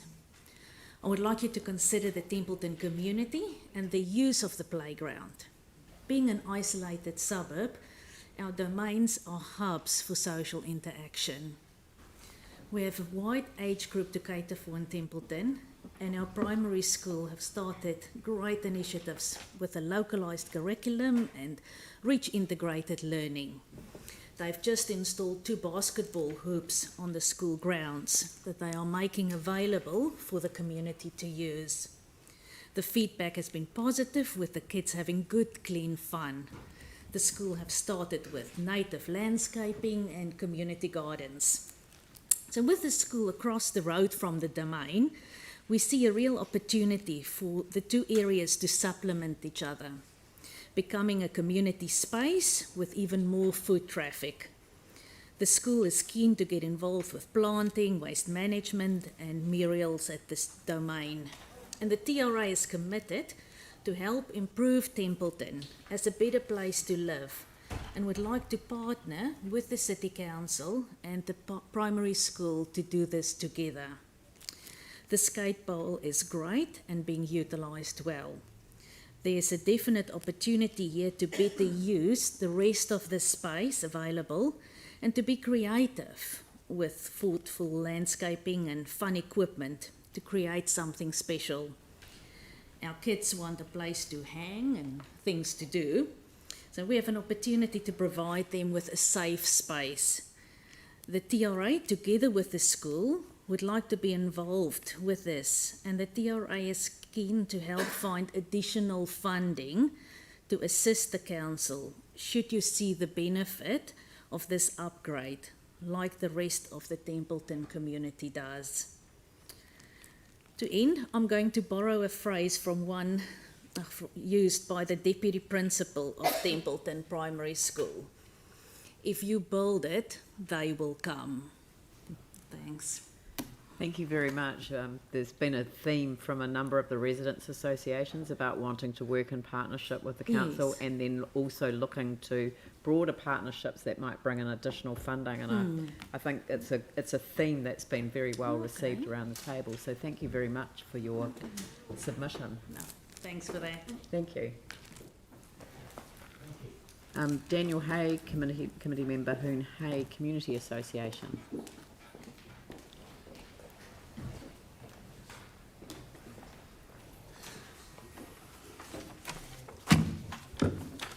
Kia ora koutou katoa. Ko Daniel Hay toko ingoa. I'm here with Jenny Goodman, the chair of our committee. I'm here to talk about a number of issues which the Hune community have brought to us, mainly around the inclusiveness of our community. One of the issues facing our area is that with the new houses being built in Hallswell, Hune Road has become a main thoroughfare for the area, and traffic has increased in the morning and evenings. One of the things that our community has identified as a need is a new pedestrian refuge on Hune Road just off Lewis Street. At the moment, this is an area with a lot of shops and elderly residents and our residents with less ability having a struggle to get across the road. Another issue around this is a lack of appropriate shaded seating in parks in the area, which again is an issue for older persons and people with differing ability. The major issue that I want to talk about today is the retention of the Hune Community Centre. Mel Coker has been a big advocate for us, and I really want to thank you for all the work you've done around supporting us. And the Hune Community Centre, formerly the Children's Library, has a lot of potential as a facility. We already, in the past 7 months, have done a number of events for Halloween. We've done 2 Christmas events, we've done 2 Easter events, we had a residents meeting not that long ago, and we have more plans in the future. But more improvements are needed on that. Carolyn Potter, when she came here yesterday, she suggested the idea of selling Centennial Hall and using the funds for that for our improvements. Some of the improvements are around accessibility as well. At the moment, our entranceway is not at a stage where wheelchair users could comfortably get in. So too, our bathrooms really are not accessible for wheelchair users at all. There are also, we also are working on getting Wi-Fi in our centre as well, and are looking at, what other issues are we looking at for the centre? Looking at providing storage facilities. Yes. And installing a kitchenette as well is a big kind of goal in the future. So, because also we have a lot of locals using that. We have an after-school group every day after school, and we also have a lot of parties being held that we really want this to be used as a secular space in the community, because those are few and far between. And with the issues facing our city, strengthening communities is really, I think, a big goal for all of us. And I would also say as well, one of the issues was that for a long time, we were under the impression, and it was originally, the community centre was on the council's disposal list.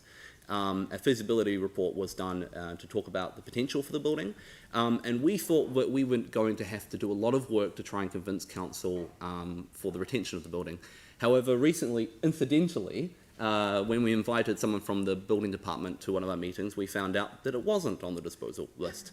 But it wasn't really confirmed. It was sort of just, oh, I think it's, I don't think it's on the disposal list, she said to us. And really, I think that really highlights, as was said in the last submission, around a need for more communication between council and resident associations and communities in general. I think that's something that the council and us in the community can really agree on. Tēnā koutou katoa. Thank you very much. You may ask a question. You recommend at the Hong He Park in the Spredon domain to be installed a shaded seating, shaded one. Yeah. What kind of shaded one?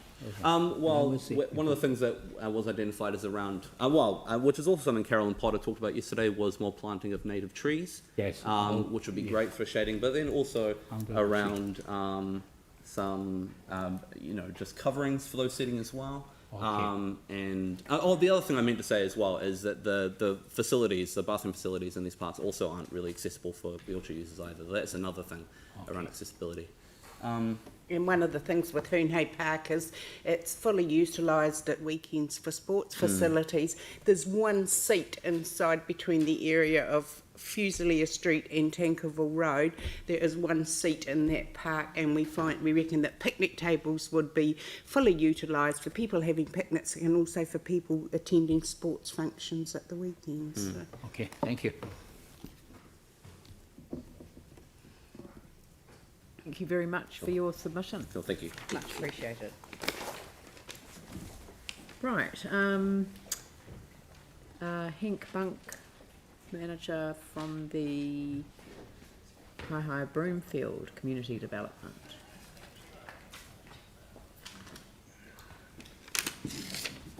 And you'll tell me it's pronounced hey, I'm sure.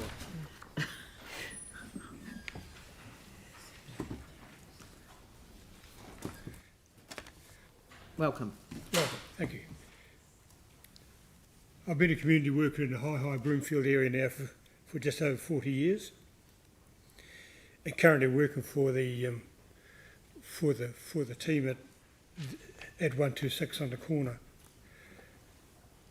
We've got about 40 odd volunteers, putting in about 7,000 hours a year. We've always appreciated the support we have from council, both as individuals and as a council as a whole. It's been really good. I guess I don't have any clever words to say to you guys. You're the clever ones. You're welcome to the job. Not a job I could do, but I do have a great concern that you're just going too quick. It sounds odd, doesn't it? But you're just going too fast. You're spending your money too quickly. See, if I have to buy something, or if I have to get something or do something to my house, I've got to save up, do it, buy it, job done. I can't emphasise enough the pain you're causing. And I know you've probably heard this 1,000 times before. I'm sorry to make it 1,001, but it's hard. I know everybody wants to do everything today, I do, but it doesn't work like that, does it? And I'm just asking you to slow down. I'm not asking you to stop doing anything. I'm not complaining about the plan. I'd like to see a really flash city too. I like seeing new stuff go up, and I like seeing changes and people having a go. But the people at the bottom of the heap really genuinely struggle to keep up. You're asking for a 5% increase and I know that my annual increment on my pension is significantly less than that. So what you're asking me is to dig into my pocket further and further to pay for it. And I struggle with that. And I've had a good upbringing, I've had a good life, I've done a bit of planning, you know, I can manage, but I know there's a hell of a lot of people out there who don't. There's the single mums, and of which we have a large amount of beneficiaries. A lot have been put out of work by COVID. Some of that work's coming back, I'm pleased to say, but a lot of it isn't. And when it is, it tends to be more part-time type work, which is great, better than nothing. And yeah, I just see people really struggle. We've got a food shed thingy as part of our stuff, and we put through probably 1.5 tons of food a week, roughly. And it just isn't enough. It's not because people are relying on it, it's because there ain't anything else to eat. We see kids coming past asking us if we got any buns or bananas. We get a fair few, by the way. But you're asking those people, and even if they're renting, the rent's going to go up. Trust me, the rent's going to go up. Sure as eggs, for a whole bunch of reasons. But you're one of them, and you have a level of control.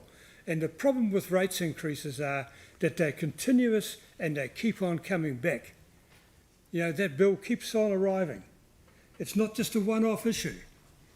It's a lifetime statement that you're making for my society. And I just have a heartfelt plea for you guys to take them into consideration. And I know it's hard.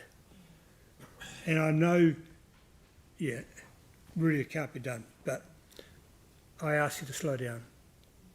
Simply because some of us can't afford to keep up with you guys. I'm sorry, we just can't do it. And yeah, that's all I've got to say. Thank you. That's a very powerful submission. Thank you for the and opportunity. we really appreciate you coming and making it in person and speaking on behalf of others. Thank you. Thank you. Joanna Gould, Shirley Centre.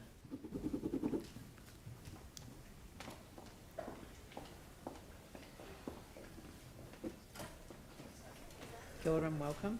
Good afternoon. Our Christchurch ancestors created a place for learning, the original Shirley Primary School, in 1915, which later was turned into the Shirley Community Centre. This building became part of our community's identity and our own memories until it was demolished in 2012. Our suburbs have had a significant increase to our population due to new residential, infilling housing and social housing since the CCC district plan has been changed after the earthquakes. But no new community facilities are on budget in the proposed CCC LT plan. The council collects significant development contributions from our suburbs to recover the cost of providing future growth capacity for facilities such as swimming pools, sports centres and libraries that need investing back into our community. Yesterday, Councillor Chen asked our community board what impact a new centre would have on rates. The impact should be cost neutral. The sales proceeds of the potential disposal of council-owned properties, the 4 properties, 2 at Hills Road and 2 at Slater Street, could be invested in building a new centre at 10 Shirley Road. We have collected over 1,000 signatures with our petition, which we will be presenting formally in the coming weeks. We have a letter of support from Poto Williams, our MP for Christchurch East. The residents in our community want this, but it is also needed. This location is a very visible historic landmark at the beginning of Shirley Road. Leaving it empty without a community centre is a constant reminder of what we have lost, that we have been forgotten, and we have no community legacy for the future generations, and clearly not what our ancestors intended by leaving the original building for future generations, us. We are asking you to instruct staff to put a plan in place to deliver a new centre in this long-term plan term. We need a multicultural civic facility, not faith-based, not captured by loud voices in the community, something owned and managed by our council for all the communities connected to Shirley Road. Thank you for your time. I'm happy to answer any questions. Thank you. Questions? Pauline. Yeah. Do you feel that there's a rising energy in the community to support this centre? Yes, Because there I is. think in the past, you know, the people that used to run it, they dissipated and they went to different areas in the city and it kind of lost a bit of energy. Do you feel that's coming back? Yes, it is. Through our petition, we've talked to many of the residents and they just assumed that the community centre would be rebuilt as part of the rebuild after the earthquakes. And so we've formed an official group, Shirley Road Central, which we've been engaging with the community. We have our first event on Saturday for a skip day to bring people down to the site and start talking to them face to face about what we could actually achieve on the site. Excellent, excellent. And you came with an idea about the library at the Yes. Palms. Are you still entertaining that Yes, idea? I think the focus should be moving the Shirley Library, which is part of the Palms car park, and releasing that land so that it can be redeveloped, and then putting the Shirley Library down at a central place with the bus stops. 4 of our main bus routes go past this stop, which you can't get to in the current place at the Palms. So public transport is very important at the site, and we have over 2,500 school students and their families within 5 minutes of this site. So there's no library in the Innes Ward. So will you be talking to people about whether they support moving the library from the Palms as well? That's the next step, yes. What's your feeling so far? A lot of people are supportive because they're sick of it being in the car park. They want a space that has playgrounds, and the Dudley Creek is behind it, so it's a really nice relaxing spot, and it's right across the road from Shirley Primary, and as I said, the school kids would be within 5 minutes of it, so it would be great for all of them to have after school activities and holiday programs that they can't actually have at the Shirley Library because it's too small. Right, okay, thank you. Thank you. Thank you very much for your presentation, and good luck for Saturday. Thank you. The You're welcome. skip days can always be very challenging in my memory. Judith Miller, Christchurch 360 Trail.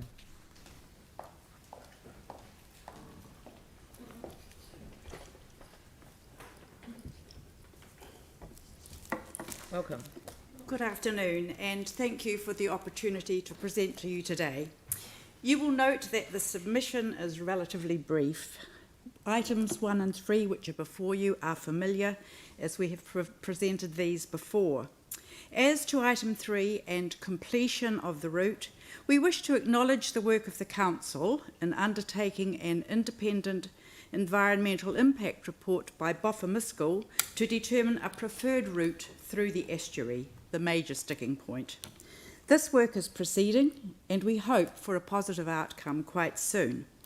Furthermore, we wish to acknowledge the input of the Coastal Area Head Ranger Rodney Chambers, who performs an effective liaison role. His advice and experience is much appreciated by our committee. But I want to focus my remarks on number 2, that is, the development of an enhanced relationship with the Council so that the 360 Trail is sustainable going forward. As it is, we are a volunteer committee who has pioneered a unique urban walking track around Christchurch. Our resources are limited. Our belief is that the trail ought to be developed into a world-class urban walking trail for locals and visitors alike. A group of 10 walkers recently completed another 8-day journey as part of the council-sponsored walking festival. Anecdotal evidence from these and others compare it more than favourably with other well-known walking tracks around the world. A quote from an 8-day walker evaluation is, "We were told that this would be a life-changing experience, and certainly it was. I can see all sorts of possibilities for this great New Zealand walk, and so can we. You see, Aotearoa Christchurch should be up there on the internet as one of the 15 best urban hiking cities in the world. The council can make this happen. The basic route is more or less in place. Its development requires marketing expertise, which Christchurch, New Zealand could undertake. As a tourist attraction, it requires accommodation and transport information. Jobs will be created. It needs administrative services. What we would like to explore is the opportunity to work more closely with the council to turn this vision into a reality. I'm happy to take questions. Thank you. Do we have any questions? Sam. Just a really quick one. Sorry, I may have missed it in the submission. What would the funding commitment be?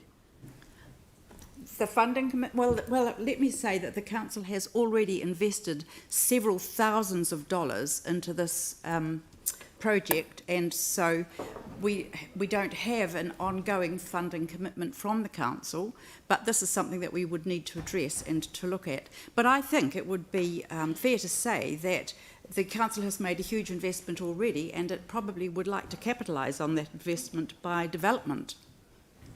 Okay, so yeah, okay. Phil. Thank you very much. You're saying about the Boffin-Miscall were doing a report. Are you looking at moving the estuary edge one away from the estuary to a different No, the place? estuary edge is our preferred route. Yes. Yes. Currently there is an options assessment being undertaken by the council, and it is looking at two possible routes, one which is called the alternative route, which runs alongside Dyers Road, and the other is our preferred route, which is through the estuary. And it's worth noting also that as part of the 8-day walk, permission is gained to walk through the estuary, that other groups, I understand from having spoken to the project engineer, that other groups from time to time actually go through the estuary. So we're not asking for something that's impossible. We're asking for something that requires imagination, commitment, and a will to make it happen. And that's what we are for. We think, you see, this is a one-off opportunity to get it right. And we want to get it right. And we think that you, as a council, would want to get it right as well, which is why we are advocating very strongly for the preferred route that runs parallel to the estuary. And you're working very closely with the ranger that works in that environment. He's fabulous. Yeah. Yes. Yeah. We're just so happy with because it was a couple of annual plans ago that you gave us this liaison person, and it's made our work a whole lot better. Yeah. Good. Yeah. Thank you. All right. Well, we'll move on to the. Thank you. This is the last submission before the lunch break, so we're going to catch up a wee bit of time, but we're still running late. So Jennifer, Jill. Oh, sorry.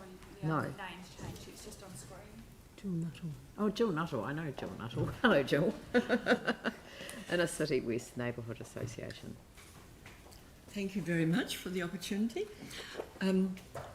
We are the Inner City West Neighbourhood Association, ICON, a community residents organisation formed in the 1980s for the area bounded by Beeley Avenue to Cambridge Terrace, and on the west by Hagley Park and Botanical Gardens, on the east by Durham Street. Our members are all dedicated to making Christchurch Central City a great place to live. Our submission concentrates on our area, although many of the recommendations apply more widely. Our first point, which underlies the rest, the long-term plan needs to add critical actions to build a livable central city adapted to climate change, not merely to mitigate its effects. The City Council should be adopting new methods of building, transport, materials, and all these other things to become a low-carbon city. Therefore, a strengthened climate action program must be threaded through the long-term plan. It's not enough to have it separate. Each of the next steps must include implementation measures as well as consulting, considering, finding partnerships. That's not enough. Our comments on operational and funding matters. If you were to match and advance the community outcomes that you adopted in Christchurch City's strategic plan, the long-term plan should strengthen compliance to ensure council sticks to its own rules. The budget needs to allow for enough skilled planning staff with sufficient powers to ensure against commercial creep into residential areas in the central city. This is an ongoing problem for neighbourhood groups, especially in the central city. And if Christchurch City Council is to attain its own goal of bringing 20,000 long-term residents into the central city, you must better monitor compliance, enforce zoning and notify RMA applications that break the rules. We agree with the proposed rates increase and suggest that monitoring any future changes to short-term unhosted accommodation will require the appointment of dedicated staff if that's to be effective. But if approved, the increased rates for these commercial businesses could meet any increase in council costs to administer and leave some for other related services. We agree with charging households a targeted rate for water usage. It seems plenty for most of us. Another major point for us is we support the most effective and efficient public transport that can be designed and installed as soon as possible. Even though most responsibility rests with ECAN, the City Council should include joint plans and implementation in the long-term plan, as every well-functioning city is built around its public transport system, not apart from or long after most housing has been built. Meanwhile, please bring back something similar to the yellow bus in the central city, especially for those of us who can't walk far or like me, are just not safe on cycles, scooters or skateboards. ICON opposes cutting of the budget for the restoration of heritage buildings and recommends restoring heritage grants and heritage incentive funds to the previous 700,000. And under this, we support the plan to provide the Arts Centre with capital grant through a targeted rate, and we support the plan to pay for the base isolation of the museum. But we oppose the plan to dispose of 5 Worcester Street and urge the council to retain it in council ownership. We have heard of businesses and charities who could use it for housing, educational or other suitable purposes, so we urge you to expand your search. As you can see, our submission offers support for the draft's modest move to mitigate climate change and offers ways the council can strengthen its response.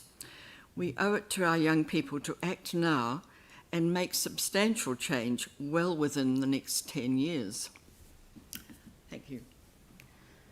Thank you. Well, with 13 seconds to go, and I've already admitted that I'm a member of ICON, so can't technically ask you any questions. Dave? Same with Jake.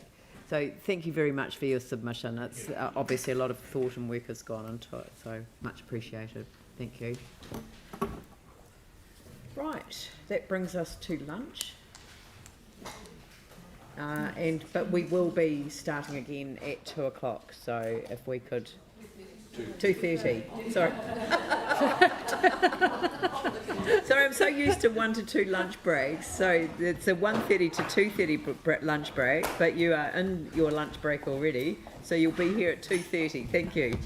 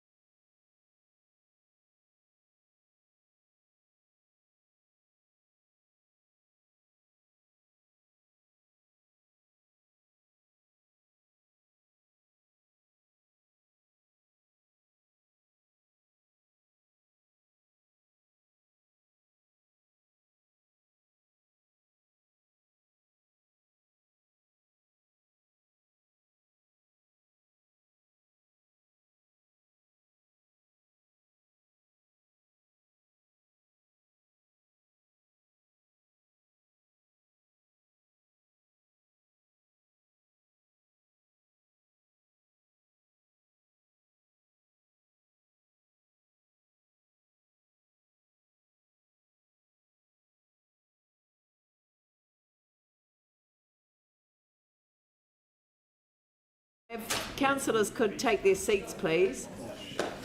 Thank you very much. And we'll welcome back to the hearing of submissions on the Council Long-Term Plan 2021 to 2031. And I'd like to invite, is it Michael Stronach from the Christchurch Polo Club?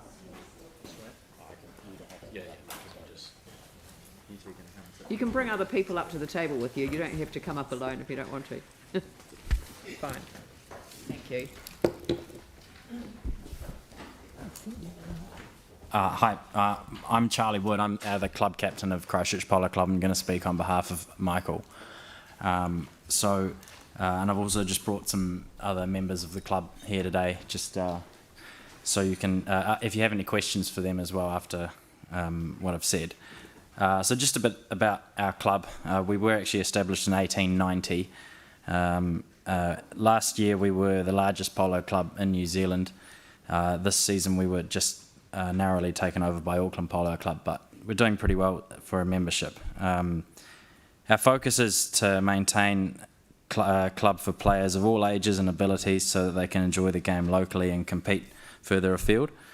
We're strongly affiliated with the South Island Schools and Universities Polo Association, which means our club is supportive of new and junior players coming into the game.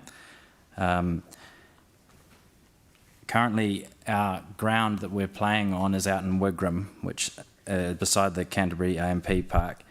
It's been a great location for us for quite a few years. We've spent quite a lot of money on this ground to establish the field to be an international standard of playing field. We've also put quite a lot into the ground as far as the grass is and everything, and the trees around there are well established that create really good shelter for us now. Originally, when we moved to this ground in the early 2000s, we were quite motivated to go over there for the prospect of having two grounds possibly, and this was going to really set us aside from other clubs being able to host more tournaments. However, the new motorway development and when Punawai Sports Hub was put in there, it was deemed not possible to have two grounds, so we've been limited by just having one ground there. Currently, our ground is it makes an ideal overflow space for larger sporting events, such as the Touch Nationals, which was held quite recently, and that was the Masters and the Open division there. Next year, they're going to host the Junior Nationals there, and these tournaments, I'm told, have the highest participation numbers of any sport in New Zealand in this tournament. So we're currently required also to give up the use of this ground once a year over show weekend by the Canterbury AMP Association for use of their car parking during the show, and we always used to use that date as one of our key tournaments, so we have to move that ground out to a practice field in Rangiora for that tournament now. So with all these things taken into consideration, we find that a new ground and venue for Christchurch to play would be really beneficial to all involved. We have spoken with people involved with Punawai Sports Hub, and as a whole, they're in support of our long-term plan to relocate. The move would be favourable to the growth of the sport being played at Punawai and also for the future of Christchurch Polo Club. And we think that benefits both sporting communities. So our proposal to eventually move the club base would be over to the land that the council owns at the Orua domain. And this is an exciting idea for us. We believe it's important to keep our club base in Christchurch itself. A lot of polo clubs end up having to move further outside of the cities where they're based just due to land availability, but I think it's really important that we keep within our city. This place has already got a small hall and toilets and irrigation, which is really helpful when putting in a polo field.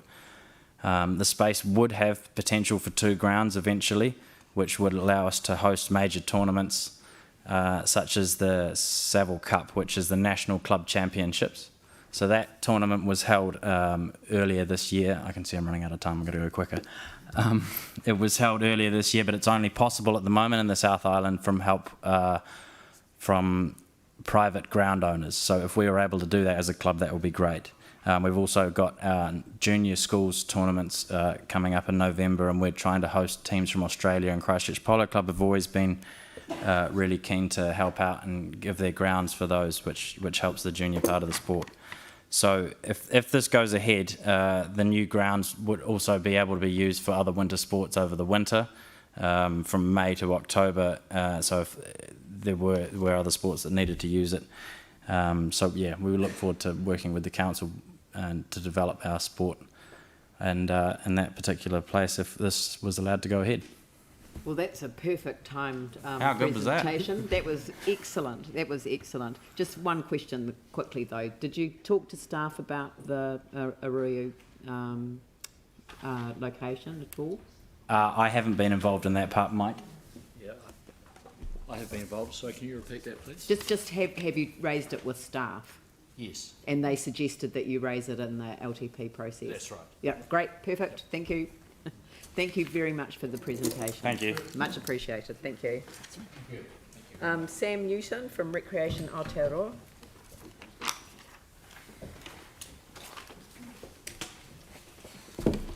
Kia ora, welcome. Kia ora koutou, ngā mihi nui. Ko Sam Newton toko ingoa, ko Kashmir te kāinga.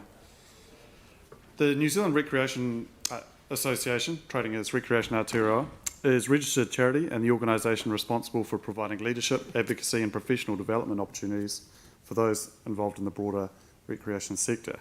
We're a professional association. Our membership includes recreation policymakers, territorial local authorities, voluntary organisations, regional sports trusts, outdoor recreation providers and others. Sport and active recreation contributes $4.9 billion to GDP, or 2.3% nationally, and employs more than 53,000 New Zealanders. 84% of New Zealanders believe sport and recreation bring people together and create a sense of belonging. 74% of New Zealanders agree that sport and physical activity help build vibrant and stimulating communities, surely something Christchurch City Council is incredibly interested in. We acknowledge and thank Christchurch City Council as the major provider of our city's play and active recreation facilities. The council has a critical part to play in ensuring people continue to enjoy quality recreation opportunities. Council planning needs to adopt a long-term approach that considers factors such as urbanisation, population growth and an ageing population, as well as climate change. Government and community-led interventions matter. When the infrastructure is in place, such as aquatic facilities and parks, people are more likely to be active and enjoy all the numerous physical and mental health benefits therein. We support the investment of the Christchurch City Council in walking and cycling routes. Investment in active transport infrastructure achieves the dual benefit of easing traffic congestion and making it easier for residents to integrate healthy recreational activities into their day-to-day lives. Our view was that the LTP of 2018 had many good outcomes for the recreation sector, specifically the Te Pou Tuitui Aquatic Facility, the development of the Avon Atakaro network, and major advances in the realm of active transport.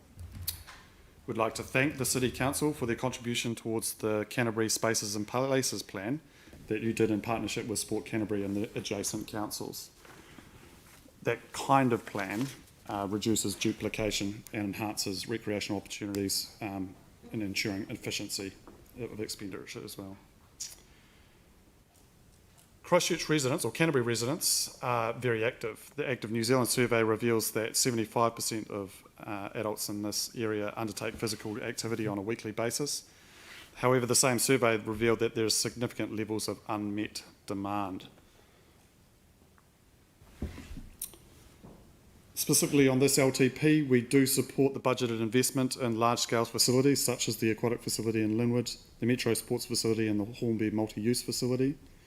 We caution against a predictable lag effect and participant uptake in those utilisation of new recreation facilities, and we urge you to be patient as people get used to those facilities being available.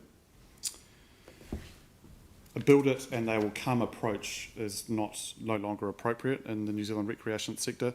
Simply providing infrastructure is not enough. Recreational assets need to be activated and programmed to ensure they are appealing. We submitted our support for Takarau Avon River regeneration, noting that fishing is the 5th most popular form of physical activity amongst New Zealand adults, and canoeing is enjoyed by 8% of New Zealand adults at least annually. We submit our support for the major cycle routes and the local connections program. We support the budget investment in parks and open spaces by Christchurch City Council, specifically the Botanic Garden Master Plan and the regeneration work at Hagley, Lancaster and QE2 parks. However, we are concerned that proposed operational expenditure for parks and heritage is insufficient to maintain parks at a fit-for-purpose level. We encourage you to undertake playability benchmarking for your parks, and pay particular heed to the detail of park maintenance contract specifications. We submit our support for the budget investment in play by Christchurch City Council in its destination and neighbourhood play spaces. It's essential that investment in play infrastructure is applied to the growing population and new urban developments and underactive demographics. We note that a co-design kaupapa for play infrastructure is often the most successful. Finally, we'd like to encourage you to be wary of a recreational workforce shortage and capability gap. Some of that's about the earthquake 10 years ago, but it has continued. There has been a recruitment and retention issue around recreational workforce, and we encourage you to be aware of that. I'll leave it at that. Spot on. Thank you very much. That's very well timed. Thank you. That's right. The next one is Logan Keys, Kerrs Reach Flatwater Sports.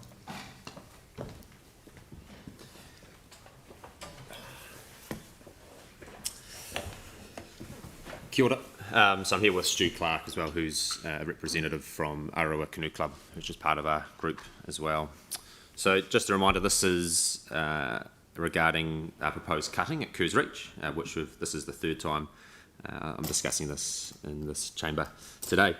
And a reminder that we funded and completed a feasibility study last year, which deemed the project to be feasible, less costly than alternatives previously discussed or provided by other parties, with opportunity for environmental enhancement and with alignment to the regeneration plan. So congestion and overcrowding at Kerrs Reach has been an issue even prior to the Christchurch earthquakes. It's not a new issue, but one that remains unsolved. There is now an opportunity within the red zone to provide a fit-for-purpose flat water space to alleviate historical safety concerns and meet the needs of all the codes. The river and water space for our sports is the equivalent to what rugby fields or football fields and park space are to other codes, and we currently cater for over 2,500 competitive and recreational members within our sports. Our codes are bursting at the seams, with demand far outweighing capacity. Essentially, we need more fields, we need more space, and the river is our sports field. The sports clubs still occupy sheds which were put up as temporary solutions post-earthquake. The leases on these sheds, or the land they sit on, is due to expire very soon. The codes have withheld investment of insurance money in the area, simply because we don't really know what's happening or what the long-term vision for the space is. We can only invest our money once, and we need to ensure it goes into the right place. And that is obviously to set up permanent and welcoming home for our sports at Kerrs Reach. The proposed project is too large simply for the sports to lead, and while we are willing and able to partner with the council in raising funds, commitment and investment from the council is required to legitimise the project and open up other funding sources. As sporting codes, we'll also have a significant burden to raise funds for our permanent club buildings and facilities that will be geared around providing social and community spaces, of which we're currently lacking. As part of our submission in year one, we were requesting from council to commit to taking the project to a consent stage, which we anticipate would cost between $300,000 and $350,000.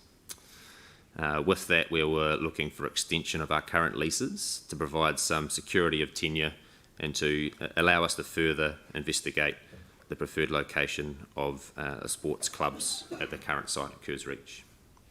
Beyond year one, we were seeking provisions for the construction of the new flat water facility, the details of which are in our full submission. Between all the existing users, we've formed a cross-code group, and we're all signatories on the written submission that you've received. And we are excited to work with Council to deliver these improvements to the Avon Otakaro River to enhance the safety of the river, the usability and activity along the river, as well as enable us to start investing in the area, provide connection with the local community, and also at the same time we believe we can deliver positive environmental and ecological outcomes. So if there's any questions on our proposal or submission, happy to take it. Thank you. Are there any questions from councillors? I think councillors are generally familiar. Yanni? Sorry, I was just trying to understand how much money is currently on budget for this project? In the LTP? Yeah. Nothing specifically, but it's broadly we were looking Within to the tag from the red zone funds essentially. So have you been told if any of that money is able to be used, or it's for other projects? It's highly. It's not specific to any one project, as far as I'm aware, from my discussion with staff, and that they'll respond to this whether that's an appropriate use of funds or not. Yeah, and you're asking for us to make sure that some of that is tagged allocated towards us. for Yes. this purpose. Yeah, exactly. Yeah. Yep, that seems pretty clear. Cool. And the total, just to be clear, the total's about 20 to 23 million. Yeah. With a staged approach, there's two stages to the project, or potential stages, which is sort of half that each time. Okay, thanks. Good. Look, thank you very much for making the time to come in and present in person. It does help the focus on the issue. So thank you very Lovely, much. thank you. Arinka Bribnell, Chairperson, Inglefield Residents Association. Welcome. Thank you.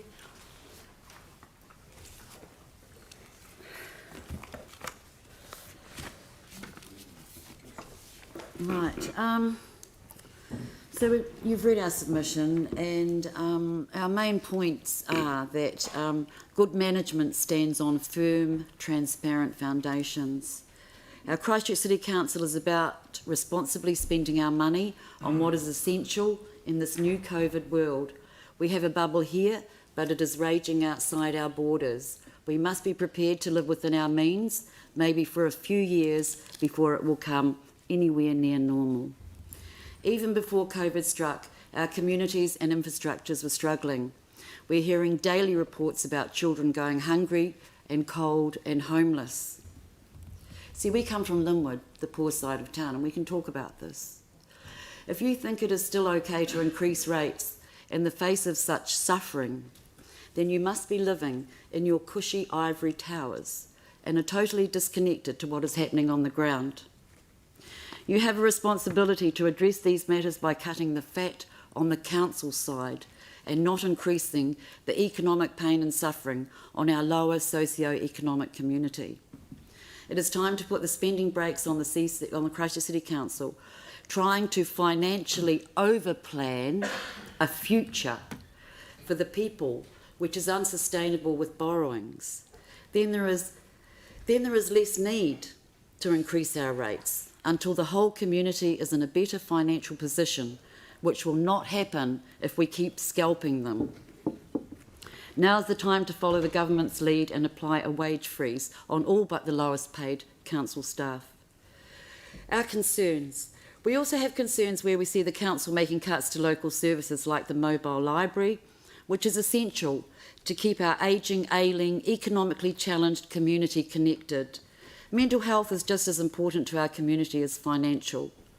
We wonder if there is also a mistake in the sums here, as in with the Whoronui Pool fiasco debacle. What do you call it when there's a $5 million mistake in the calculations from invisible council staff? Apparently it's only going to cost $2 million, not $7 million. It took the humble volunteer swimming coach, not the overpaid council accountant, to figure that out. I'm sorry. I don't mean to be harsh because I care about you all, but I think we need to really get, tighter with everything, more vigilant. How many more mistakes are made like this? We wonder. No wonder we have budget blowouts like the cycleway that promised much but delivered little. The Ombudsman report into the submission process with information being left out, rigging of reports and stalling behaviours borders on corruption. yet the public were not given all the information and names were withheld. This behaviour needs to stop. Without the basic foundations of truth, honesty and transparency, we will struggle to go forward. People will become discouraged to engage with the council. Council policy is all about walking and biking, which means it is vitally important to keep the local shops and facilities going. What happened to Linwood Village borders on gross negligence, as the council did not listen to the business people there to keep Worcester Street open at Fitzgerald Avenue. The area was struggling, but that surely was the nail in the coffin, as we have had the supermarket and the subway closed since then. Well-established businesses closed since then. More empty shops than open shops. There have been many plans and ideas since then, but all talk and very little real action. And no real accountability for the demise of this and many other local shopping centres, which are having parking and access taken away for cycleways. In the latest correspondence, you say you're phasing out cheques. How are the older people who still use cheques going to pay? What is your plan from them apart from coming in with loads of cash? The other way is where they must engage with a third person to assist with the internet, where there is the danger that other people will start having access to their bank accounts and then people are vulnerable to being robbed in an electronic way, as we see regularly in the news. Finally, it would be good to see more pushback from local government against central government, especially on dictation of expenditure and putting fluoride in our water. Bring back female-only toilets, please. We need our privacy. This new age sort of, where we all share the toilet, I don't like it, and a lot of people don't. We re-emphasise the importance of retaining heritage. More money is needed here, less on parks, and leave the red zone alone. Just some seats and tables, keep the lawns mowed is enough for now. Thank you for this opportunity to share our feedback with you. We hope you will listen to the voice of the people. Thank you. And don't take any of what I said personally. No, we're not. But thank you very much for your submission and perfect timing again. So thank you very much. Thank you. Thank you. Now, is it Julian Bowden and Tony Smell, are you coming together? Have I got that right? Yes. Yes, so we've got football and rugby side by side. Thank you. Kia ora. Firstly, thanks for allowing us to actually come in side by side. We're actually really excited that two of the largest sports in the city have been able to sit alongside each other and look at what's best for the whole community moving forward. So I'm Julian, I'm the CEO at Mainland Football, and both of us will do a bit of a scene set, but then talk through some of the stuff that's come out of our individual submissions. Firstly, Mainland Football, as you know, is responsible for delivery of football across the region and currently supports 21 clubs and 15,000 registered players who take part playing sport every weekend over the winter. On top of this, we provide programs across the city for kids to have a go festival days and holiday programs. Our sport continues to gain in popularity. The hosting of the Women's World Cup will see a new group of players come to the game, both male and female. Being a global game, our membership and playing base is diverse. Our various competition structures ensure we cater for our wider community. A doubling of junior numbers, which is 4 to 8-year-olds in the last 2 years, is cause for celebration, but looking forward will provide challenges. We've gone from just over 1,000 kids aged 4 to 8 playing in 2019 to over 2,200 this year. And so that's well beyond any projection that we had. We have a strong focus on developing our club capability to deliver programs in communities. The club licensing program is helping improve the experience for the player and for the family.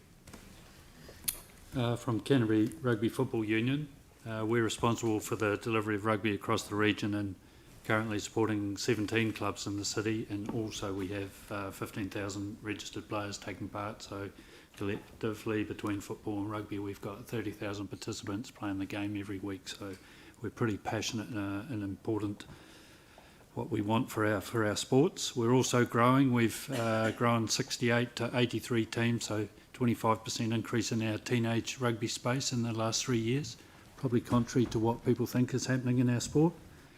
Our membership and playing base is also diverse. Various competition structures also ensure we cater for our wider community, and a heavy and strong focus on developing club capability to deliver programs in our communities.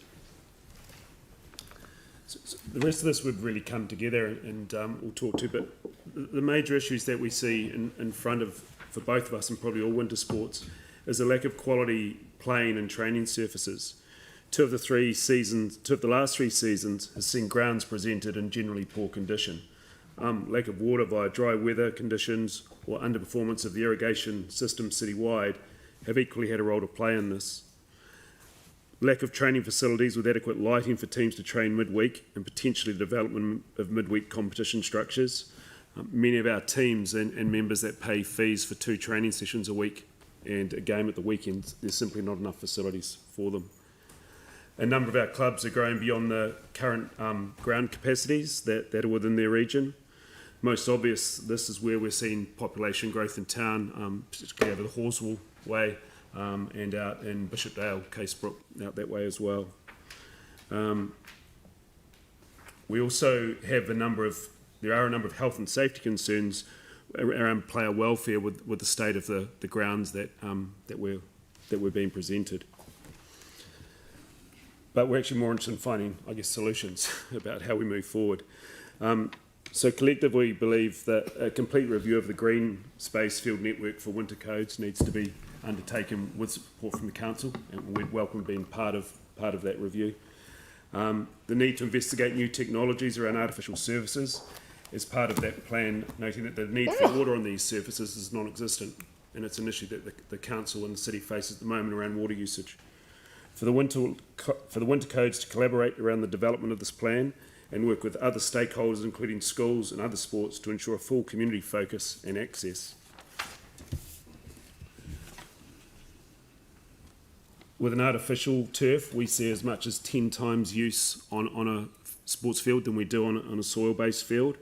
The other opportunity that this will provide is for the council to actually retire some of the poorest performing grass fields. There are parks in town that simply will never be repaired post-earthquake, so the chance to retire those. And the other thing that's important to us is that the fields are strategically located around the city to give access to all. And in the documents that you would have seen, there's some ideas in there around how that planning could take place, but most notably close to schools seems to be real value to us, which we've seen at English Park. So the ask from us is well, we think it's reasonably simple, but Mainland Football and the Canterbury Rugby Union is looking for support from the Rec and Sports and Parks team from the council to establish how an artificial network could be established over time to support and improve the current field network. We'd like to work with council staff to establish business case proposals that would consider ongoing sustainability and community benefits.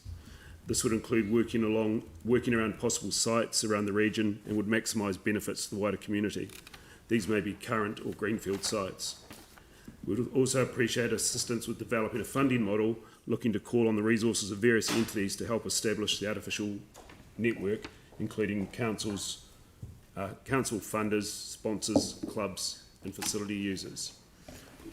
So we're really here today, I guess, us recognising that we've got a challenge, but it's a challenge we want to provide a solution to collectively and collaboratively, and bring other people that are using the grass fields of the city into the concept. And we do believe that, you know, when we sit down, yes, we're 2 different sports, but actually we're there to provide opportunities for kids to go out and play. And right now we believe that's hampered, but we believe we can find a strong solution by working together to come up with a plan that will see us move forward and allow more of our young people to get out and play sport. Yeah, and an artificial surface can play rugby and football on the same surface, so we're pretty happy to be jointly trying to find solutions for it.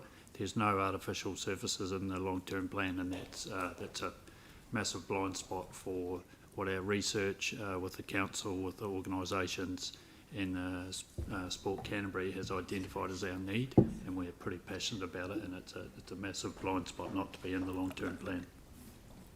It's financially beneficial to the council because we're retiring the grounds that need a heavy maintenance with one that can be used 10 times as much as the existing. It's got financial benefits as well as the needs of the participants. Any questions? Can we know when the international sporting codes will accept them for? So the quality of a surface is capable of playing those international games.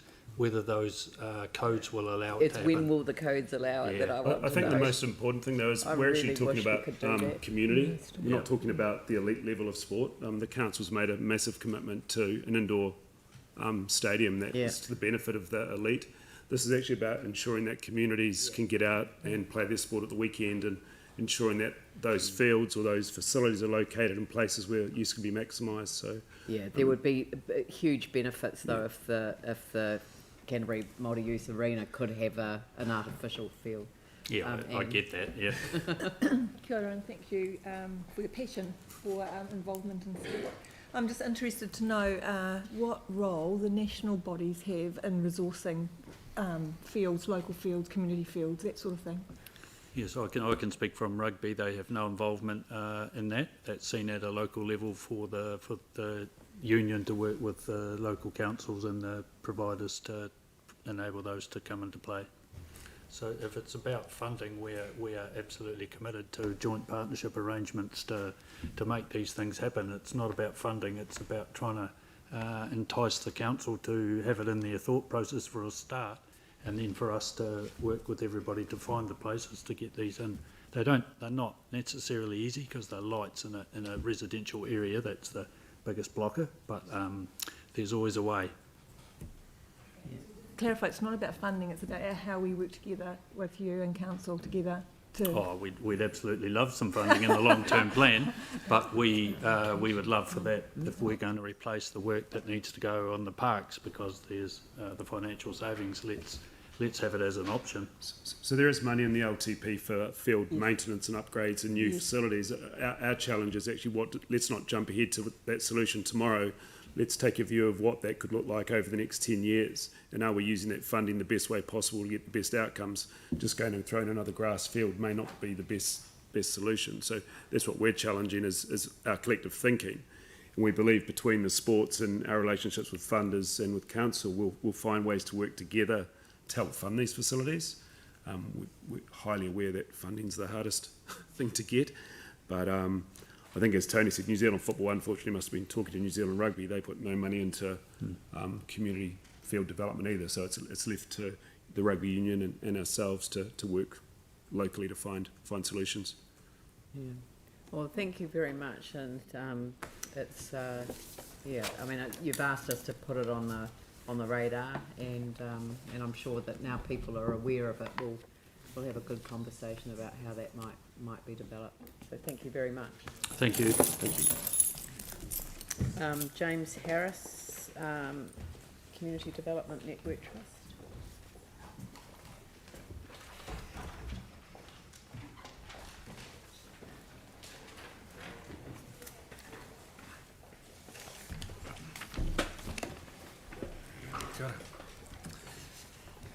Kia ora, I'm James. I've been a Hornby community youth worker for CDN Trust for about 13 years. We work throughout the city with young people, running kids' holiday camps for kids that are nominated by social workers, teachers. We run teen adventure camps. We have youth workers in schools, and we have an after-school youth hangout in Hornby.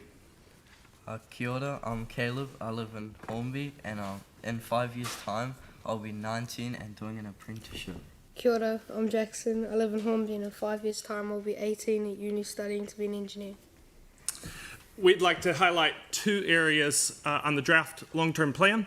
The first one concerns Waikola Park. The second is the proposed cut to community funding. We told you how old we'll be in 5 years because in the draft plan, Waikola Skate Park would not be restored for 5 years.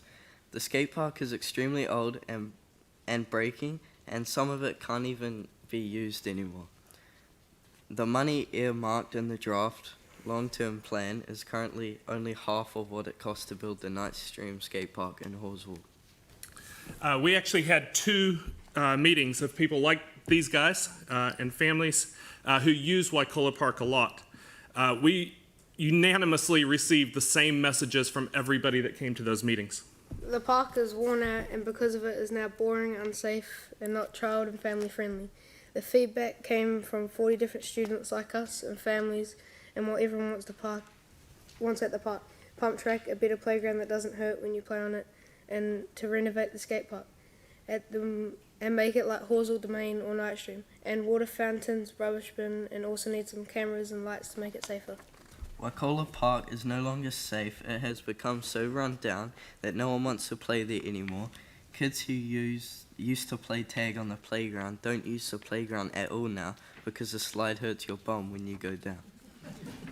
The whole community, like us, schools, sports clubs and families, are getting involved to make Waikola a great place again. We are all going to contribute a lot, but there's a lot we are asking for. We are asking that you consider bringing this project forward and increasing the funds being made available so that this can become a well-used skate park by whole families again. The skate park will be a cornerstone of our park in the middle of our community. Thanks, guys.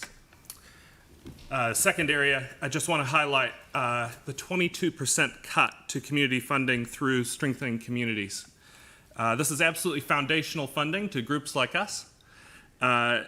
We make great use, and we're not unique in this, we make great use of the funding that's given. We estimate very conservatively that for every dollar of funding that we receive and use on programs, there's at least another 60 cents of what we don't have to spend that's given by volunteers, gifts in kind, that sort of thing.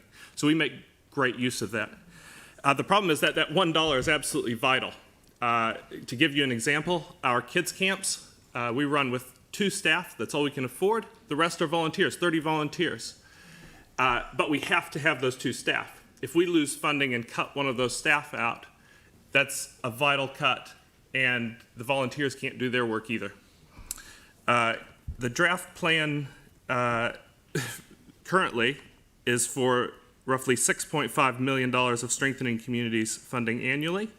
This current year, it was 7.4, and in the 2018 long-term plan, the planned funding for 2022 was 8.3 million. So the draft budget is a 22% cut on what was planned at that stage.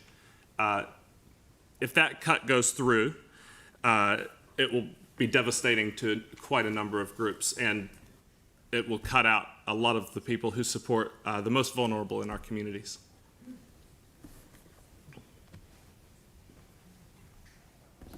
All right. Does anyone have a quick question? Tim. Is the face of private investment with sponsorship or other from companies and local companies in the areas, has that lifted up or changed at all? What we've found, I came into my role as manager about 5 years ago. We approached a number of companies and universally found that they're already supporting as much as they can. What we've done is we've turned that around. We started a social enterprise called Upstream NZ. Feel free to look into it. It's going really well. It's booming, and that's working alongside companies, basically creating a win-win. So that's working really well. What we've really struggled is to get any investment in that social enterprise, but that's the way we're working with businesses. Thank you. Thank you. Look, thank you very much, and I'd like to say thank you to the 2 younger people who've come along, and I think using the age that you're going to be in 5 years' time, a very powerful way of making a strong message, so thank you for that. Thank you for your time. Viviana Zanetti from the Phillipstown Community Centre Charitable Trust.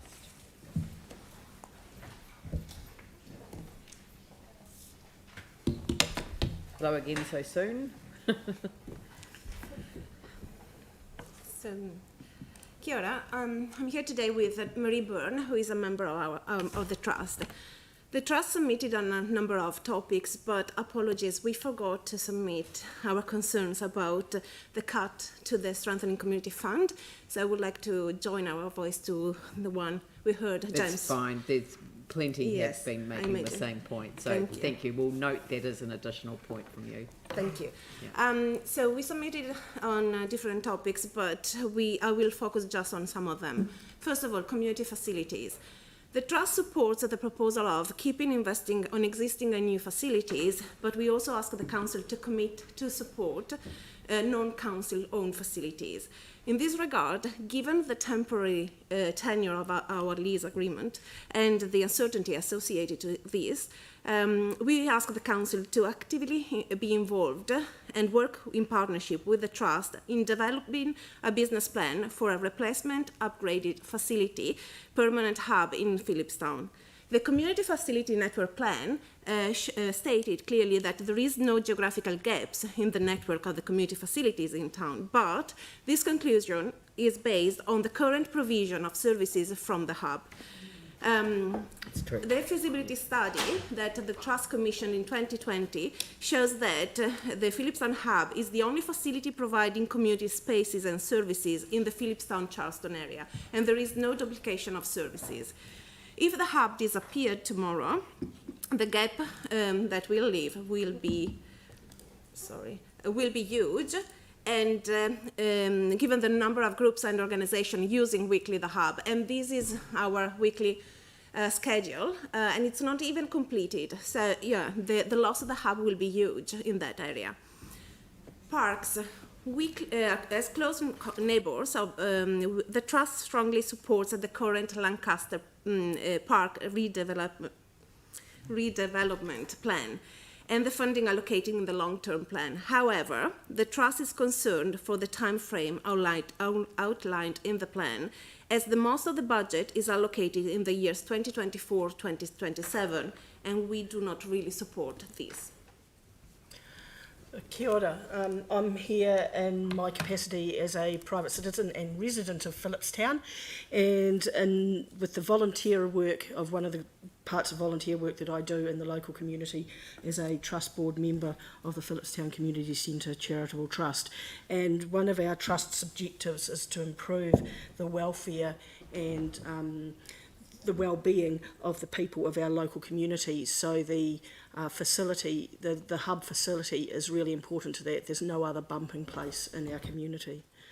But also what I'm going to be talking about is a concern as a resident for the cut and deferment to the Ferry Road Master Plan, and particularly the Aldwins to Fitzgerald Ave part of that plan. I drove down Ferry Road last night, and the other parts looked good, looked really exciting between Barbados and Fitzgerald. Lovely planter boxes and nicely colourful painted roadway, and then over Fitzgerald Ave with the cycleway there, it looked really neat. Further down Woolston, getting quite excited about the work that will be done there and what it looks like. However, when we look at between Aldwins Road and Wilson's Road, it's a totally different story. If any of you drive down Ferry Road, you will see that cars and pedestrians share the footpath. The footpath is not coping, the curbing and channelling is not coping with that sharing. It's breaking away, it's all over the place, and when it rains, the water pools. For several months, I had limited mobility and had to try and get around the neighbourhood with mobility aids, and it was nearly impossible. And it wasn't just down Ferry Road, but it's the whole part of Phillipstown where the roading, the footpaths are really at a horrible state. This is an area that has high social deprivation, either 9 or 10. And it's really hard to increase, from the Trust's point of view, involvement and empowerment in the local community of our local residents when we've got a neighbourhood that we're actually not terribly proud to live in. I actually love living in Phillipstown, and it's quite disappointing in a way that have to battle to get around the streets of Phillipstown. So that's my end. It's just perfect timing to take us through to the conclusion, but thank you for for coming together so that we've got a resident's perspective as well as the community hub. I was there very recently, and it's just such an excellent facility. It's I hope that we can work together, as you suggest, on getting a secure tenure would be the ideal outcome, because it's such an amazing location. So thank you very much for coming along. Thank you.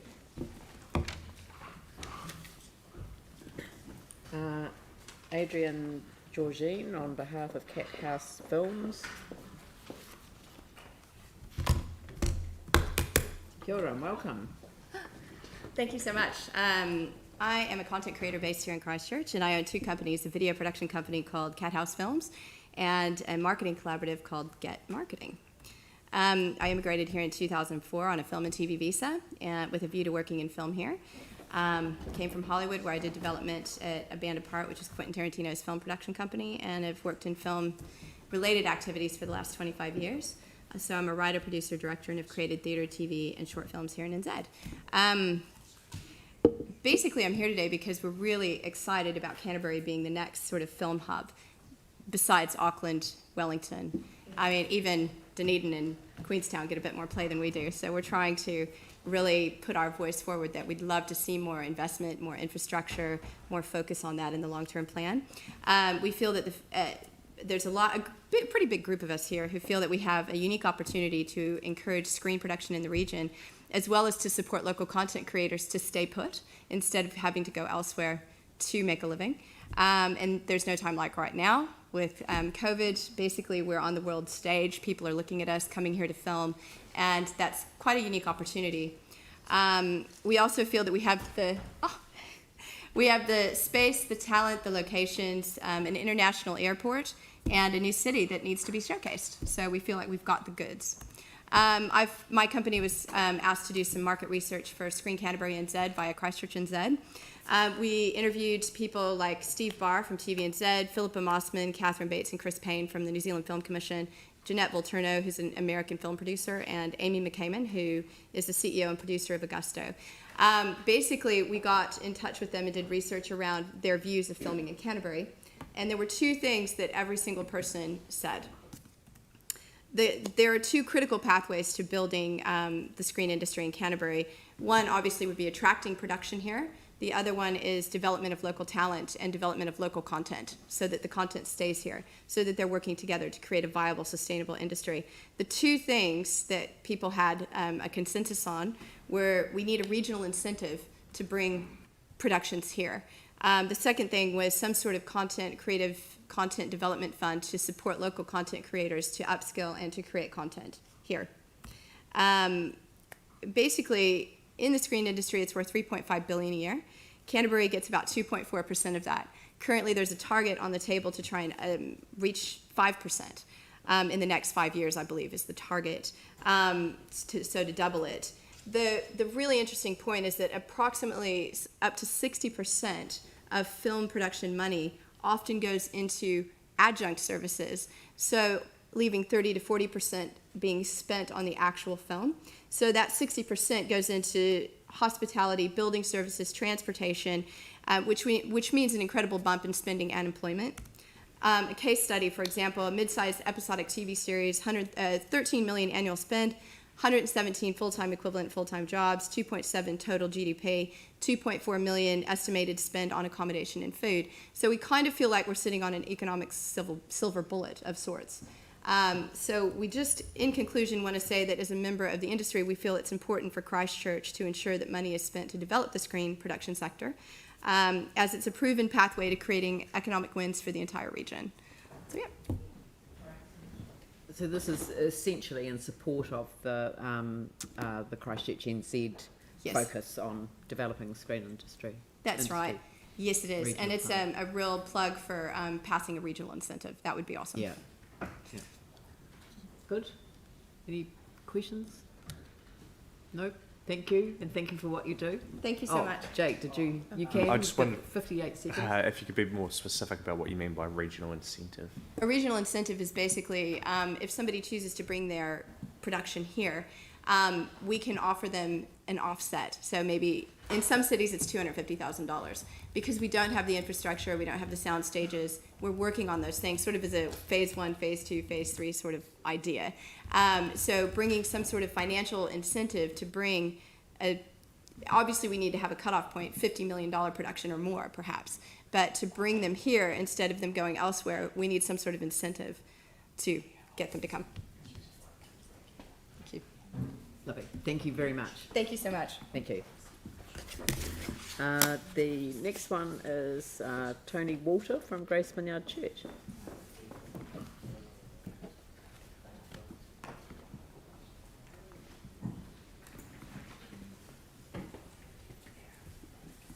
Kia ora. Thanks for the opportunity to speak today.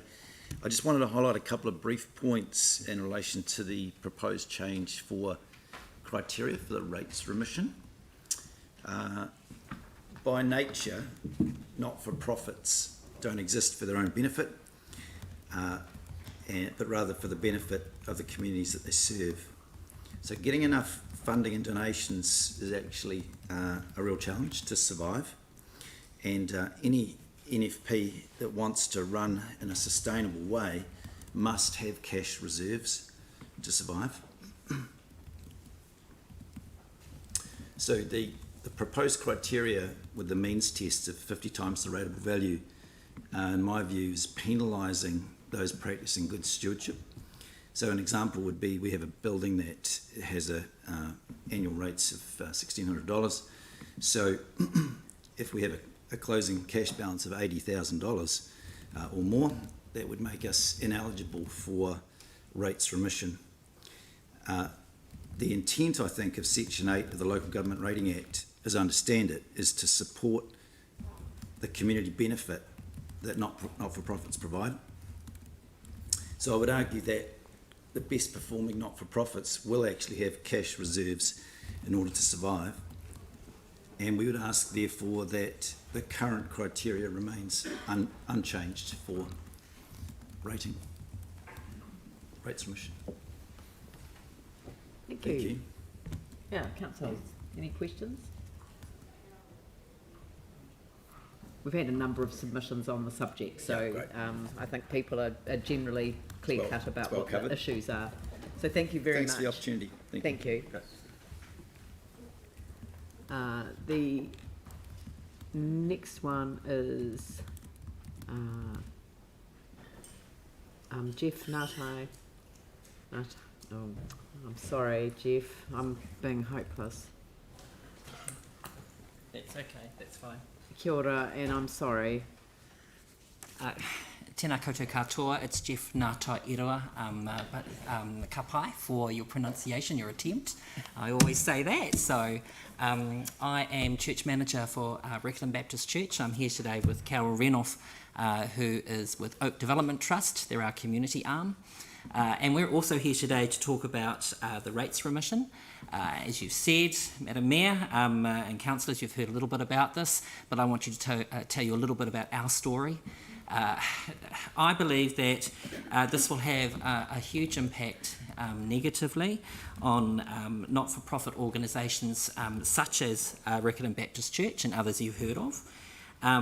As we use our buildings for a community hub in the Riccarton area, there's nothing quite like it.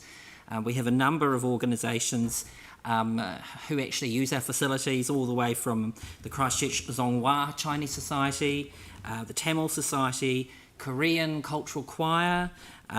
We also have Te Wānanga, who use our facilities for digital literacy.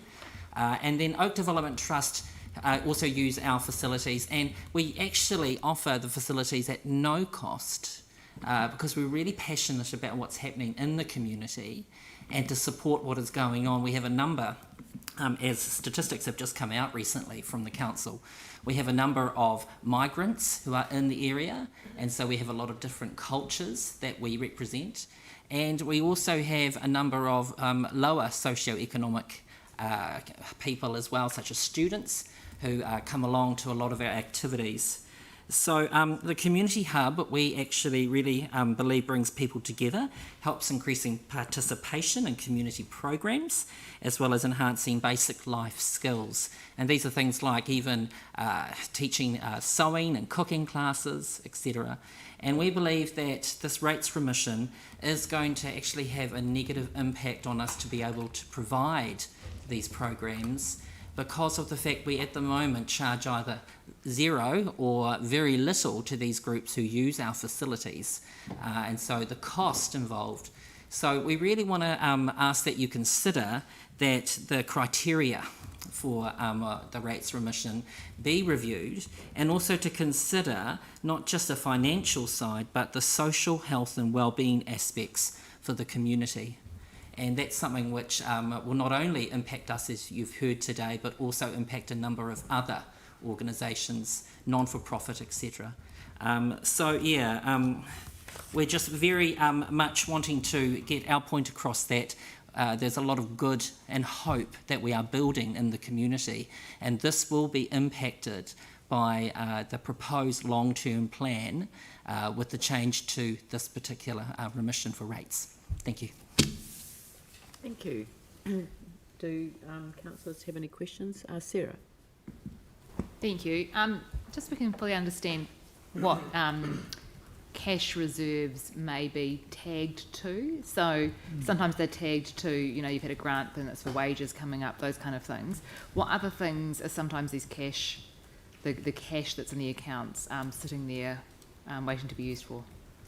So we don't have a lot of cash often, so that's to put it really honestly, and we may still come under the criterion where we might, this may not impact us, but cash is held there for reserves. So sometimes we do have an amount in there because we need to pay for a large bill that's coming up, or we may need to actually have money available to help with some of the programs coming up, and repairs, a whole range of things, power, just the basics of being able to actually really facilitate the buildings that we have. So, yeah.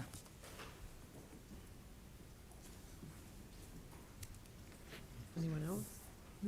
No? Jimmy?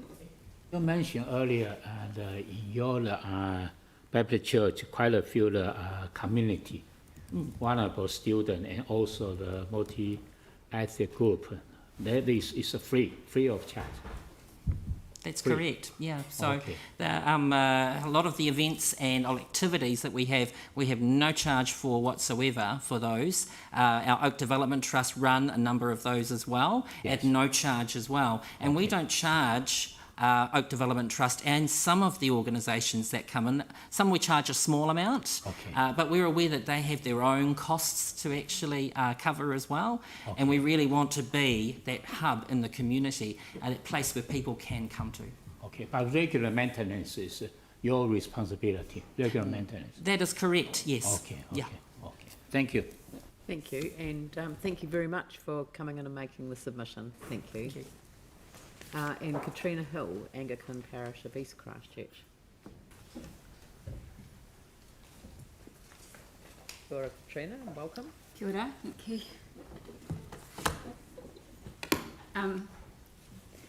Thank you for giving me the time to speak to my submission, which you've had in writing. Highlighted in my written submission the fact that there's no plan for budget to increase community housing in your long-term plan. I just come here to say how wise is that? And then I even thought, how does no plan to budget to increase your community housing fit with your stated principles and your community outcomes, which are, one, prioritising the social, cultural and economic well-being of people and communities, that's your priority, and an outcome is sufficient supply of and access to a range of housing. I am grateful that I have a council that acknowledges the need for access to housing, however it needs to be actioned.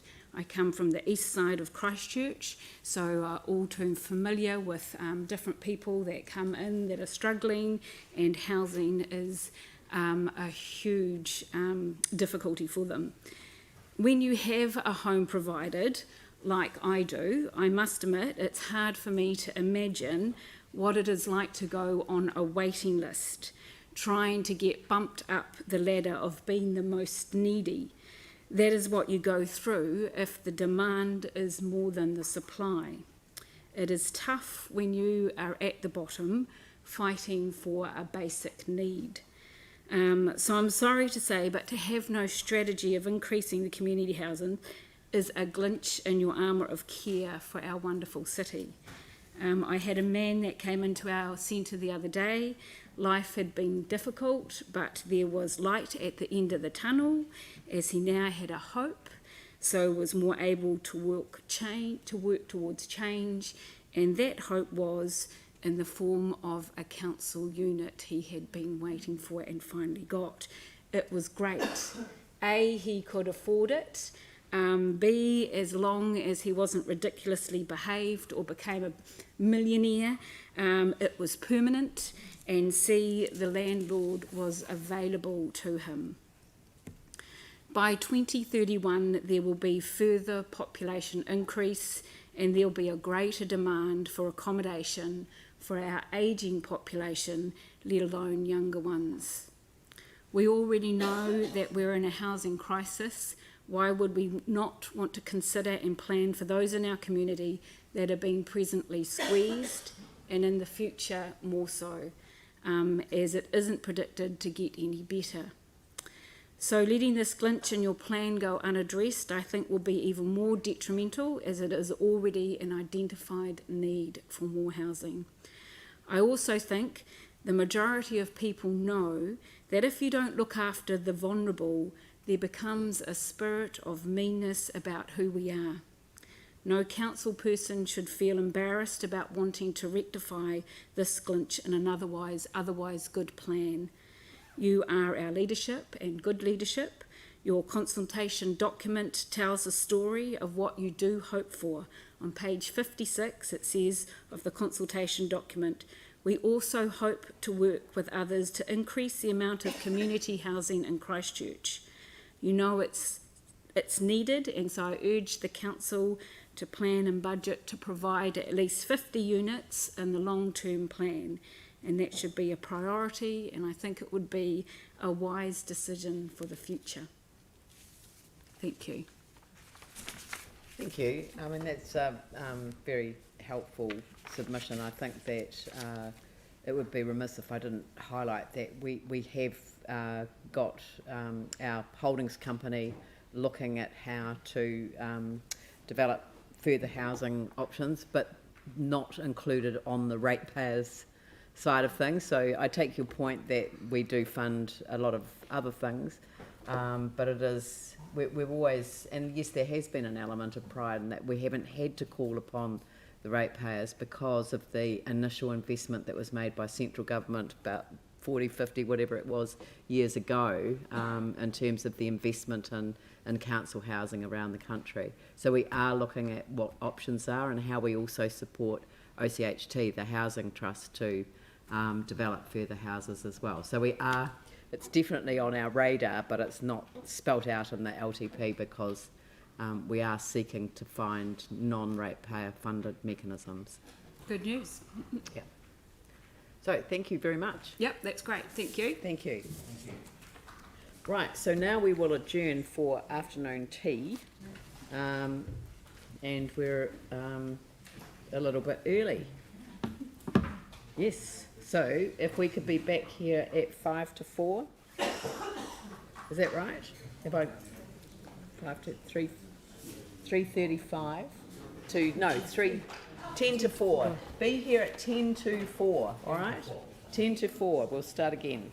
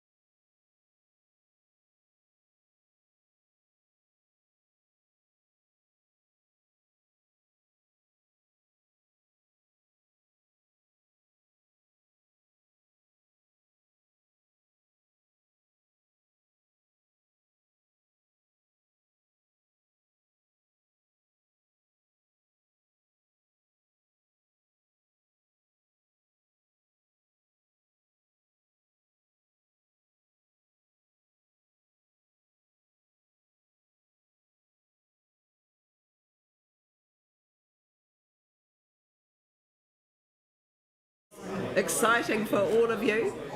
Please, could councillors please resume their seats? Thank you. Thank you, Phil. Thank you. So they've left the room. I'll go and get some of them back. So I think that some of the submitters haven't arrived yet. So Joshua Merriam's not here yet. Ken Maynard. So Vicky, it's you. You're up next. How rude. What? I thought I'd get an audience, and there's an audience of one. No, there's all of these people. Sorry. No, but there'll be thousands of people live streaming. Important. You are very important. Thank you, Mr. Important. Would you like to go first, or is it? I don't mind, yeah. There you go. I'm just waiting for someone. So who are you? Okay. Yeah, I can go first. Kit, come forward. Kit, I just want to know if Sarah's done. Start with a joke. It's a long time ago now, James. Right, thank you. Kia ora tātou, my name's Kit Dudney. I'm the chairperson of the Avon Heathcote Estuary Hutai Trust. We were set up in 2002 and 2003 to represent the community's ideals for a better estuary and to try and restore the Māori to that area of Christchurch. We're really pleased to be supported by both you guys as council and Environment Canterbury, and we have memorandums of understanding with both of your esteemed organisations. One of the things we have submitted on, however, is that in the last 10 years, our grant from the council to undertake our work, we're all volunteers on my board, but we do have a part-time, half-time manager, the incredible Tanya Jenkins. You may have heard of her. She organises the Motherall cleanups, Estuary Fest in concert with other community groups and has a real networking ability.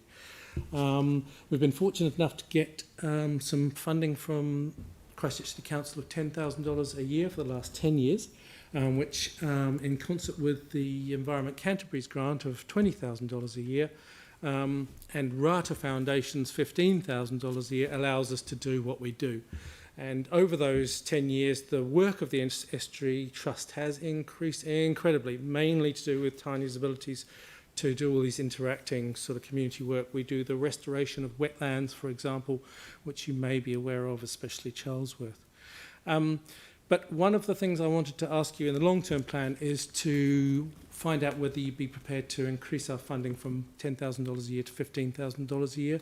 We're under more and more pressure from Rata Foundation to reduce that funding, and this year we were unable to get the $15,000. We're down to 10 this year, and I'm worried that Tanya will be lost in this effort. And we're also going to Environment Canterbury in their long-term plan with the same request of an extra $5,000 a year to pay for Tanya's good work. So if you could consider that in your long-term planning, I would most appreciate it.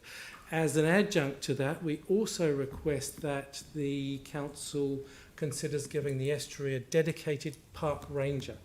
That is one of our last points in our submission. We'd really appreciate a go-to park ranger for everything to do with the estuary. At the moment, we have various access to a couple of park rangers, depending on which side of the estuary we're dealing with. So it'd be lovely to be able to actually have a park ranger dedicated to our work. I would like to finally mention one aspect of our submission, which is the Estuary Green Edge Pathway. As you'll be aware, the Coastal Pathway has been open since 2016. It's a marvellous asset to the community all the way along the south side of the estuary. And we also have the opening of the South Shore Red Zone Pathway, and that's being worked on at the moment and is open to the public for walking with their dogs and companion animals and things. So we really actually oppose the opening project, which is still underway by council, to open the third side of the estuary to humans and their companion animals. At the moment, this is right beside the estuary, between the estuary and the Oxidation Ponds, which is a wildlife refuge with dock status. Our birds on the estuary, as you'll be aware, they're shrinking every year in their number for every species. And this protected wildlife reserve is incredibly important to the habitat of these birds and other creatures. And the combination of moving between the estuary and the wildlife refuge is really important to keep humans away from that. So as part of the sort of idea of biodiversity would really like to keep humans out of that area and just have it for the animals. So we would request that we rescind the Green Edge pathway route from this very sensitive area to another more appropriate one, either through the middle of the ponds or back end of the ponds through Bromley area, which I think would be excellent. Thanks very much, councillors. Any questions? Yes, Pauline. Thank you. Look, we had a deputation this morning, a submission, and the lady said that occasionally people are allowed to go through there by permission. Do you also oppose that, or do you think it should be okay to do that if you get permission? That can be okay if you get permission. For instance, occasionally the 360 trail pathway asks permission to go through, and that's fine. But what we really want is a restricted access to all of us, and mainly our dogs. We also get horses going across the estuary mudflats into the area, and it's the only reserve that the birds have got away from us and our activities. Right, thank you. So you'd be relatively comfortable if that was still based on a permission basis rather than an open... Yeah. That's right. The difference. Okay. Yeah. Good. Thank you. Not a permanent pathway. No, Thank that's you right. very much for your submission. No problem. Very Thank you, everyone. Thank you. Vicky, do you want to go? So I don't get out of it now, do I? That's all right. I can actually see why. Are you waiting for someone else? No, it's all good. She'll be Okay. sweet. I'll just All tell her I bluffed it. No, it's all good. Just interesting. I see there my name's spelt Vicky Payton. It's probably good. I know. Isn't it tremendous? It's incorrect. Well, it is a tad, but I was grateful that I didn't get into DHB because they spelt my name like that. So, you know, there are actually some benefits of getting my name spelt incorrectly. Well, but that's okay. I won't slash my wrists and bleed all over the wooden floor. It could be a bit messy. I guess the reason for my being here is actually with regards to the potential closure of the Akaroa and Littleton service centres. Look, you know, it's really awkward, isn't it? I mean, I've gone through and had a look, and I do understand why the decision has been made to take that into consideration. I mean, if you've got something, you've got to make sure it's cost effective and all the details that go with it. I do wonder, though, when a business isn't profitable, usually you go through and do a health check, and I know many of you will understand that, and you check to see what's actually wrong, how we can make that actually more beneficial and obviously, you know, profitable, which is a really big deal when you're in the council as well. There is a little bit of a concern there because, you know, best practice is to ensure that the ratepayers are covered with all the bits and pieces and all the services and needs that are required. It seems to me that, you know, just giving you a short education for those people that don't actually, aren't familiar with Littleton. It was actually, the bridle path itself was constructed in 1850, in the late 1850s, and it was the first path that actually the people used to go from Littleton to Christchurch. So it's now turned itself around, and I'm sitting here grovelling trying to get the service centre kept open. So, you know, the bridle path does actually have a lot of historical things about it, but so does Littleton, and I do feel that maybe, and I wasn't party to obviously the discussions that everybody had about getting rid of the service centre, but I do maybe think that it might be a little bit hasty to totally eradicate its existence. So when we were talking to the Business Association, we have nearly 100 members, if not more, in climbing, which is a really good indication that there's now a lot of people that are working from home. There's a lot of businesses there. In the discussion with them, a lot of them are actually now showing a huge growth in their businesses as well, which is pretty unusual in the current climate that we've had to experience.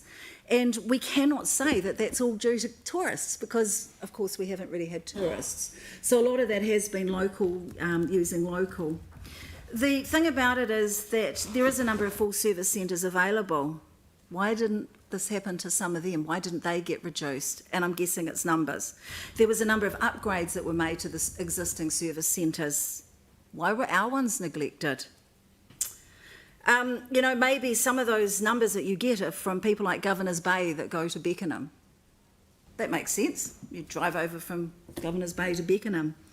I wonder if the discussion has been made that, you know, for Littleton and Akaroa to use the service centres in the other areas, they're going to actually have to catch 2 buses. Has anybody caught a bus? Do they know how much 2 buses cost? Yeah, I love buses. Sorry? So yes, if you do it within a certain period of time, Yeah. but that doesn't make up for the fact it's still 2 buses. And if you're an elderly person that's got a disability, that would suck. Internet and phone connection is often limited in Allbanks Peninsula, especially in some of the pockets. Are you aware of that?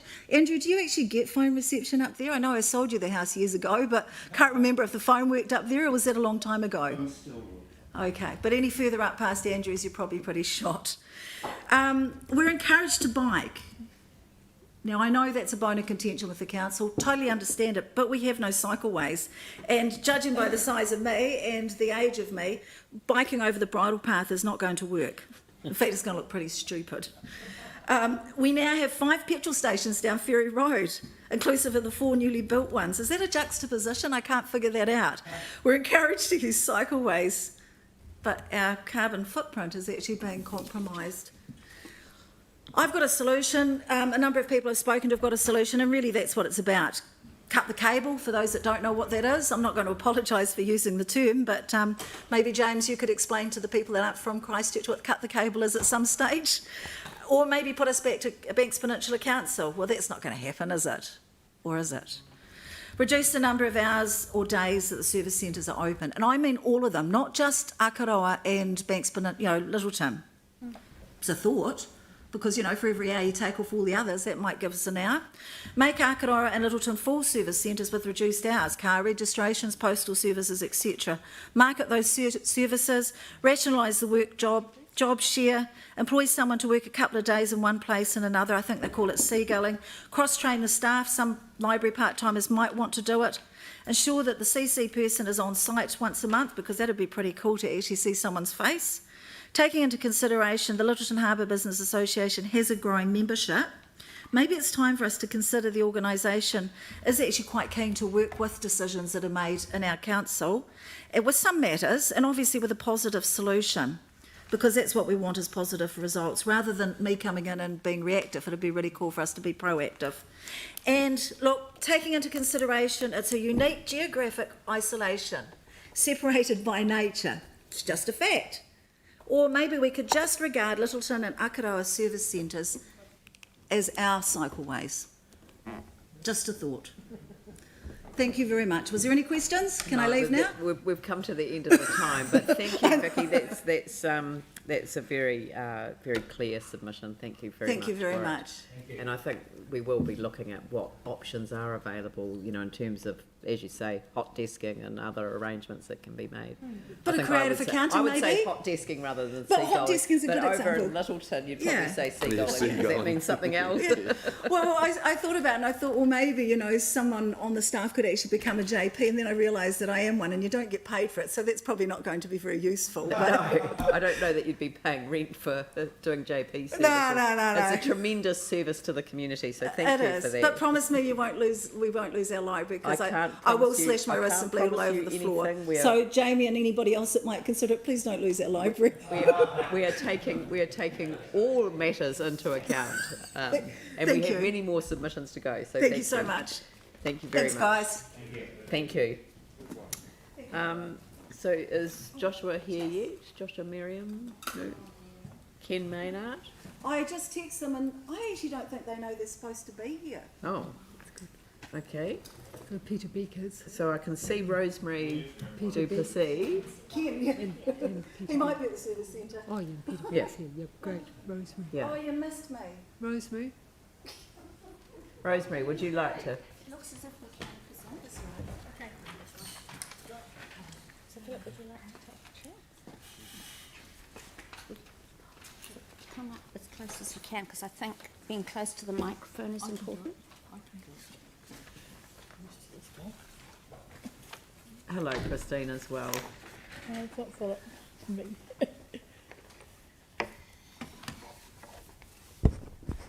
Tēnā koutou, tēnā koutou, tēnā koutou katoa. We are here representing the National Council of Women, Christchurch branch, which has been concerned about a number of different issues in the long-term plan, but we decided that we would focus on one particular thing that was of significant importance to our members, and for which Christine Haythornthwaite, who's sitting next to me, and who's been involved in NCW for longer than I have been, So she's been a member and a representative, currently a representative of the Association of Anglican Women, and my name is Rosemary Duplessis, and I'm co-president of National Council of Women at the moment. So we decided we're going to focus our attention on the issue of mobile libraries, and I was very pleased to hear outside this building that, that you've had a number of different submissions on this particular topic. So what I'll do is I'll speak very briefly to the written submission we prepared, but I won't go through all of it. And that will be the general issues and the position of NCW Christchurch branch. And then Christine will provide you with some personal experience that's very relevant to why we think this is a very important issue. So NCW Christchurch branch opposes the proposed cut to mobile library services. It was one of the things that, although people didn't always read the small print, when they realised it was there, they were deeply concerned about. At $91,000 a year, as I understand it, we do not see this as an expensive service, but an absolutely crucial one, on which many elderly residents in retirement villages depend in very important ways.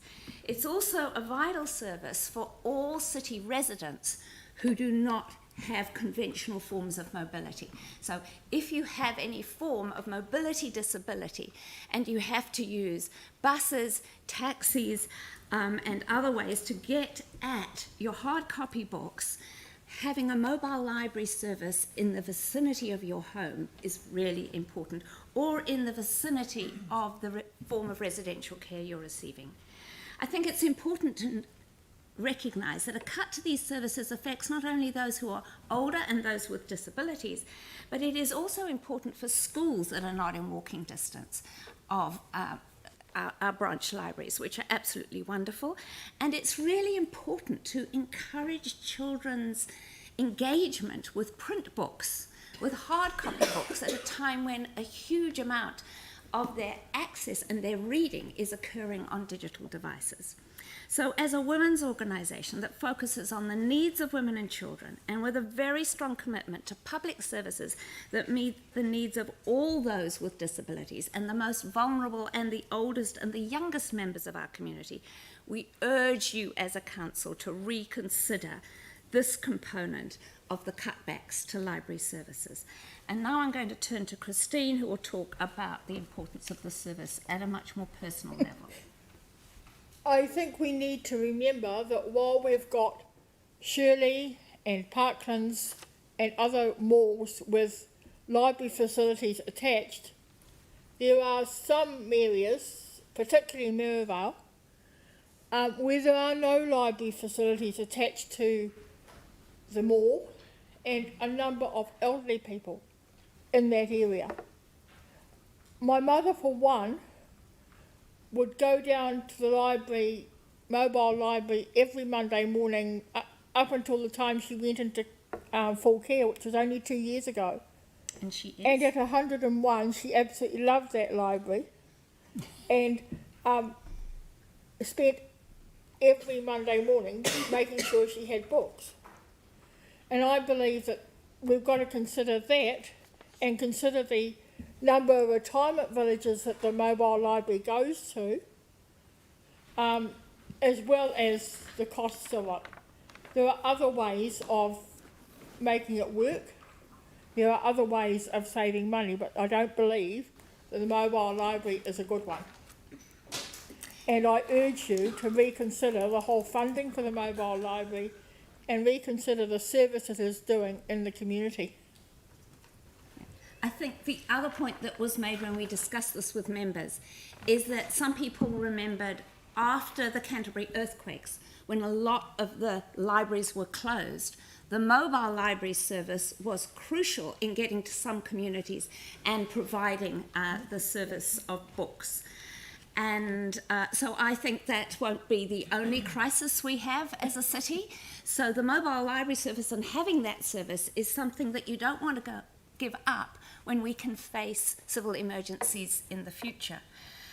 The other agendas associated with that are that the mobile library service and the librarians who go out know their communities and they know the people who use those services. So it's not just a matter of a physical van with books in it. It's a matter of someone who goes regularly into those communities and interacts with the people who use the service and gets books for them and encourages people, if you like this, well, then maybe you'd like that. So they genuinely act as librarians in a way that is hugely important, particularly for people who have not grown up with experience in using digital media. And I don't know whether you saw the article in the media where Anne Brown was saying that she, in the retirement village she's in, she goes into the mobile library every week and makes sure that she gets the type of books that her husband enjoys, and the librarians know what he wants, and they select out the books that he knows that he will enjoy. And I think that's another thing, that a lot of people that go into retirement villages and other places, they haven't got transport. They can't always get to a district library. Thank you. But we've had a number of submissions on this, as you've highlighted, and thank you very much for focusing on the issue. We've canvassed, whether there are potentially other options for delivering the service. I think people were after the service as opposed to the necessarily an investment in particular methodology for delivering. But anyway, that's what we'll take into account, and thank you very much for making your time available to come and submit to us. So thank you. Are there any questions? No. Okay, that's good. We've run out of our time. We're just sticking to a reasonable time frame. That's great. Thank you very much for listening to us. We really appreciate it. Thank you. Thank you, Rosemary. Thank you. And thank you, Christine, too. And thank you, Philip, for support. He's facilitating this possibility. Who have we got? Peter Beck. Yeah, well, I'm looking around the room to see who's actually here, so we're just...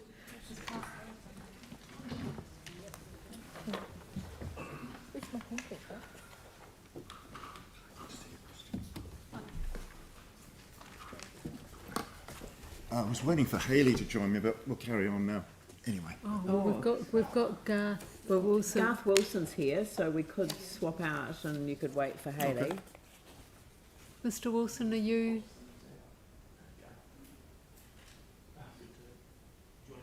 Are you ready to go now? Because we'll. No, you can go now, because I'm waiting for someone. Peter's waiting for someone to arrive. If you could go now.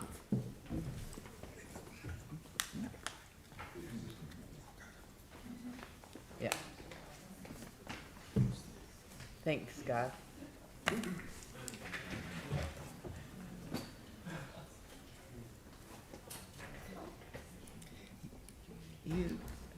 Are you able to bring the slide? You can.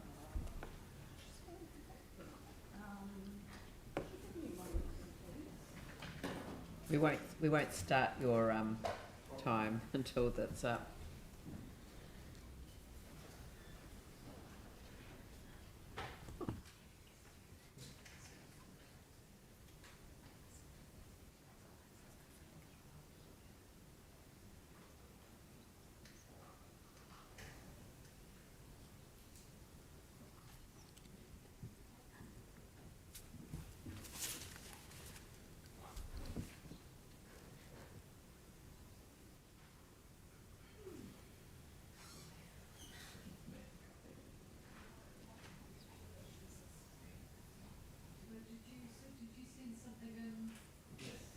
Did you send something in?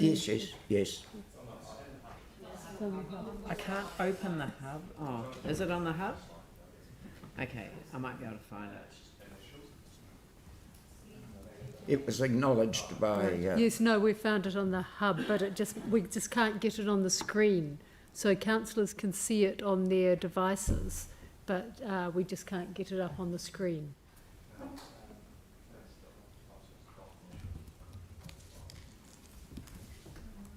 If it's on the hub, can you not open it in PowerPoint? And Yeah. Excuse me for a moment.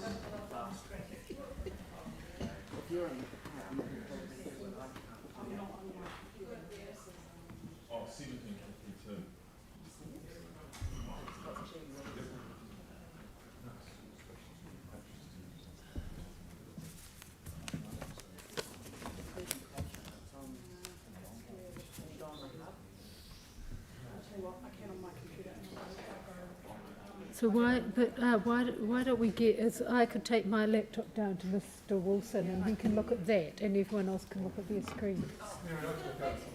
Yeah. I've got a paper copy, yeah. Okay, so we could get started because everyone can read it. You've got it. So you can, if you've got it in front of you, you could just I've got paper. start. Yep. So he's going to start. Good. Lee? Should be G. Wilson. Great. Yeah. Thank you. Okay, I'll work off the paper copy and mention when I'm going on to the next slide. Yeah.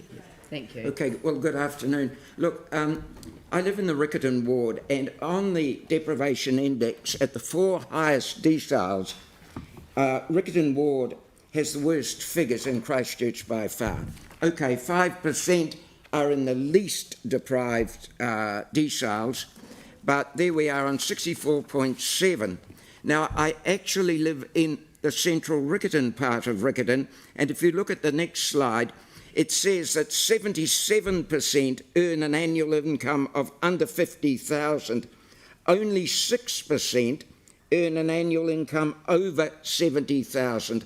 And I think it's really important, councillors, especially on the salaries that you are on and that the majority of people working for the council are on, that you do remember this when you contemplate putting rate increases. These are real people working 6 days a week on the minimum wage or minimum wage plus 50 cents, $1. It's very tough out there. And many of these people that were full-time are now part-time following COVID. Things have got much worse. Here's the thing about central Riccarton or our area. The current population far exceeds the limit for medium density households per hectare. We're way over 75 their households per hectare in the central Riccarton area. And I know the Mayor visited with us on a walkabout a few years ago and was quite surprised at the density then. It's unabated, I can tell you. And what is really concerning is that you have proclaimed yourselves a climate emergency council, yet investors and developers are being allowed to replace every tree, shrub, blade of grass, what with concrete, gravel, bark, and this is masquerading as landscaping. Now, in really developed cities, I go to a country each year, which would be a second world country, not a first world country, but even there, they use in the capital these big machines that take out trees with the whole root structure attached so the trees can be planted somewhere else. They don't lose the trees. It's really important, I think, that the council investigate this aspect. Okay, so 74% of our residents in central Riccarton are under the age of 40. 54% under the age of 29. Riccarton is not an old person suburb as it might have been perceived some years ago.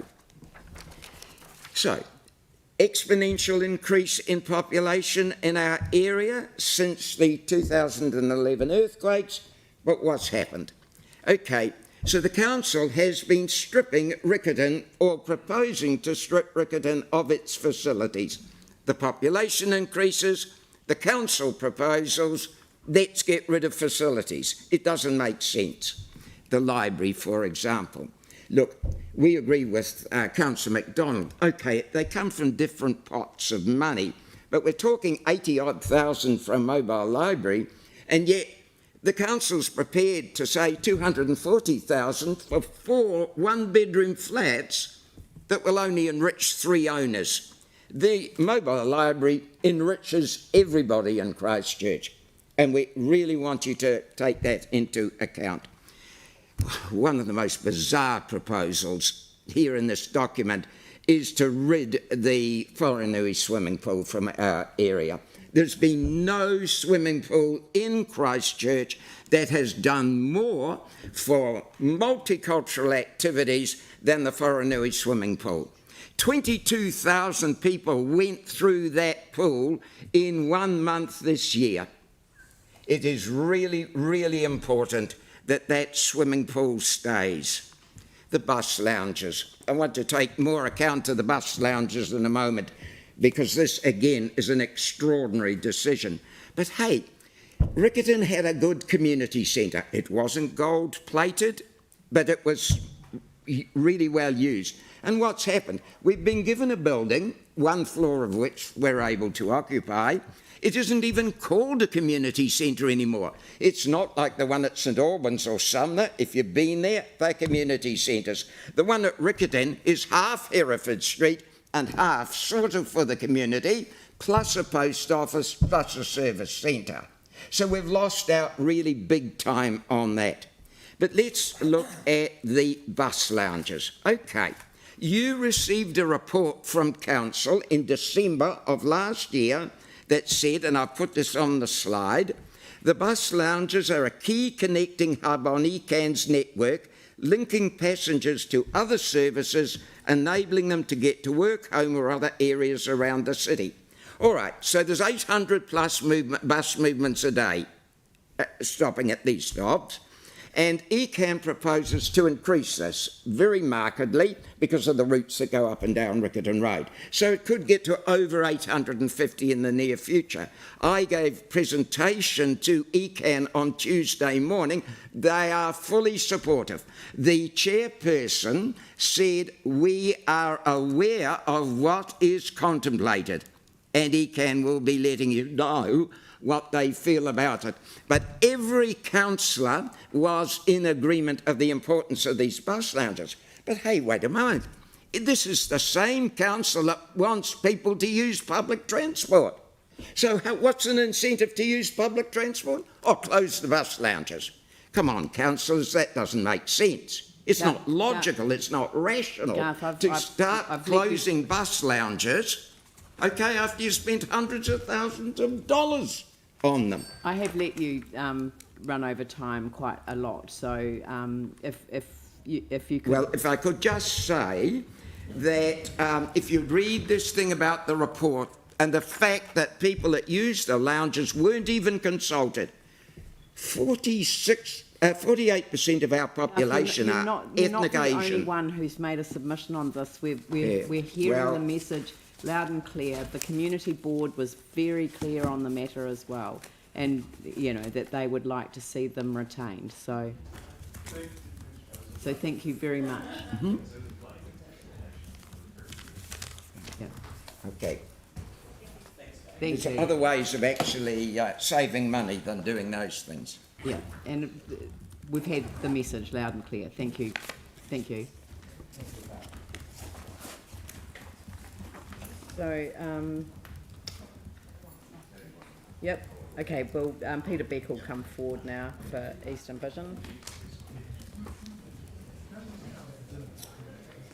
Kia ora tātou. Nā hawe whānā iwe tōne tēnā koutou, tēnā koutou, tēnā koutou katoa. It's nice to be in this seat and seeing a lot of people I know. Your Worship, councillors, good to be with you. I've actually been an Anglican priest for nearly 50 years, and it's a long time. And part of what we do, and have been a part of our character, is that we talk about dreams and visions and what gives meaning, value and purpose in our lives. And I guess that's kind of what I've come to you to talk about. All of you have been elected to this council because you want to make a difference. You want to improve the lives of our citizens and in our city. And I thank you for wanting to do that.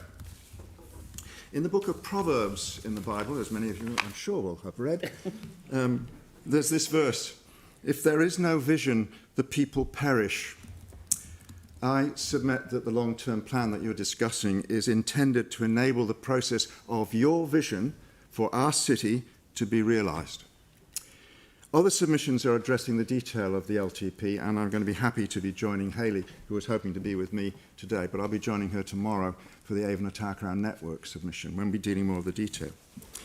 The stated vision of this council, that is to say, your vision, councillors, is this: Otautahi Christchurch is a city of opportunity for all, open to new ideas, new people, and new ways of doing things, a city where anything is possible. I remember when Gary Moore was mayor, he had a kind of a vision which I quite liked too, which was, in a sense, he was saying, Christchurch is a city where all our children are cared for and loved. I quite like that, because it catched everything, really, in doing it. So it's my understanding this vision statement guides you through your LTP, and you are the guardians of this vision. I make this submission on behalf of Eastern Vision, which has a group that's been around for the last 10 years and been engaged with this council and many other groups representing the eastern suburbs, and in particular the residential red zone, of course, in developing a long-term vision and strategy for the land. We were delighted when in August 2019 Megan Woods, Honourable Dr. Megan Woods, stated that the Avon Otakara River Corridor Regeneration Plan developed by Regenerate Christchurch had been approved under Section 38 of the Greater Christchurch Regeneration Act of 2016. You will know as well, of course, that it provides a vision and objectives for short, medium and long-term future land use and opportunities for this 602-hectare area of land in the heart of Eastern Christchurch.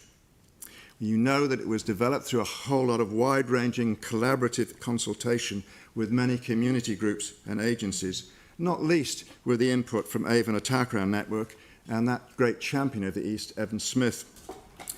At least I have to say we were delighted when it was approved. And your perspective on the river park is stated in this way on your website, and if you've read my submission it says it there. Regenerating the Avon River Corridor is a once-in-a-lifetime opportunity to create a legacy that benefits future generations. The area is potentially exciting, provide a range of environment, social and commercial benefits as we explore the ways to protect homes from the effects of climate change, sea level rise, and make the Otakara River a healthier place for people and wildlife. We know it won't happen over time, immediately overnight, but it will take time, and we could estimate it takes 30 to 50 years. So, the plan which you have endorsed, we hope, aims to create a restored native habitat and all the rest that goes with it. Now, this LTP is intended to play a formative part in enabling that vision to be realised. And last year, I was privileged to be here in June, as many of you were, and I was here with the Mayor, when the petition of over 18,000 people, which was sent to Parliament in 1812, advocating for the park, was ceremoniously returned to the Council. It was a very moving event, as you know, Evan Smith, who was the champion of the River Park, was terminally ill. And he was able to watch the ceremony by being beamed in from his hospital bed in Wesley Care. And he rejoiced. This man, who had led a campaign to get a red zone areas along the Avon Otakara River turned into a park, was given a promise by your worship that his dream will become a reality, and we all endorse that. That all looked well. That was, however, on June the 30th this year, the sections in the Greater Christchurch Recovery Act relating to recovery and regeneration plans will be revoked. This means the plans no longer have statutory effect.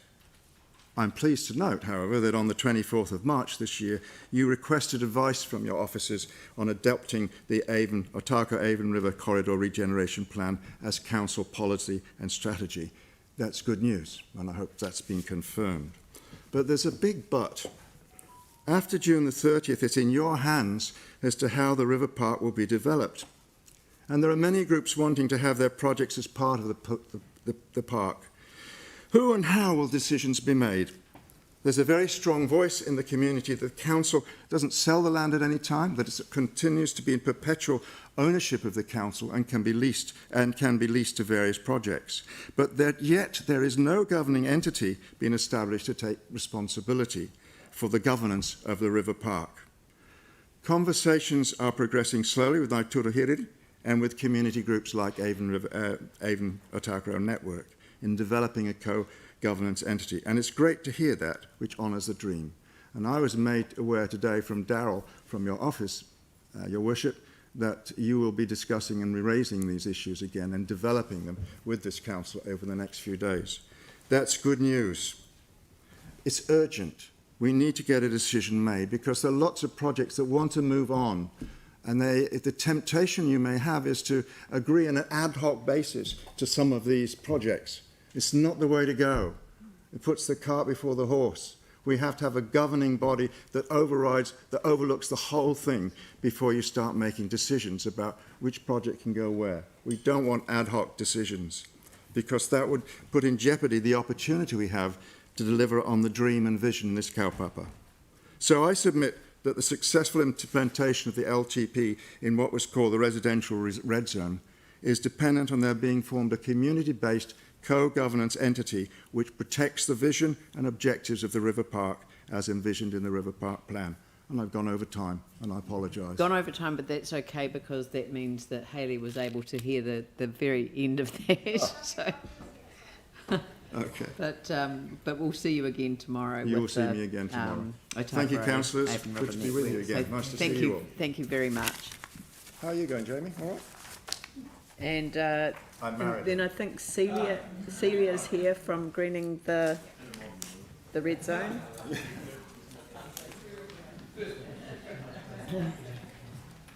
So this is you probably have in front of you, councillors. You will have a name Marilyn in front of you, but this is Celia. I'm not Marilyn. No.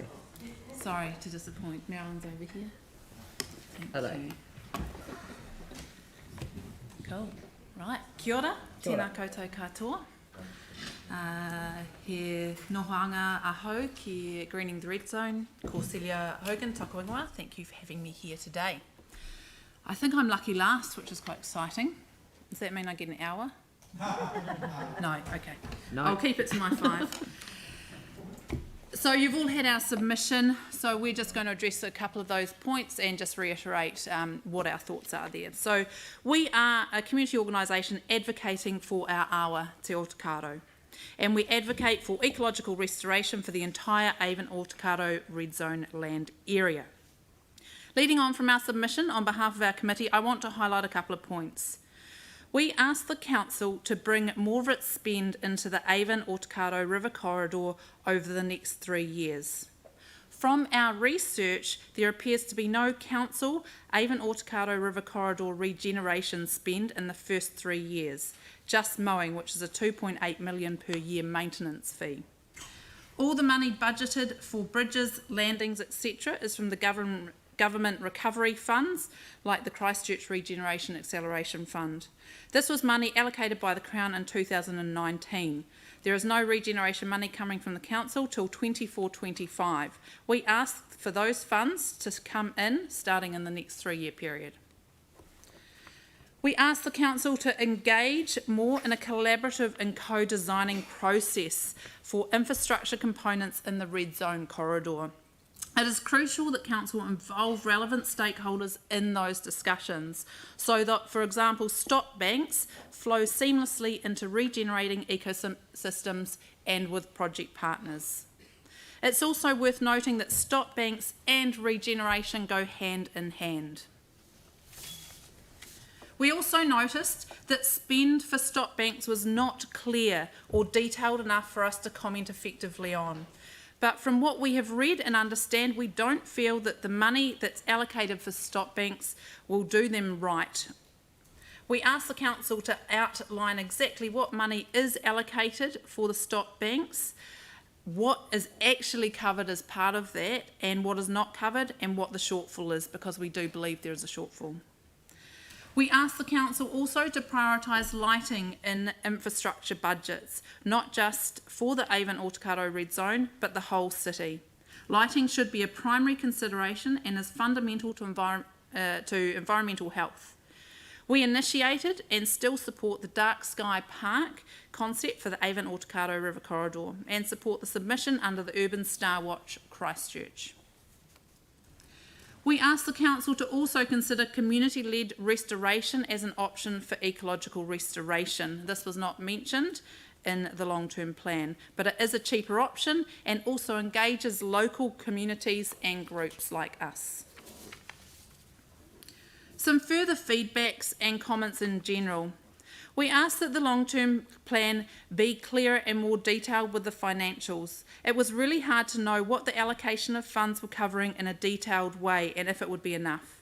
There was not enough financial detail that was easily accessible to public to make well-informed recommendations. We proposed just giving us a spreadsheet with what all the spend allocations, budgets and timeframes were.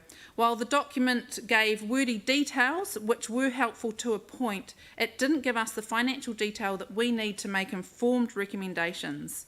We need more detailed financials when we're essentially feeding back to you on where to spend the money. If those spreadsheets were there, then it wasn't easy to find, and that is some good feedback too. We would like to see better engagement and communication with general public and interest groups for the Avon-Otakaro River Corridor. This is both about co-design and communication. There is a lot of expertise in our groups, not just ours, but some of the other project proponents, and experts who are often heading some of those proposals that are going to be in the corridor over the next decade or so. But they are not being consulted. Please be open to using us and collaborating. A communication example is, as Peter was stating, the governance model for the Avon-Otakaro River Corridor. 2 years on and we're still in the same place, no governance model. It is truly disheartening and with a real lack of comms from the council about the real situation. We know there's stuff going on, but it's not being communicated to the wider public.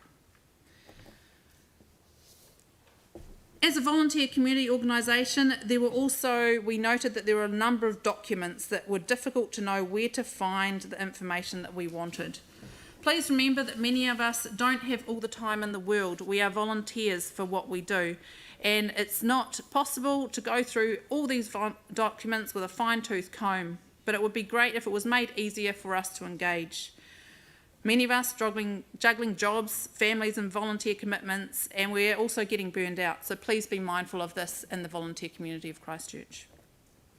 To finish, we ask the council to continue to represent the vision of the Avon-Otakaro plan that was approved by the Minister Megan Woods in 2019, which prioritises ecological regeneration.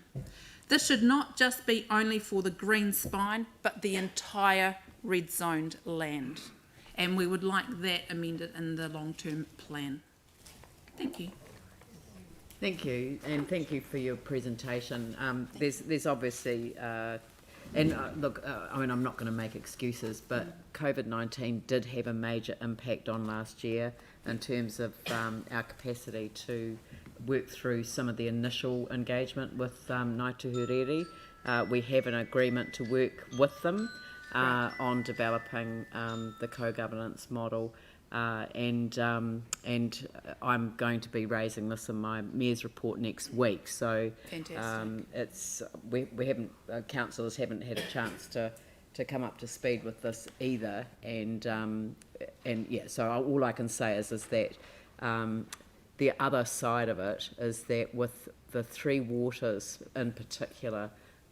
Challenges and in relation to the water issues with Ngāi Tahu, it has been a very difficult time for both the council and Ngāi Tuhurere to commit the resources to the next phase, but we are both committed, and next week will signal just another step towards getting that resolved.